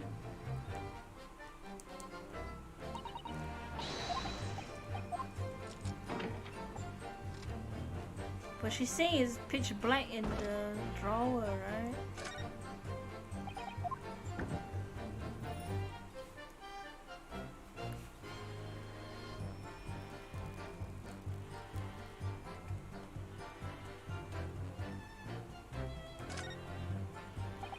It's quite a large skylight, isn't it? Large enough to afford a view in the cabin. There doesn't appear to be a handle or catch of any description. Suppose it can't be opened from inside the cabin at least. Hey, welcome back, Harry. I'm currently kind of stuck right now, so I'm like, what even the hell? So how are you doing, Harry? Welcome back.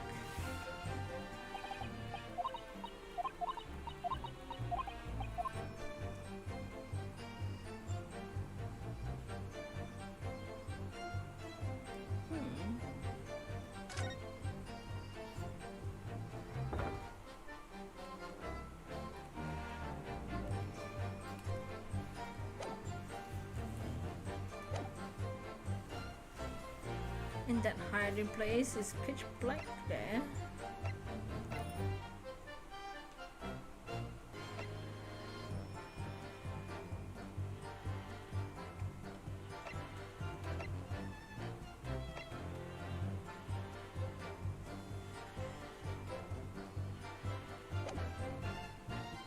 Hold it! Oops, I didn't mean to do that.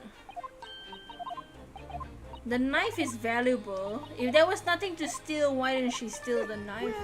What the? Wait, that didn't happen just now.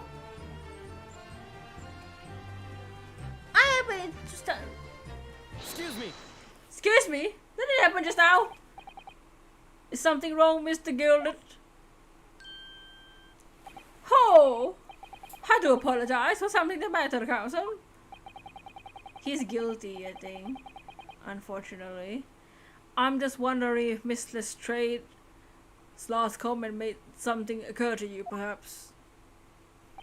You seem to be thinking of something to yourself. Oh, no, 'twas nothing important. I was feeling bad for the poor lass is all. Oh my god. I remember feeling desperate for myself as a young lad shut up in the dark. It was terrifying, so it was. I see. Sure, we can all sympathize. I'm still scared of the dark now. Aye, and I don't know about this yourself, but I find the darkness to make everything you seem much louder than it was as well. does. Yeah. I suppose it does. Maybe. Miss Lestrade! Did you hear something that the night? Anything unusual noise, perhaps? Sure, yeah, he's our client. We're supposed to prove him innocent, but honestly, right now, I think he's guilty. Does. Nah, not really. All I heard was an Irishman snoring. Bejabbers, there's no need to tell the whole world of me foibles. Ye little scamp. Well, pretty. If only Miss Leslie had heard something, it might have been given us a real vital clue. Yes, what should we make of that last statement of hers? It's important. My lord! I believe the statement just made by the witness is profoundly important. Profoundly important, but all she said was that she heard nothing. Yes, which is profoundly important point. I'm sure of it. She should have heard something, I guess. My memory's sure I don't understand the inner workings of your eastern mind of counsel, nevertheless. Miss Jane Lestrade, you will supplement your formal testimony by repeating your last statement, please. What? Supplement? What are you on about? Don't give me all your fancy talk. I know what you're trying to say. It really won't hurt me. That's right. Insult the judge. Always a good move. I was straining my ears. Hold it! So you were straining your to hear what was happening the entire time since the moment you hit yourself. Not exactly, no. Sorry? Well, there was no one in the cabin to start with. I could just push the cushion up and have a witness to see what was up. But then when I saw this swell getting on, it got me down, so you wouldn't notice me. Mr. Gilded sat on the seat under which you were hiding, correct? I think he did see her.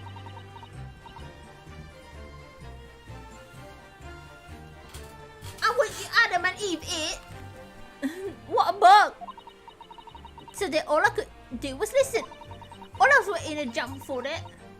Jump out of there as soon as I heard him leave. See? But would it? Not likely. Even though he was stopped here and there. Never heard the door open. So just sat. She never heard the door open. So I just sat and put and listen. I'm driving. To him driving his pigs to the market like a store like a dog it is. Dogs. Are there any conclusions we can draw for that, I wonder? It doesn't... Wait, she didn't hear the door? It doesn't add up. Miss Lestrade, what you have just told the court is clearly odds with the facts. Odds? Are you sure, man? Absolutely. Seems my lonely pony's friend is not as dull as I feared. So Von Zix realized it too.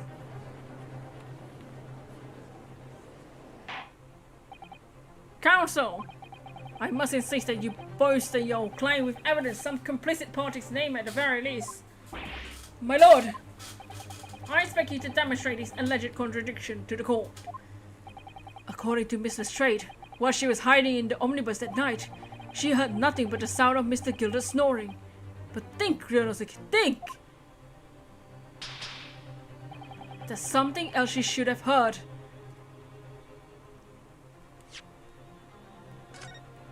She should have heard... Wait, a person? She should have heard a freaking door, that's what.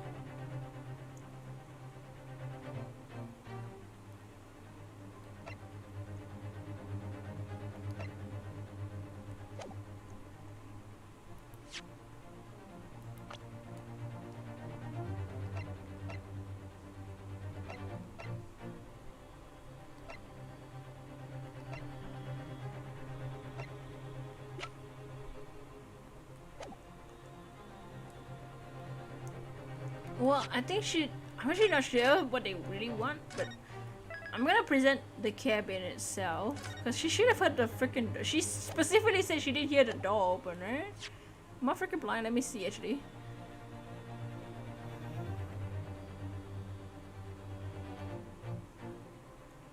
She never heard the door open.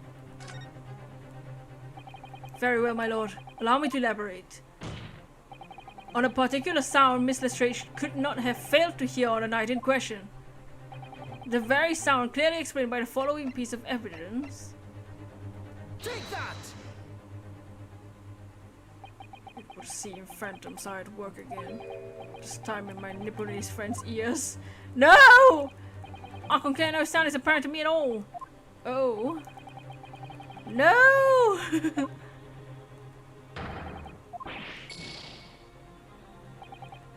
Oh, he's right.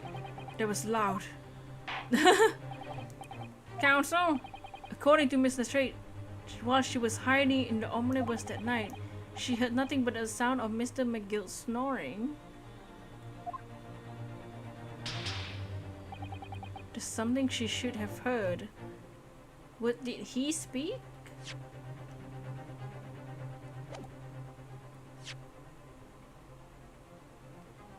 Wait.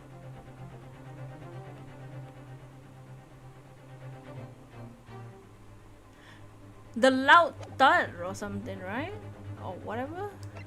The victim falling or something?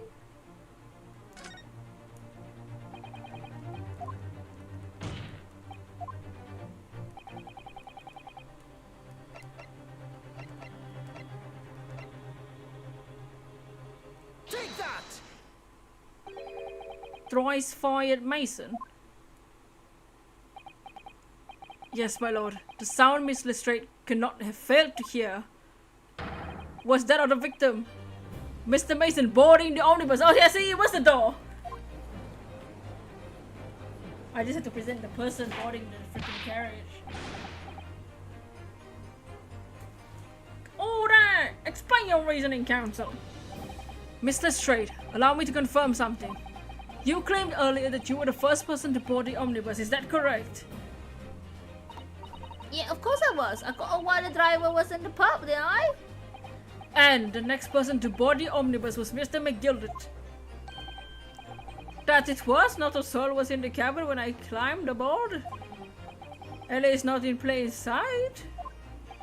So you were, to all intents and purposes, alone in the enclosed cabin of the omnibus at the time. Did I not just say much? I wasn't traveling with anyone else, if that was what you mean. They boarded together. Yeah, I saw him get on, remember? Through the crack under the seat. Oh, it was on his own for sure. And from what we've heard, the carriage made a number of stops after that on its onward journey. During which time, did you not hear the door opening or closing at all? Nah, I never heard it. That's exactly what I was listening for, wasn't it? Waiting for his swear to leave. In which case, when and how did the victim end up in the carriage? We know that the victim collapsed in the enclosed cabin of the omnibus. How therefore, Mr. Strake's statement about what she did or did not hear is at odds with the facts. BRB, you gotta go, alright, no worries. Oh! Hey! Yes, this petty thief's statements were clearly flawed.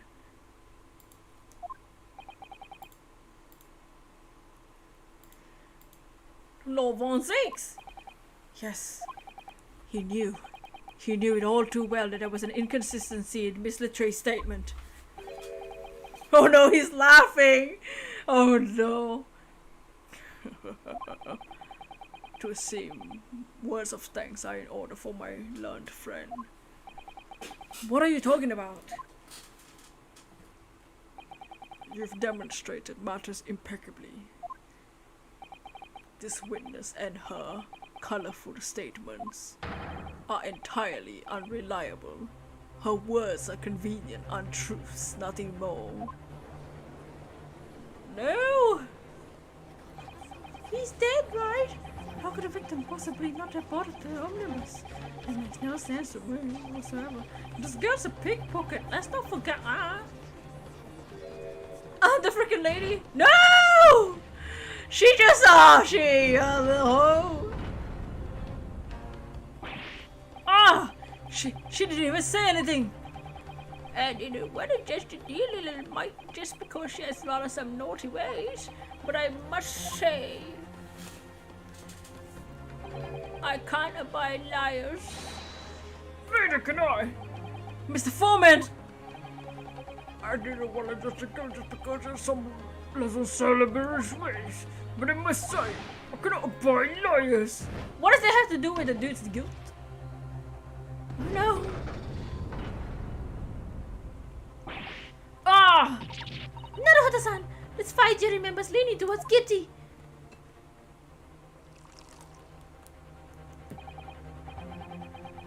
Well, for your consideration, Fortress is refreshing my Nipponese friend.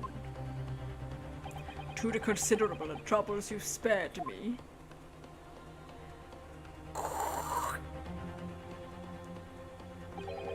Yes, very refreshing.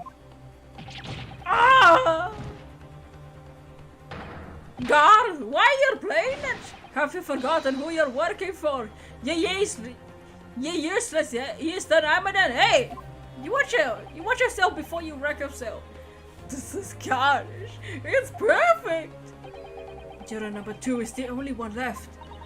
Naruhodo-san, this way, the way's going. I know. If we can't find some new way to convince everyone of Mr. McGilda's innocence, the judge will rule and we've lost. I very much wanted to believe the words of one London's most respected gentleman. But those of us in service know we must accept hard truths. Oh no! Hold it! Oh my god. Yes, the witness' last statement seemed to have revealed an critical inconsistency in her story. However, if we consider the possibility that her statement is in fact the truth, it may shed an entirely new light on this whole case. What are you saying? Counsel! I'm sorry, sir. Whatever do you mean? Counsel, I would not tolerate you attempting to prorogue my adjudication. Explain yourself at once. Gah! When the accused boarded the omnibus that night in question. Oh my god. Was the victim killed on the roof? If they can... So we can't open the skylight from inside the cabin. But if they can open the skylight from above the roof, that would be the loud thud. The dude dropped on the freaking floor, you know? The victim was nowhere to be seen. Subsequently, the carriage door was not heard opening a single time, as testified by the witness in the stand. Yet the victim's body was found inside the carriage. If these petty thief's words are to be believed, how do you explain the victim's miraculous appearance inside the cabin for the omnibus? That's true, right? And the only ones on top were ladies first. Lady first. And frickin' fair play. Dots. There's only one way to explain how the victim came to be inside the carriage. There was another entrance. If the door wasn't open even once, the only other explanation is that the victim entered the enclosed cabin some other way. Objection! I wonder what new fantasy you would come up with your blind panic. Behold, the omnibus is here for all to see. Only one side of the cabin, enclosed cabin, is furnished with a door. The other only has windows. Fixed windows cannot possibly open. In short, there's no other entrance other than the cabin, other than a door. Objection! But there could be. There's one possibility you haven't considered. Oh, really? Yes, one other way that there isn't the door. Another opening, of which allowed the victim to appear in the closed cabin. Go! Alright, counsel. The defense will identify the location for the court. Here's the omnibus in which the incident occurred. Where on earth is his entrance which he proposes? The victim entered the door. Take that! Yes. The answer is obvious. It can only have been the skylight. I say the skylight.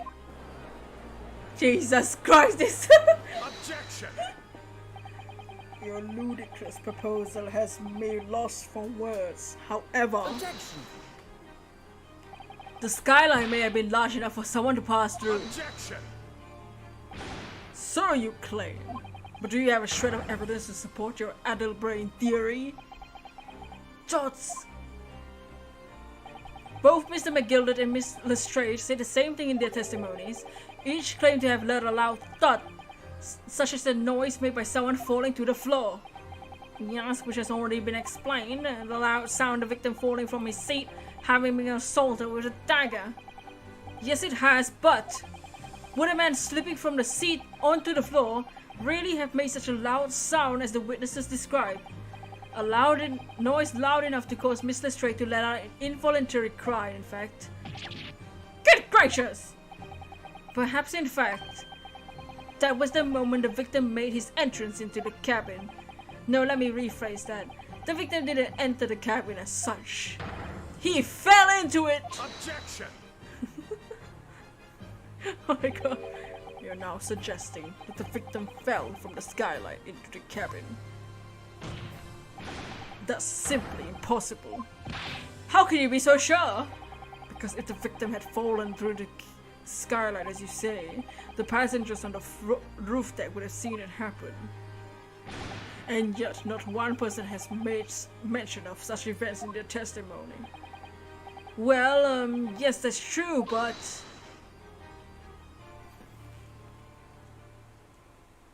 what is he doing? Might a humble fella make a wee comment here? Mr. McGilded? To be sure now, the two fellas who were sat on the roof that testified before said nothing of the victim falling through the skylight. But it seems to me, my lord, that is not much of a case of them not saying, but aye, 'tis a case of them being unable to say. What? I think perhaps the two fellas do be having some turn of a compelling reason to not mention what happened. Would you not agree, fine ladies and gentlemen of the jury? Oh my goodness, Sherlock. Those two chaps on the roof. You mean the ones who stuck the knife in the manware?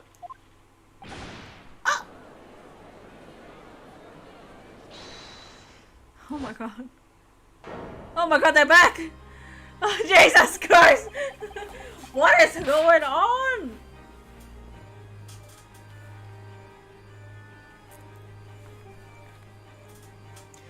Just what exactly are you insinuating here, you blitherer? What the hell? What animation is this? He's riding a horse.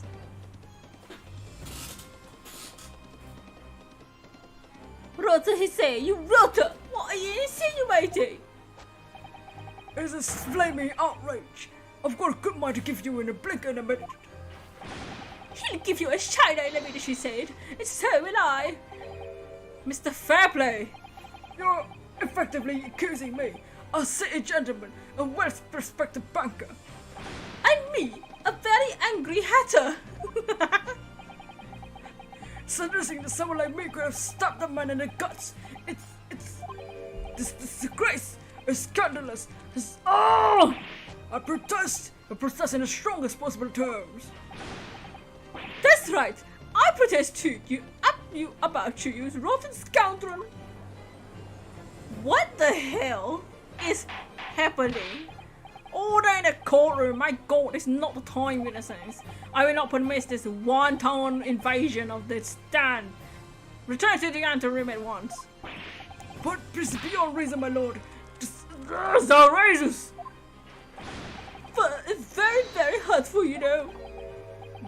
My lord, if I may comment. Go ahead, Lord Mozix. It was the defense that incited this outburst from the witnesses. My learned friend has seen fit to abandon all protocol and accuse witnesses without proof. Excuse me. Accuse? I never intended to. It seems, young Nepalese, that your command of the English tongue is wanting. What you freaking what? You proposed to discover that the victim fell through the skylight in the roof deck. That hypothesis cannot possibly stand without the roof deck passengers being aware of the events. You have branded these gentlemen liars. You've intimidated their criminal guilt. Or intimidated. In our British Code of Law, that is the term baseless accusation. Welcome back, Harry. God! I know I was rushed to put this idea forward without any actual evidence, but you can't just dismiss it without a second thought. What are we wasting time for? Get him to justify! I thought there was something fishy about the head from the moment I laid eyes on the fellow. Well, we'll see this matter through now, one way or another. That's filth and rubbish, you know, we must dispose of it at once.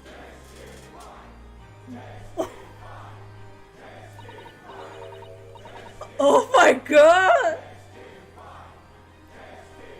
Stop! Oh no! What's happening, Mr. Naruhodo? Jesus Christ! The spectators in the public gallery they're in a complete frenzy. Mr. Fairplay and Mr. First. My lord. You will take the stand again and make another formal testimony in reference to the indictment brought by the defense. Yes, my lord.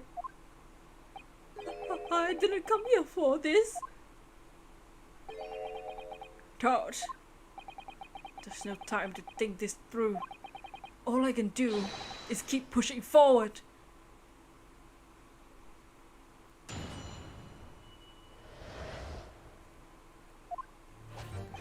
We were the only two people up that roof deck dead or alive. I can swear to that. If anything that happened, we were sitting. I don't think. I don't think you think one or the other would have noticed. In any case, neither of us know the first thing about the victim. We had no reason to kill the man. The skylight was shut the entire time, I tell you. We couldn't have possibly opened it. If you were so sure the victim fell through the skylight, what's your proof? I must say that on listening to this testimony is somewhat hard to imagine. how either witness could have performed a malevolent act upon this roof deck without the other noticing forthwith. Just right, you see. We're innocent, I tell you. Ideologically, of course, the argument falls if the two are in collusion with one another. What? Eh? According to investigations by Scotland Yard, the two witnesses share no common dealings. Oh, I don't trust couples anymore than I trust the stinking rich. My god, something doesn't feel right here. The trial is going in our favor, really. But why do I feel so uneasy?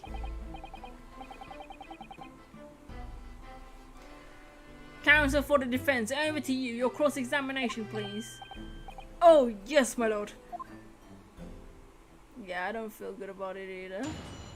Something's up with the freaking defendant. Who were the only people around? Hold it! So, at no time did the victim, Mr. Mason, climb up to join you on the roof deck. Absolutely not. Dickon. No question about this, he said. No question. Not at all. Oh, but yes, of course. I remember seeing them both. I saw the victim inside the enclosed cabin talking with this man here. Is this true, Mr. Gilbert? Dear my lord, at the risk of repeating myself, I boarded the omnibus alone, loaded off in the omnibus immediately. That is an outright lie. Without doubt, you were engaged in. Let me stop you there, fella, and ask, do you have any evidence at all,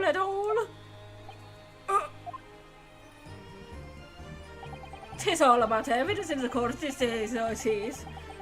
So you do well to remember that. What? Why is he threatening him?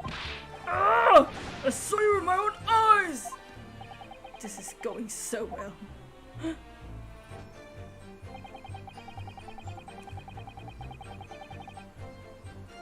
Hold it!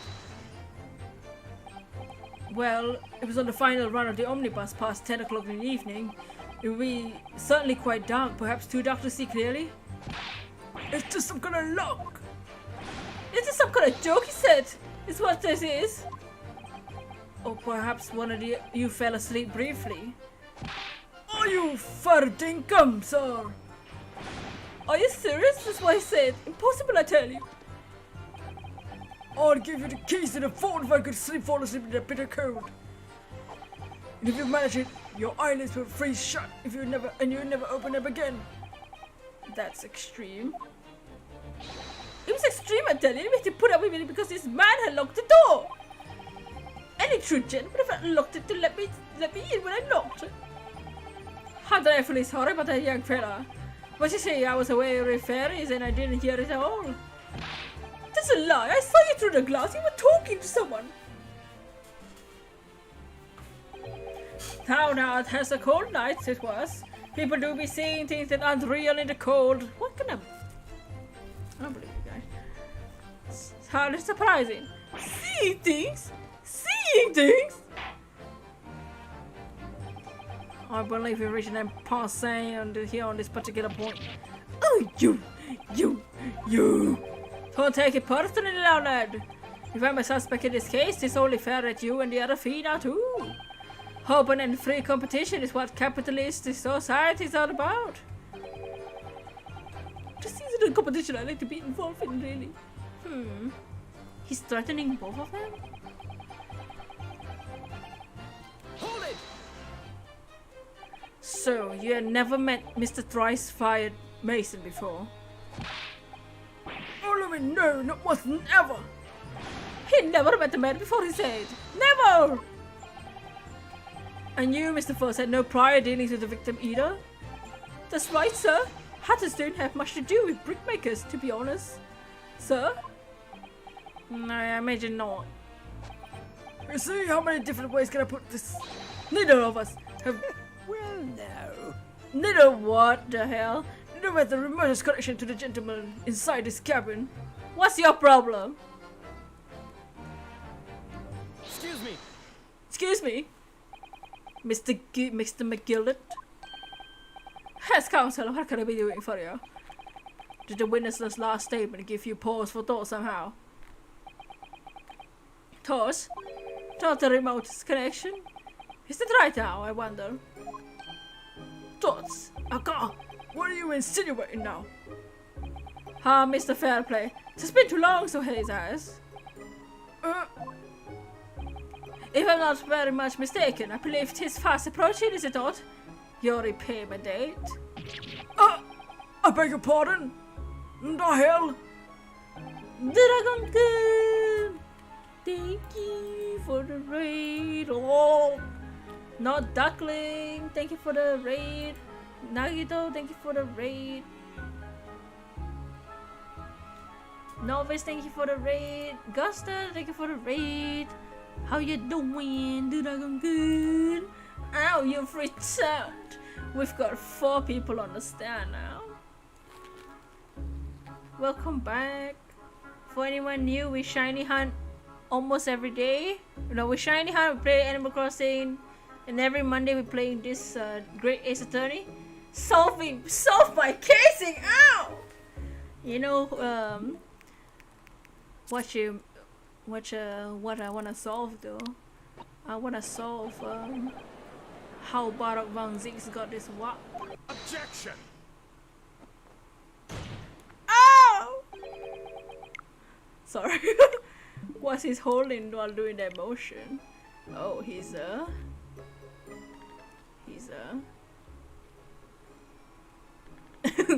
all the animations in this game have been worked. What else did I record? There's been too many things.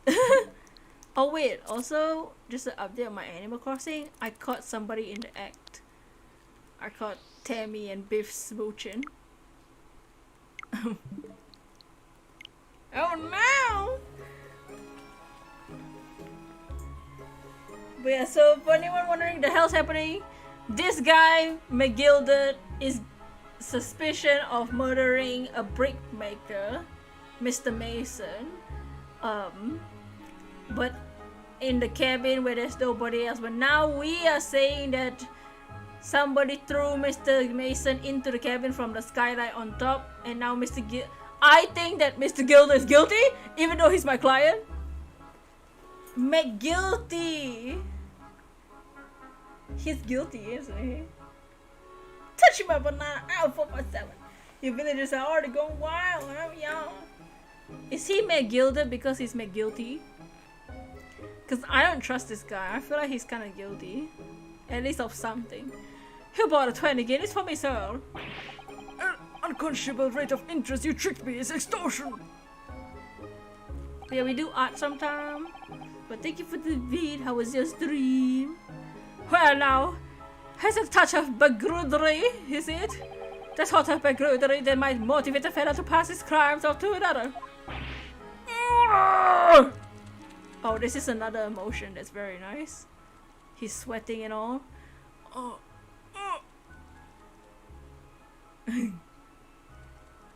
Oh, the sound. Oh my. Mr. Fairplay, what are you doing?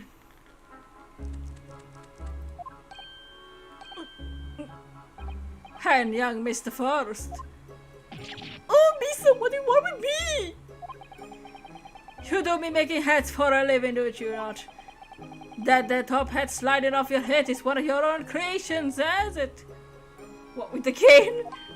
Oh, well, I'm just an apprentice, you understand? I'm learning to fit the perfect fit whatever fine gent walks through the door. The perfect fit, is it? Tis a very distinctive design, no? Is it? Oh. Many customers are like it, I tell you. They have a distinctive touch.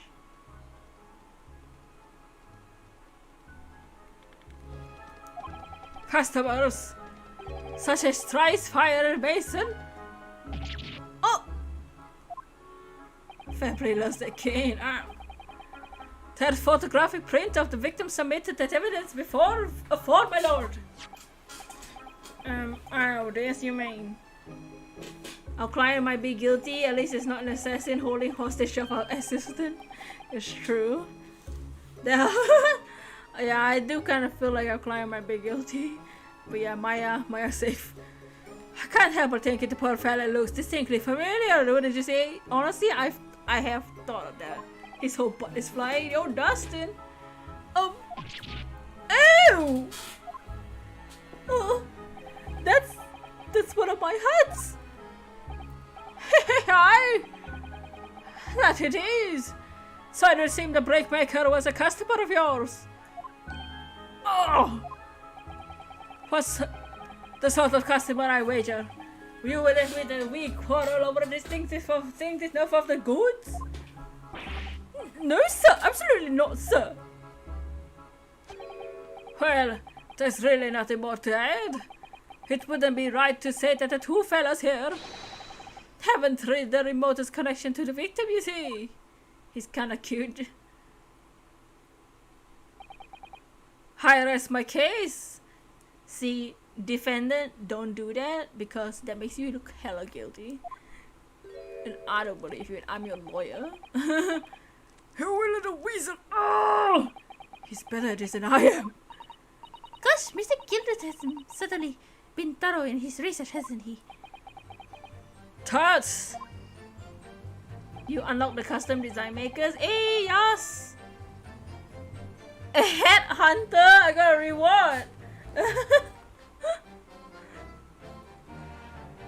But yeah, I got the... I'm trying to get terraforming. So tomorrow will be Animal Crossing. We'll be hunting another villager. Because I really want to get 3 stars to get terraforming. Oh please, don't let me interrupt Shellhole. Up the proceedings. Oh yeah, there's also a girl now. Don't worry about her, she's not really that important right now. Skylar was shut the entire time, I tell you. We couldn't have possibly have opened it. Are you quite certain about that? That the Skylark was shut the entire time? I'm gonna lose my block with you in a minute! He's going to lose his rug with you in a minute. Whoa, whoa. That's what he said. Take a look for yourself, go on! You see, it's shut fast now, just like it was on the night. So it is, of course, the fella's size. Mason could likely break through, right? It is still an old. What? Just looking at the size of the thing, you understand? Oh, now you hold there a minute, sir! The size of the thing means nothing! You made the pie flag, eh? Not on its own, let's consider the bigger picture, yeah, shall we? Let's stop biting, okay, shall we? I was riding the omnibus on another occasion when, I broke the wind loudly. Shocked myself if it happens. Don't. This is unexpected confession, Mr. Furnace. Oh, I meant to say what the point is. I tried to open the skylight, you see. But just my luck. My god. Yuck! He's telling us that he freaking poo-poo in the cabin one day. No! Nasty! TMI, bro. I don't need to know if you're poo-poo here, okay? I got know, bro. Yuck, nasty. The stench was terrible, yuck! No, dude. Everyone was looking for daggers at me, so I went as red as a rook, I did. Are you expecting me to sentence you? No, sir. The point is, the skylight can't be opened. I tried when I was inside the cabin of shame. Ah! You like something. The flying butt shot, yep. Excuse me. Excuse me. Excuse me. First, you're nasty. Do you have something to say about that, Miss Lestrade? Oh yeah, she's Gina Lestrade, by the way. She's a thief. She's a pickpocket that was in the cabin storage compartment. Who we place in bets on snotty old man, rich mustache, or Twinklehead? Honestly, even though he's my client, I think Twinklehead did it. And I think he's threatening the others. Does. He's no longer cute, stinky man. Miss Lestrade. It opens. Hmm. skylight. Is what I'll talk about, right?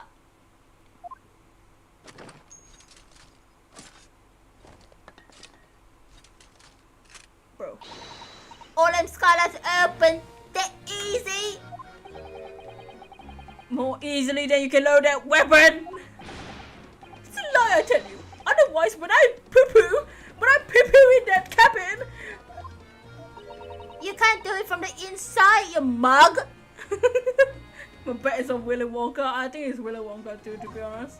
I feel like we're gonna lose this trial. I think Willy Wonka's guilty. Is that a gun? Yes, that's a smoke gun. Oh! How's the case going so far? It's going great. You know, we're saying that Mr. Mason didn't die in the cabin. He died on the rooftop, got thrown in from the skylight. And now, lady first telling us he poo-poo in the cabin. He poo-poo in the previous cabin. We got the other one trying to blow his pimp stick. And we got a girl. Gina, take it easy there. But yeah, we're trying to prove that Mason was killed on the roof and thrown through the skylight on the floor. But I have a bad feeling that our client might be guilty. But because he's acting really kind of being a douche right now. First, what are you doing? He's trying to toot. Scale of 1 to guilty is twinkle head. First, can you stop looking like you're having a stroke while you're jumping? Flopping like a fish. Look, a few weeks ago, I was out on the roof deck of one of them drags.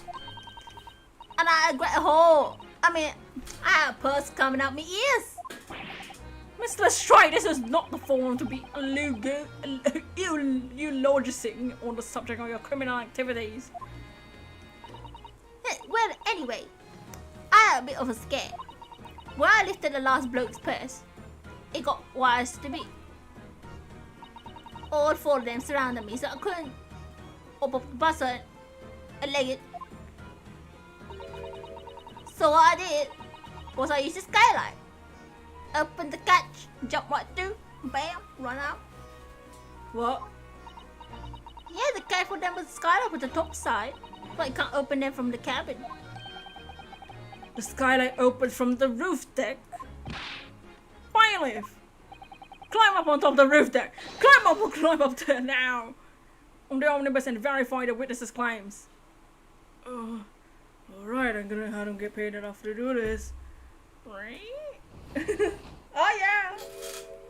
You got your first real villager hunt done yesterday? Oh, you got Sydney! Oh, my hat! Your birthday twin, congrats on the Sydney! Yeah, we'll be doing more tomorrow. I'll show you guys my house. See? House. All of you. A freaking house. I say, okay. How about you send Vaughn to climb? Oh, let me see that. Wow. Put his leg on the skyline. They're in trouble now, yo. Vaughn Zix. Oh my god. Call me just go ahead and step on me.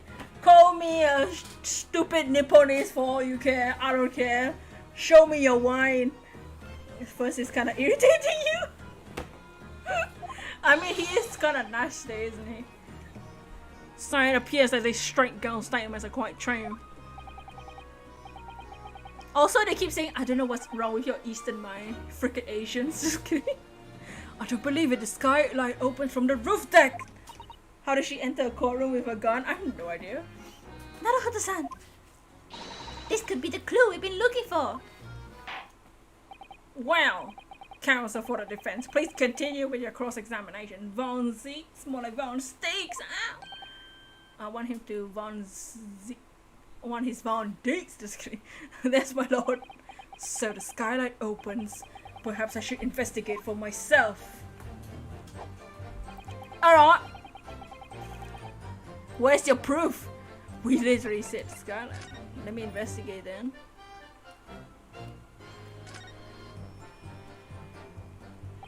So the skylight was fastened shut before.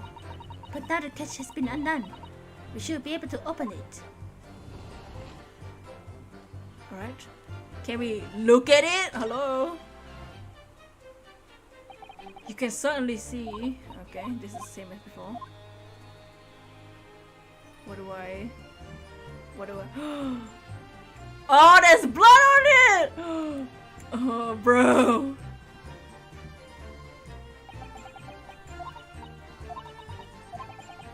Hello? There's literally a blood on it? Like, can y'all not see? Oh, do we have to go inside? Okay. We're so innocent. Nah, innocent.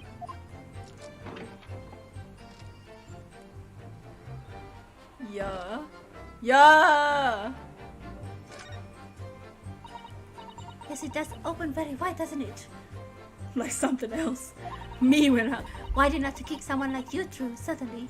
I mean, I can open wide like that. What? I do that for Kazuma. What? Mr. Naruhodo, Why someone like me? that's... I know you're gay. What is it? Look, just here! Look at this! They didn't see this? The police didn't see this? That's without question. It's blood! Why would there be blood stain on there? Surely, it can't be unrelated to the case, can it? Dots. Haha! There's your proof! You ho-hos! Where's your proof? Right there! Objection! On the night in question, the victim was fatally stabbed in the stomach. And immediately afterwards, the victim's body was pushed through the skylight into the cabin below. Those are the facts. And irrefutable proof.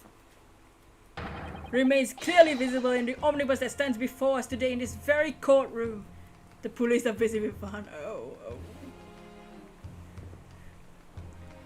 Baron Vazix, can you show us your legs? Sure. Well, What? That's utter humbug. Oh, you can't possibly have any evidence. is the great red wine? No, you can't. I mean, we didn't do it, I tell you. It's impossible. Irrefutable proof. Here in this courtroom. Counsel, my lord, I believe everyone would appreciate a little clarification here because we're all freaking blind right now, okay? We can't see. The omnibus is too freaking tall. Where exactly within the omnibus is this evidence allude to? You will point out what is that proves the victim fell from the roof deck through the skylight.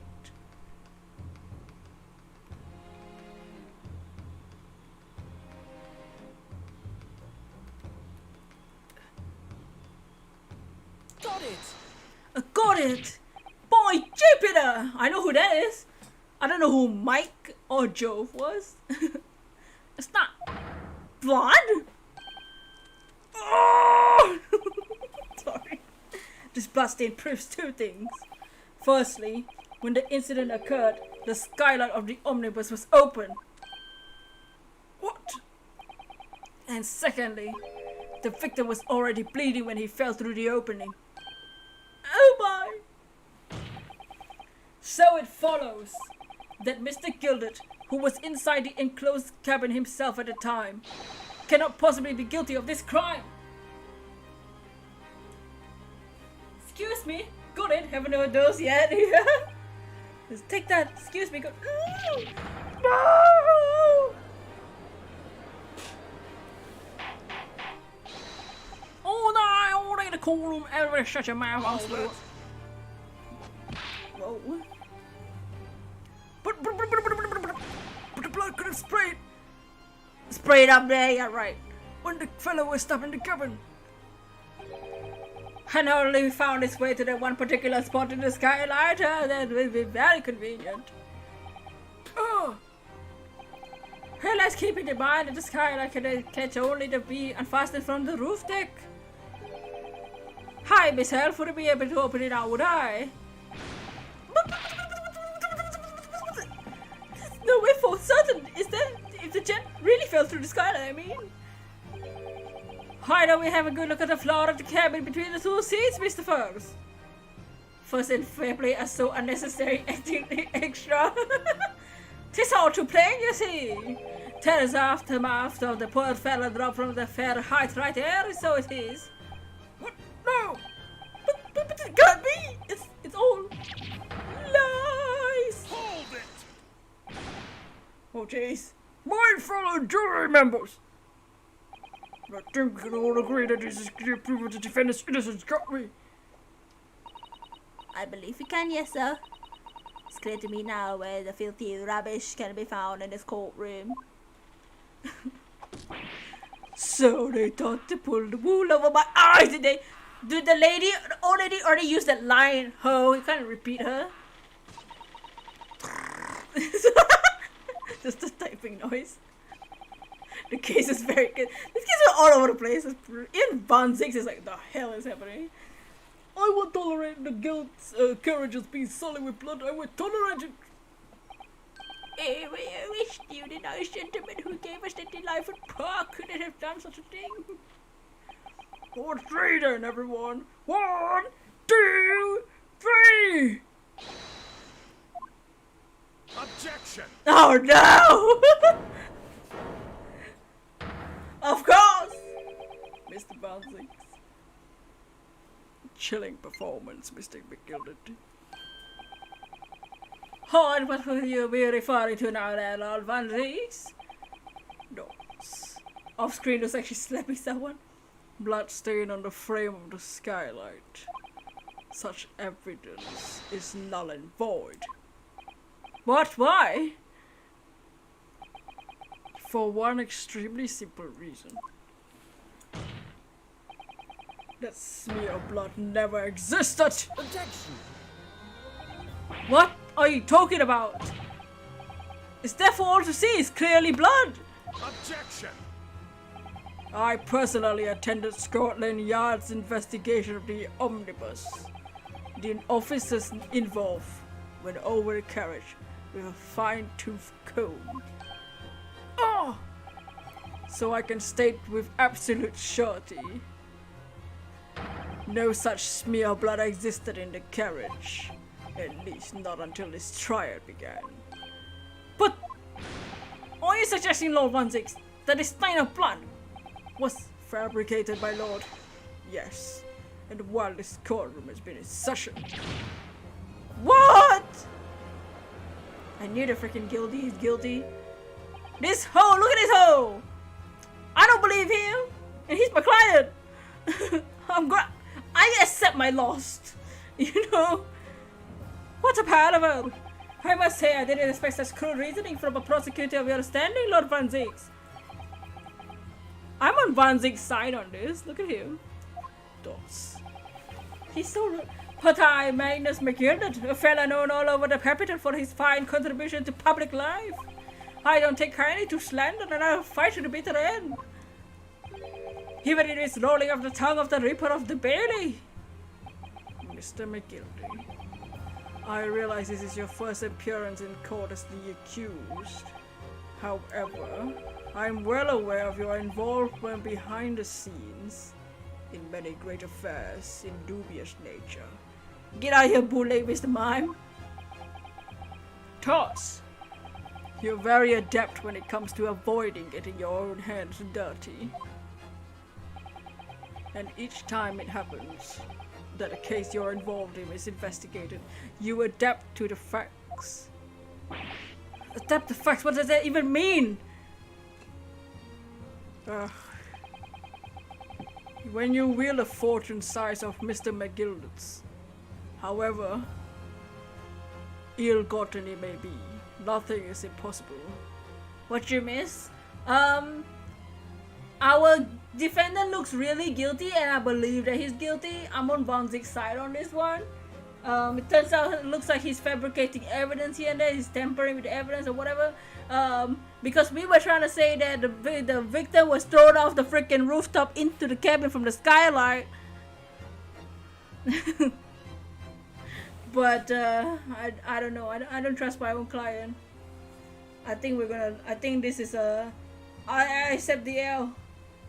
What are you up to, 1-6? Oh, he's really stirring up that cup. Tampering with evidence, manipulating a scene of a crime, bribing witnesses. I trust your ability to concoct the most convenient of stories, sir. Tut, Lord Francis. Just for that too, to be sure. You think this is a setup? I think that he's guilty. I don't trust him. The moment freaking Gina was brought into the picture, I didn't trust him. There's the face of a guilty man right there. I think he's threatening all of them, or at least the two of those at the side, the head boys. Well, now, counsel. He's being too smart about it, to the point where it seems very plain, you know? I don't trust him. I think this is a loss for Naruhodo. He's very suspicious. Yeah, he was just creepy at the start, then it got weird, and now he's straight up just, I think he's guilty. And he's supposed to, and you know, I want to be like Phoenix, you know? Always believe in your client. But I don't believe in him right now. I think he's guilty too. He rubs you the wrong way and you don't want it. Also, speaking of Phoenix, there's a nice Easter egg here, the Phoenix Wright Omnibus. But anyways, oh no. I think it's fair to say this all sounds like a rather far-fetched excuse by a desperate man. The plot on the skyline didn't exist, you say? He was with the police investigating them. What are you talking about? Don't. He knows guilty is Gilded is BSing. And I feel like his name might be from Guilty, so he's freaking Magnus McGuilty right here. But if you will all cast your minds back. Is it not true that the omnibus has been in the courtroom the entire time? The smoke bombs! He paid her to smoke the things and then he put some blood, climb down. There was a recess! How could anyone possibly put a smear of blood in the world without the word that his wife singing? Isn't that right now, counsel? Dots. It's true. The omnibus has been in full view the entire time. The court has been in session. My learned friend. Oh, yes? Here's to hearing your opinion on this matter. In your own words. This is crazy. In the third case in the first game, Edgeworth worked with us. Now I feel we have to work with Zeke's. Thoughts. As you wish. Could someone have tampered with the omnibus during this trial? If you're asking me, it could have been possible.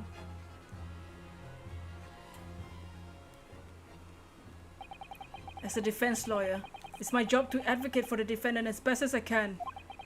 But still, I feel as though something more important is at stake here.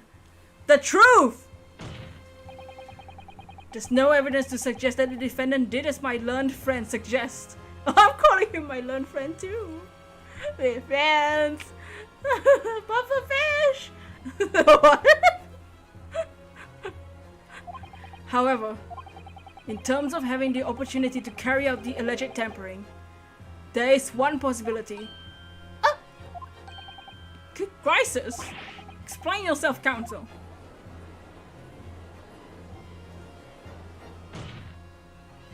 Yes, there is. It seems my learned Nipperty's friend has no intention of running from this deceit. Nah, I'm on your side, bro.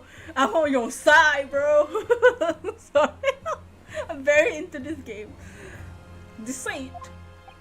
I'm sure everyone still remembers clearly the recess that we were forced to take as a result of the smoke grenade fired by that hoe, Gina Lestrade. She's 17, but still!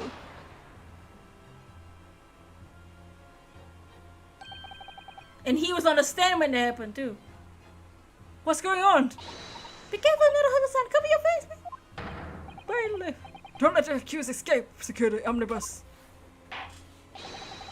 I hereby call an emergency recess and shut the defendant is in custody and clear the courtroom. Especially since she's so damn late. Oh, we've been on it. Oh, yeah. We've been on his side, and I want him to be on his side. You know what I'm saying? The table's there, Barok. It's right there for you. The courtroom was filled with smoke, and everyone was thrown into confusion. All of us were made to leave this chamber. In that brief interval, under the veil of smoke in all that chaos, it could have been possible to steal inside this omnibus. Susato's like, what the hell are you doing?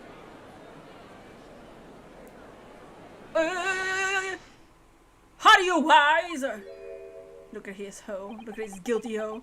What are you trying to pull, you rotten, faithless go-girl?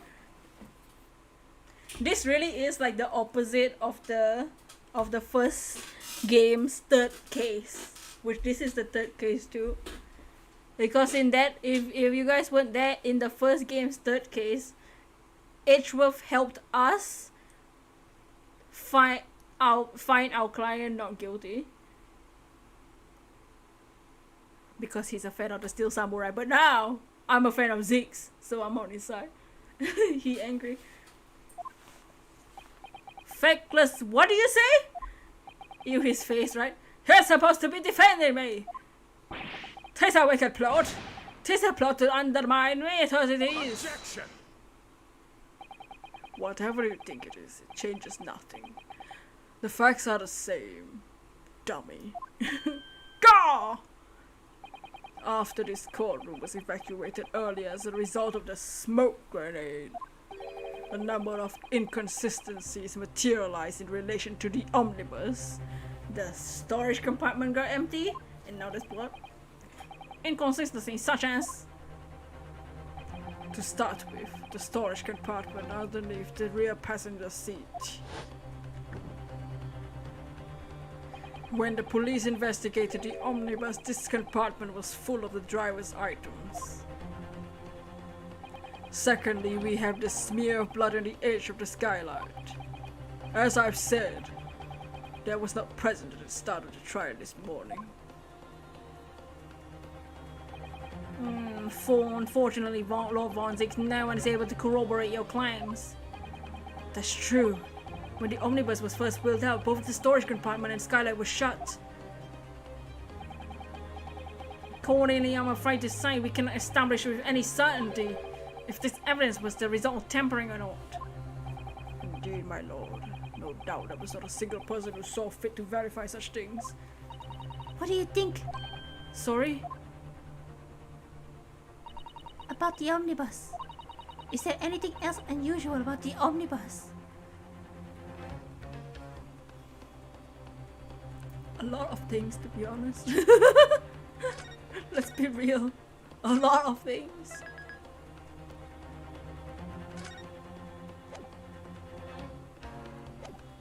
The blood on the floor. I feel like there's something about the blood on the floor because I didn't notice it until like afterwards either. I didn't notice it until later. I don't know if that's just me being freaking blind or the blood on the floor wasn't late. Because they specifically noted that Barok didn't mention it either. Zix, our dear man's Barok Van Zix never mentioned the blood on the floor either. I only noticed that afterwards too. I didn't notice that before. My lord. yes, counsel. There is one further inconsistency. A mark surely could have not been present at the start of the trial. What? What in the devil's name are you gonna say now? If you're there to betray me, you little maggot, hey! What should you say? Objection! Same, to be honest, is super strange, yeah? Silence, Gimlet. Shut up. Let my new boy toy talk. I mean, sorry. I'm 32. He's... This is a good enough age gap, right? The court awaits the defense clarifications. Wow, he's waiting for me. We're working together, grah! This trial keeps swinging one way or another, swinging like a dangly dang. I have no idea what's the truth and what's deception. What am I supposed to believe here?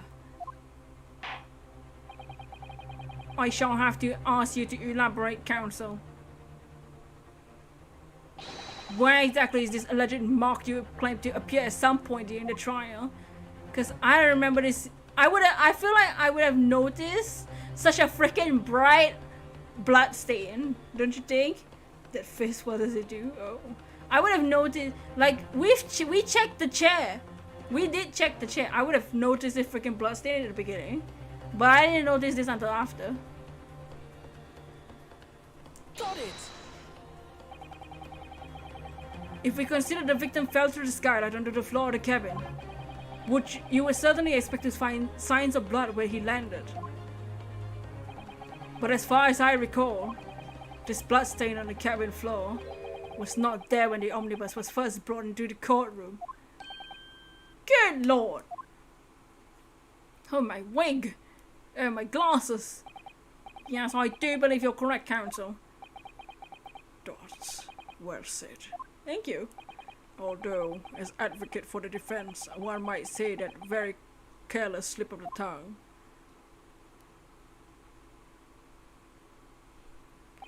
I believe the bloodstain on the floor is a decisive piece of evidence. But if the question is whether that evidence is genuine, or whether it was unlawfully fabricated by someone, I feel compelled to admit that at least a possibility that the evidence is fake. I love this judge design, you see. Oh my god.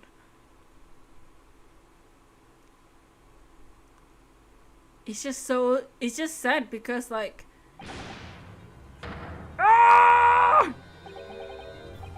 it's just so crazy because I feel like to get the truth to get the truth of this trial, I have to admit that this guy is guilty.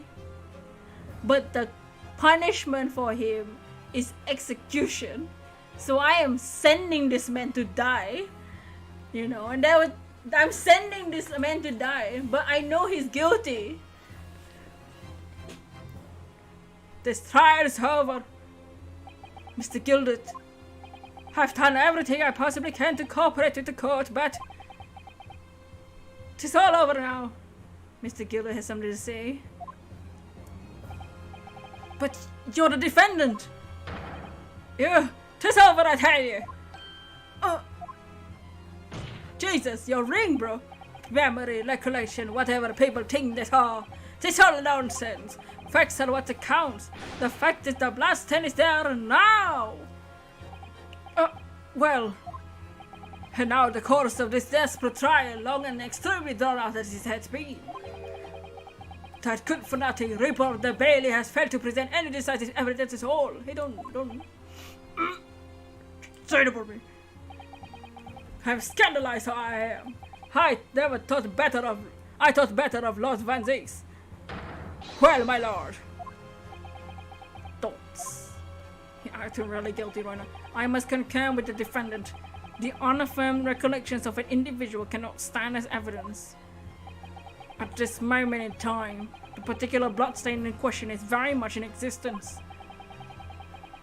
In the absence of any credible method by which to prove the alleged previous non-existence, I regret to say that it would be improper for this trial to continue. Your lordship, you can't be serious. Lord Van Zeeks, what is your position? Thoughts. The prosecution, my lord, has no further witnesses or evidence to present. Van Zeeks! Very well. In that case, I believe we have explored every possible avenue in this matter.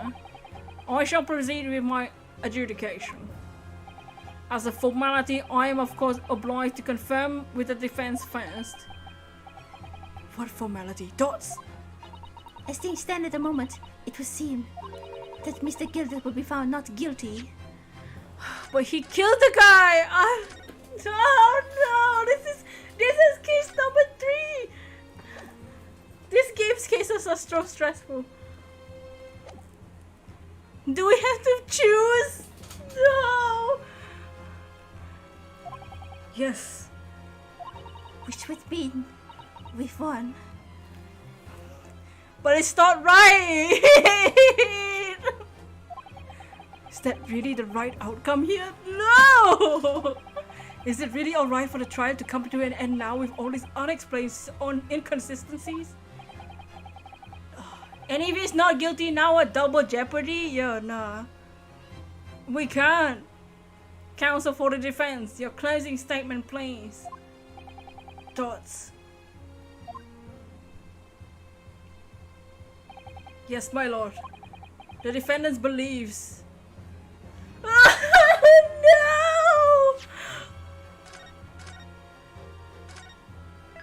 I can't say he's innocent. I know he's not. He could be guilty. I don't think he's innocent. It says could be guilty.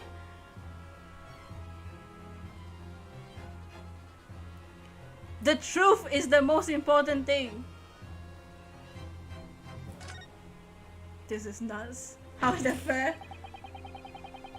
I'm here in this courtroom today to advocate for the defense of my client, Mr. McGilded. However, at this moment in time, I cannot in all good conscience attest fully to the defendant's innocence. What are you saying, man? What are you saying, man? Sir. Without any question, there's no conclusive evidence to prove the defendant is guilty. However, there's also no conclusive evidence to prove that he's innocent. Good. Good gracious me! Holy shut up! Sorry! I'm not apologizing. Order in the court, I know I was crazy too. My god, order in court, I swear. This is unprecedented behavior, counsel. A defense lawyer calling the accused innocence into question. Are you of sound mind? Yeah. Yeah. Wow. Wow. Ew. You're freaking nasty. Oh, it was a grand decision to appoint you as my lawyer. So it was a grand decision. What? I must say, I didn't expect quite an exciting spectacle at the end there, but still. Here, have this for your troubles. Santa, shut up, come on now. Ah! Your job here is done, fella. Some fine work you've done, so you have. What do you mean? Tis just the right honorable gentleman to succinctly to the fore. The trial can't go anymore. Hey, your closing statement there was how did he put it now? Nothing more than a formality.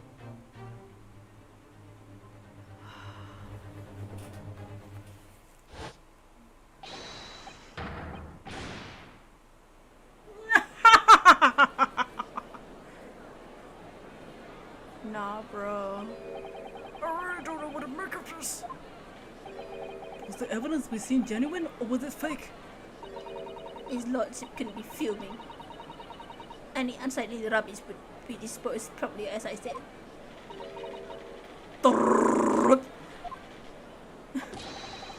You stick it, which I always give you something. You mock my breath. It's the same either way. No, I just can't. Out of my own heart, I can't say he's innocent. I feel terribly ashamed of whatever a doubly dead man who gave us a lovely park. Don't. Now that proceedings have unfolded this way, I'm compelled to declare a premature end to this trial. Furthermore, the court must accept the defendant's plea.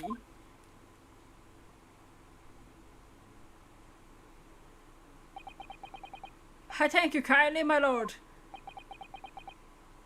This hoe don'ts. I hereby pronounce the verdict of this court.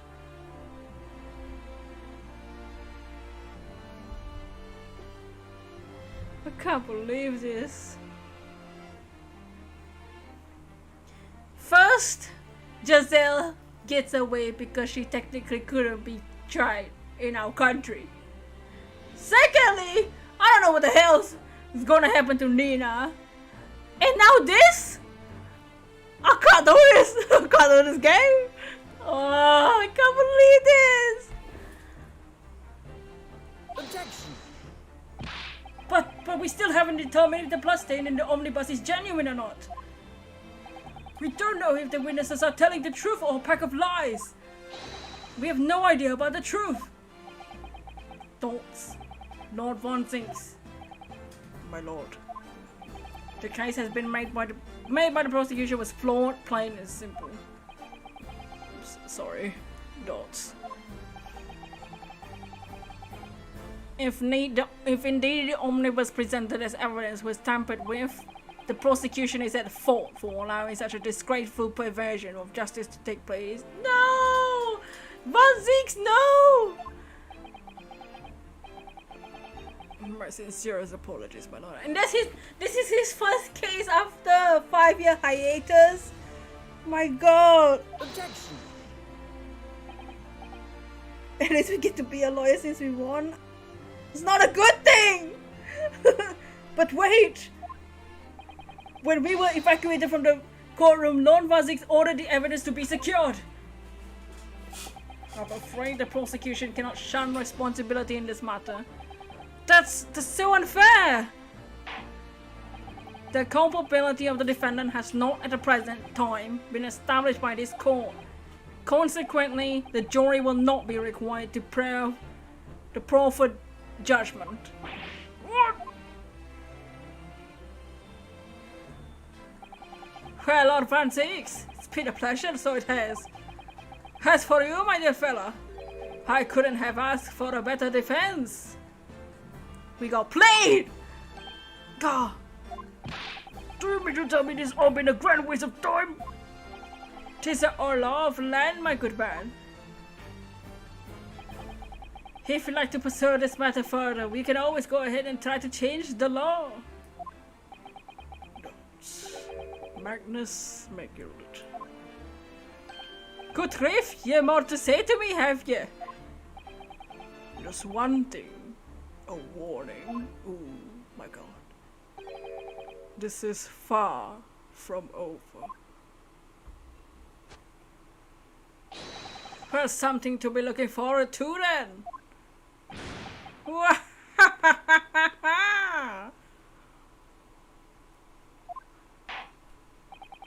Disgusting. Nasty. I hereby pronounce the defendant, Mr. Magnus McGilded, not guilty.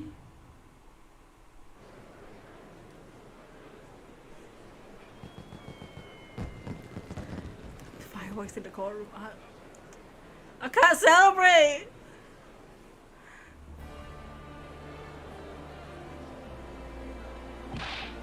He was so close to guilty too! From the juries. What are you talking about? The man's been cleared. He's innocent. Have y'all been watching the case?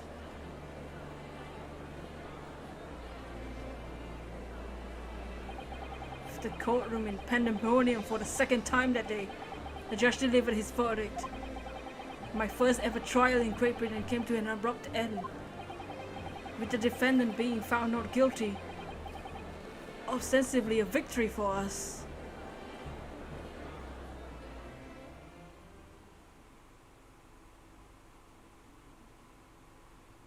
They'll be talking about this for years.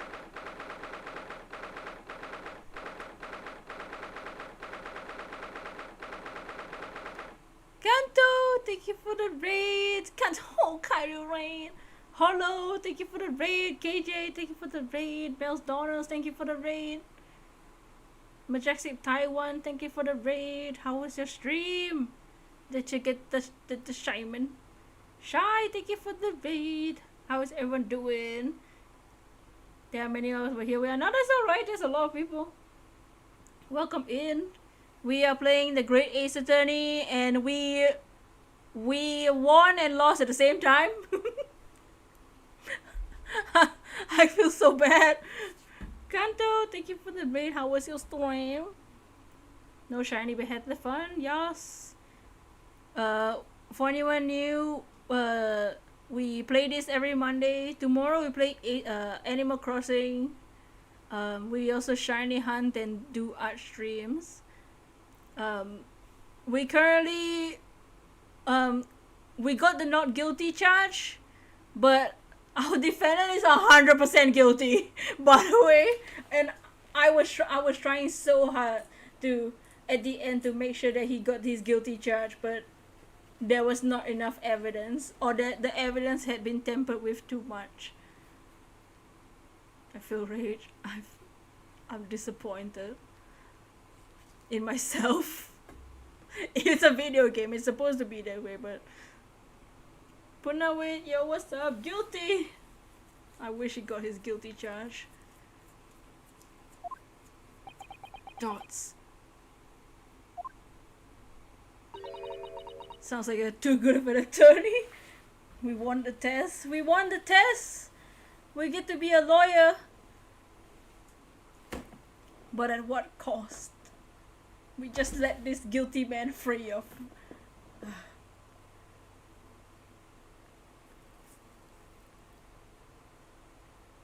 Three cases in a row. I feel like everybody lost. Our first case, we won. We're not guilty. But the one that is guilty, Giselle, got away and she can't be tried in our country of Japan. We go to Britain on the boat. We found who caused the death, but the victim was our best friend. And now we know this guy's guilty and we got the not guilty verdict. This dude. Oh. That was certainly a long trial, and for what? For nothing. He should just been guilty from the start. And the jury was so close. There was only one not guilty. We were doing our job. But for what? We were just doing our job and then it ended up like this. Yes, it was. It was actually shorter than the other two cases, to be honest. The other two cases took me like 7 hours. Now this one took me 6. The tragedy is piling up in this playthrough, huh? Yeah, 3 cases so far, and all of them have been ended on a not the best note ever. Man, there's 2 more cases in this first game, and then we got a second game to play, so oh my god. Your first try ever on foreign soil and your first victory. It was a wonderful performance. Yeah, we won. My heartfelt congratulations. She can't even say that with a smile. Susato. She can't smile, Sato. Okay. And you too, Susato-san. Thank you for your assistance. She didn't help. I suppose we should be happy. That's... The trouble is, we're still completely in the dark about what actually happened. Well, we didn't have enough time. Oh, we had plenty of time. We didn't have enough evidence. Or the evidence was too messed up. We should be playing as Von Ziggs. I'll play as Von Ziggs. I'll take it. But isn't it wrong? Notice how silent it is? Yeah, because of my guilt. I can hear the guilt. I mean, who was actually responsible for Mr. Mason's death? We don't even know that. The sole aim of the defense is to obtain a verdict that exonerates the defendant. You carried out your duty to perfection. But the truth, it's about the truth.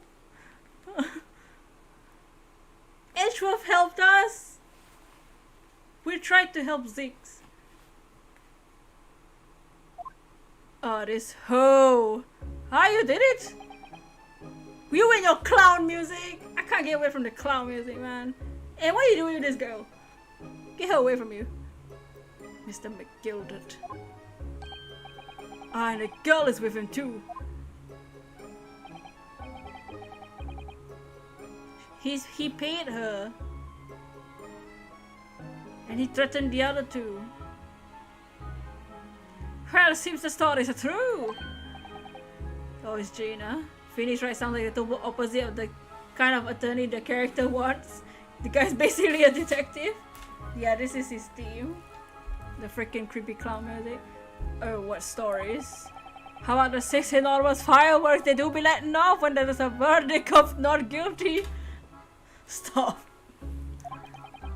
I sure you must have seen them now. Spectacular, wouldn't you say? No, really. When you, I understand.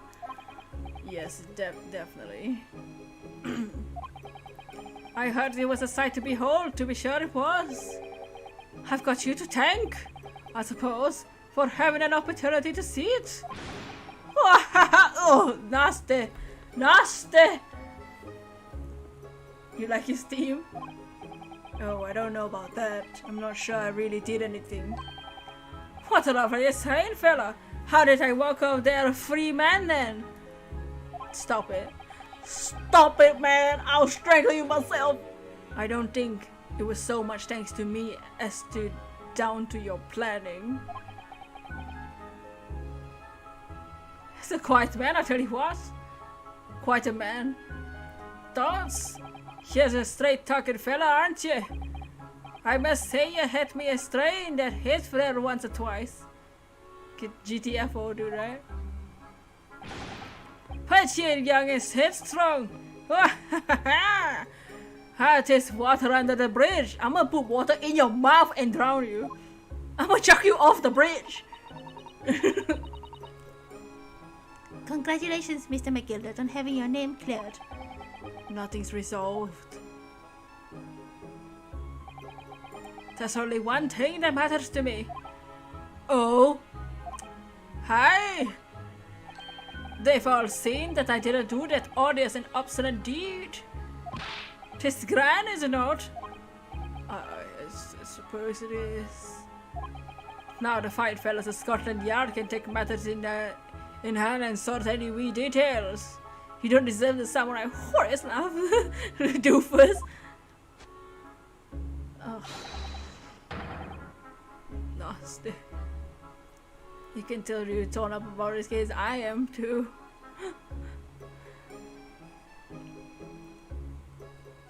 They'll say it for what it is. They'll get to the truth. Don't say that. Don't say you don't get the right to say that sentence out your ugly mouth. You don't get to say that sentence, who?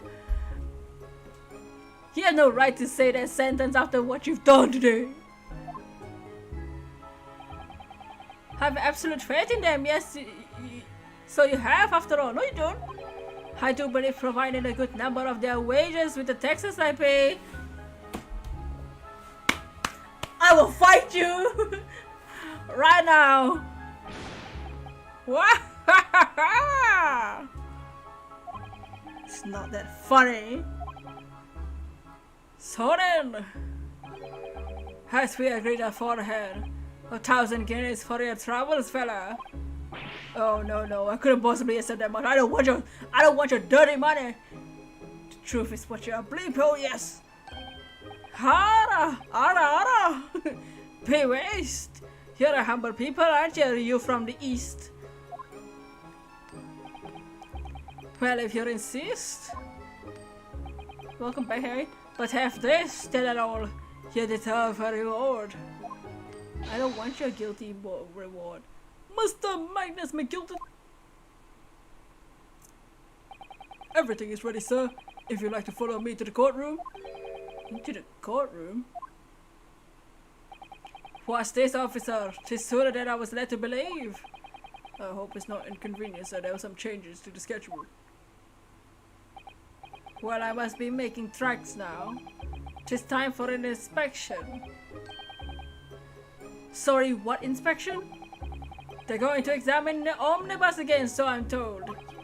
I've asked. Hey, hello, thank you for subscribing and clubbing that page. We did just pass 2.75.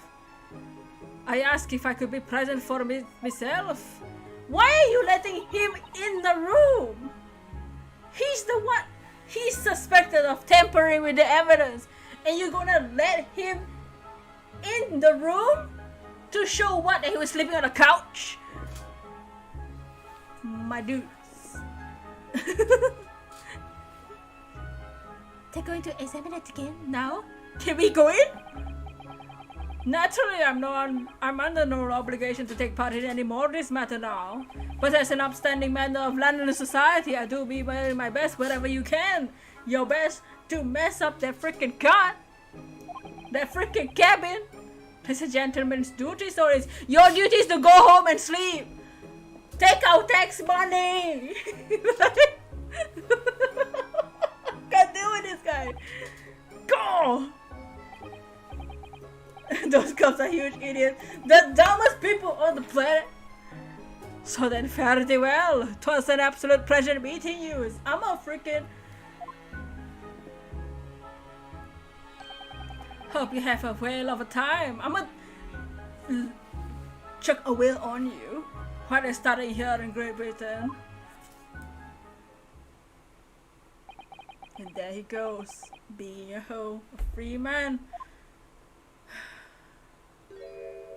What do you want? What the hell did you want?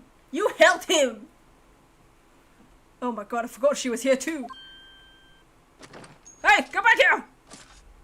Somebody grab her! Bailiff! Grab her now! Don't move! You're the one moving! Whereas I want to say, get a move on. She really does take forever to load that thing. You rather have Fulbright in this her when you have Fulbright. Mr. Straight, would you mind putting that thing down? Like...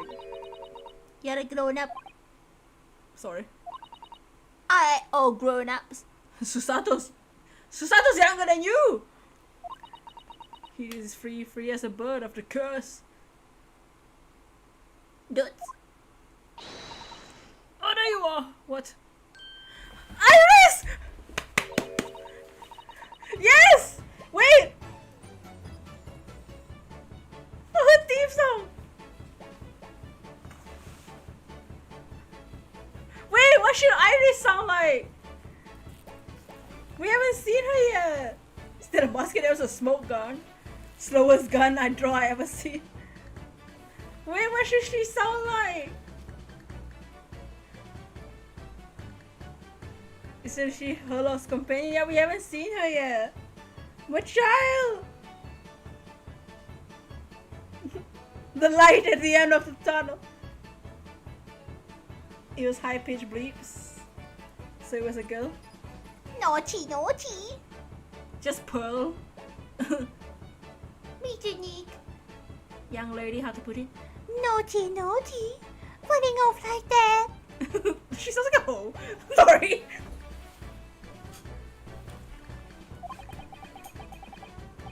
Is this some kind of picnic? Who's this little girl now? Picnic? I'm taking that with you as well. I don't know, this is just Pearl.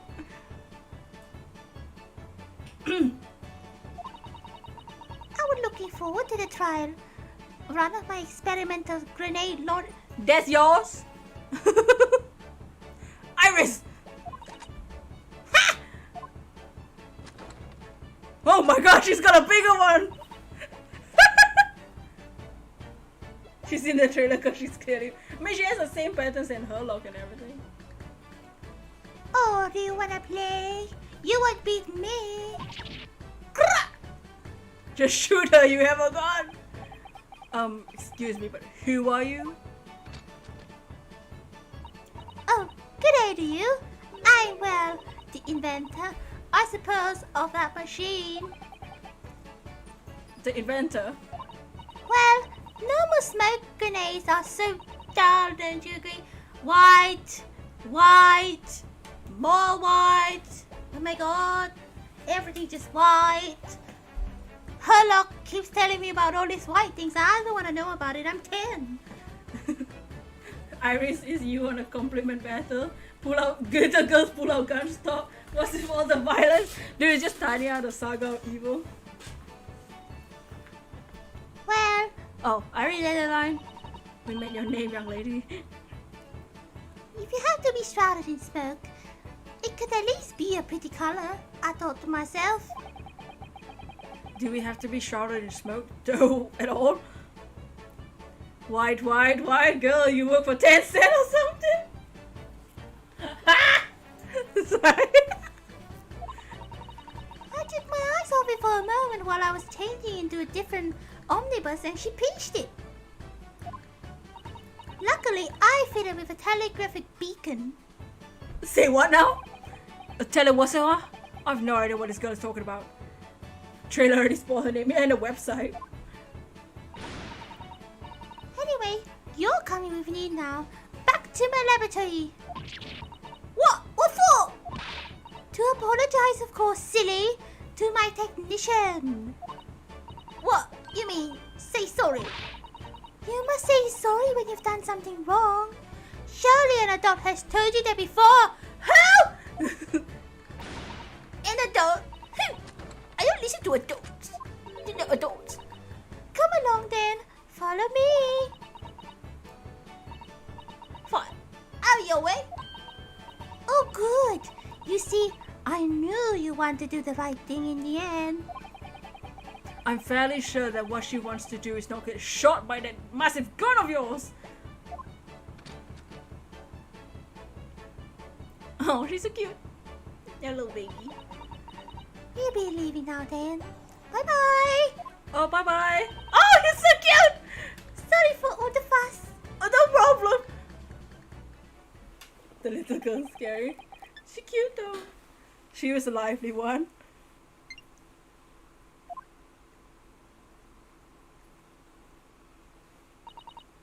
Gotta get one of those. Well, do you think perhaps we ought to be on our way now too? She definitely cheered me up. Cute but menacingly girly. My heart? Yes, you're right, but where to? Oh. We haven't had time to find a place to stay. No sooner than we arrived in London, then we had to rush here. No name drop. All our traveling cases are still with the bailiff. I was originally planning to spend today in search of lodgings. But at this late hour in the day, I'm afraid we might be out of luck. Don't worry though. I have a plan.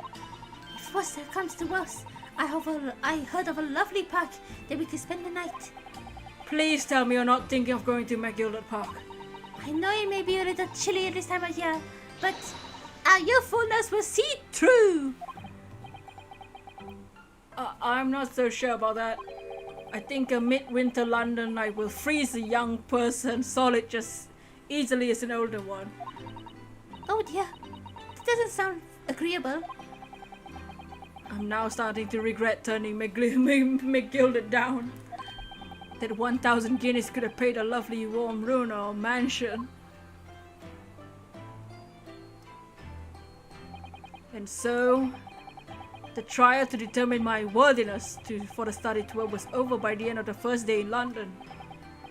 However, as we were soon to learn, there were more trying times ahead. Just as the Reaper of the Bailey had warned, the case was far from over.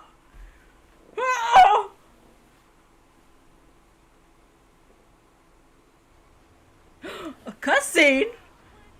What's going on? No way! Water! Bring I can't believe this! What the? How did this happen? I don't know, sir. By the time I got here, it was already engulfed. No one was supposed to be allowed in here before we started investigating.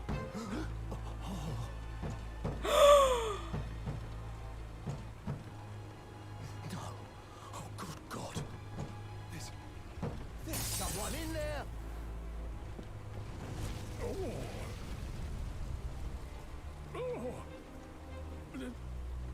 This can't be. Baroque! Do something, use your tablecloth. Oh no! Oh no!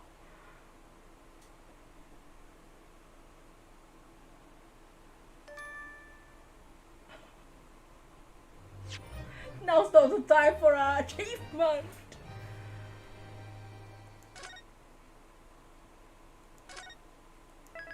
There. The clouded kokoro. Don't even. Oh my god. I can't believe this.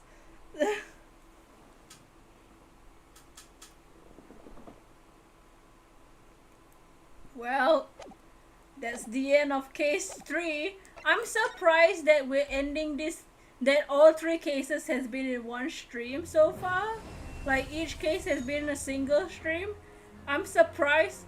I thought that each case would take a few parts, but there hasn't been a case yet where we investigate case, investigate case, investigate case, which is normally how we do things and cut things into parts.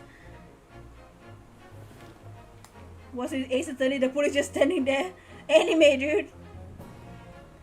Hey, Armand! And they don't know by showing someone burning to death. If we had to see a burnt body, oh no. They broke the glass. That freaking hoe went in. Well, that was case 3. Oh no. What do you guys think of that case? Man, this was a crazy case. This is insane. Still going through the teaching phase of cases. I'm a bit surprised. I thought that the first case was super long, and then like somehow this one is like these last 2. Not well, they weren't short, but I thought they would go on for like a couple weeks. Cause it's case 3. But I guess they just introduced Barok and stuff. There's one heck of a ride. Someone is in there like just stand like idiots. You're literally losing it. My mind is blown. This is insane. So next week we'll do episode 4, the clouded Kokoro. My Kokoro right now is in pain, okay? That's insane. Let me see who's online. This is great. What a great game. What a great story. The court is somewhat known as only court so far. Yeah, exactly. It's only been one thing.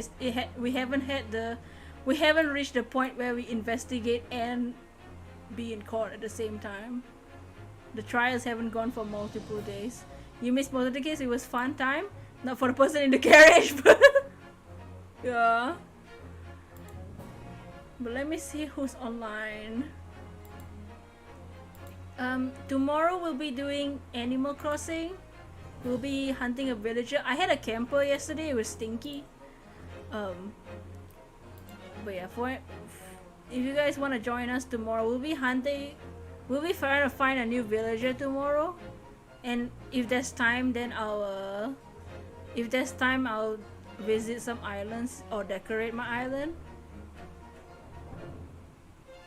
Wonder who burned to death? Yeah, we'll find out next week.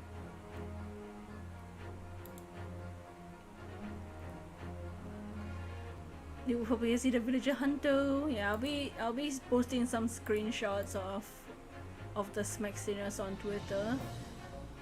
1 AM your time. I'll probably villager hunting. I'll probably do maybe like midnight or 1 AM my time, around there. Certainly be there if I can. If not, have fun. Yes, we will do a hashtag Bosu raid. Hashtag Bosu raid. What a crazy story so far. But thank you for everyone hanging out. I hope you guys enjoyed the case. Hopefully you guys can join us next week too for the next case. But tomorrow will be Animal Crossing. We'll mix in shiny hunting this week as well. But here's the link. I shall see us tomorrow for Animal Crossing or whenever this week if you guys are coming to the streams. I'm gonna go post some pictures on Twitter and cry. But for now, goodbye and peace.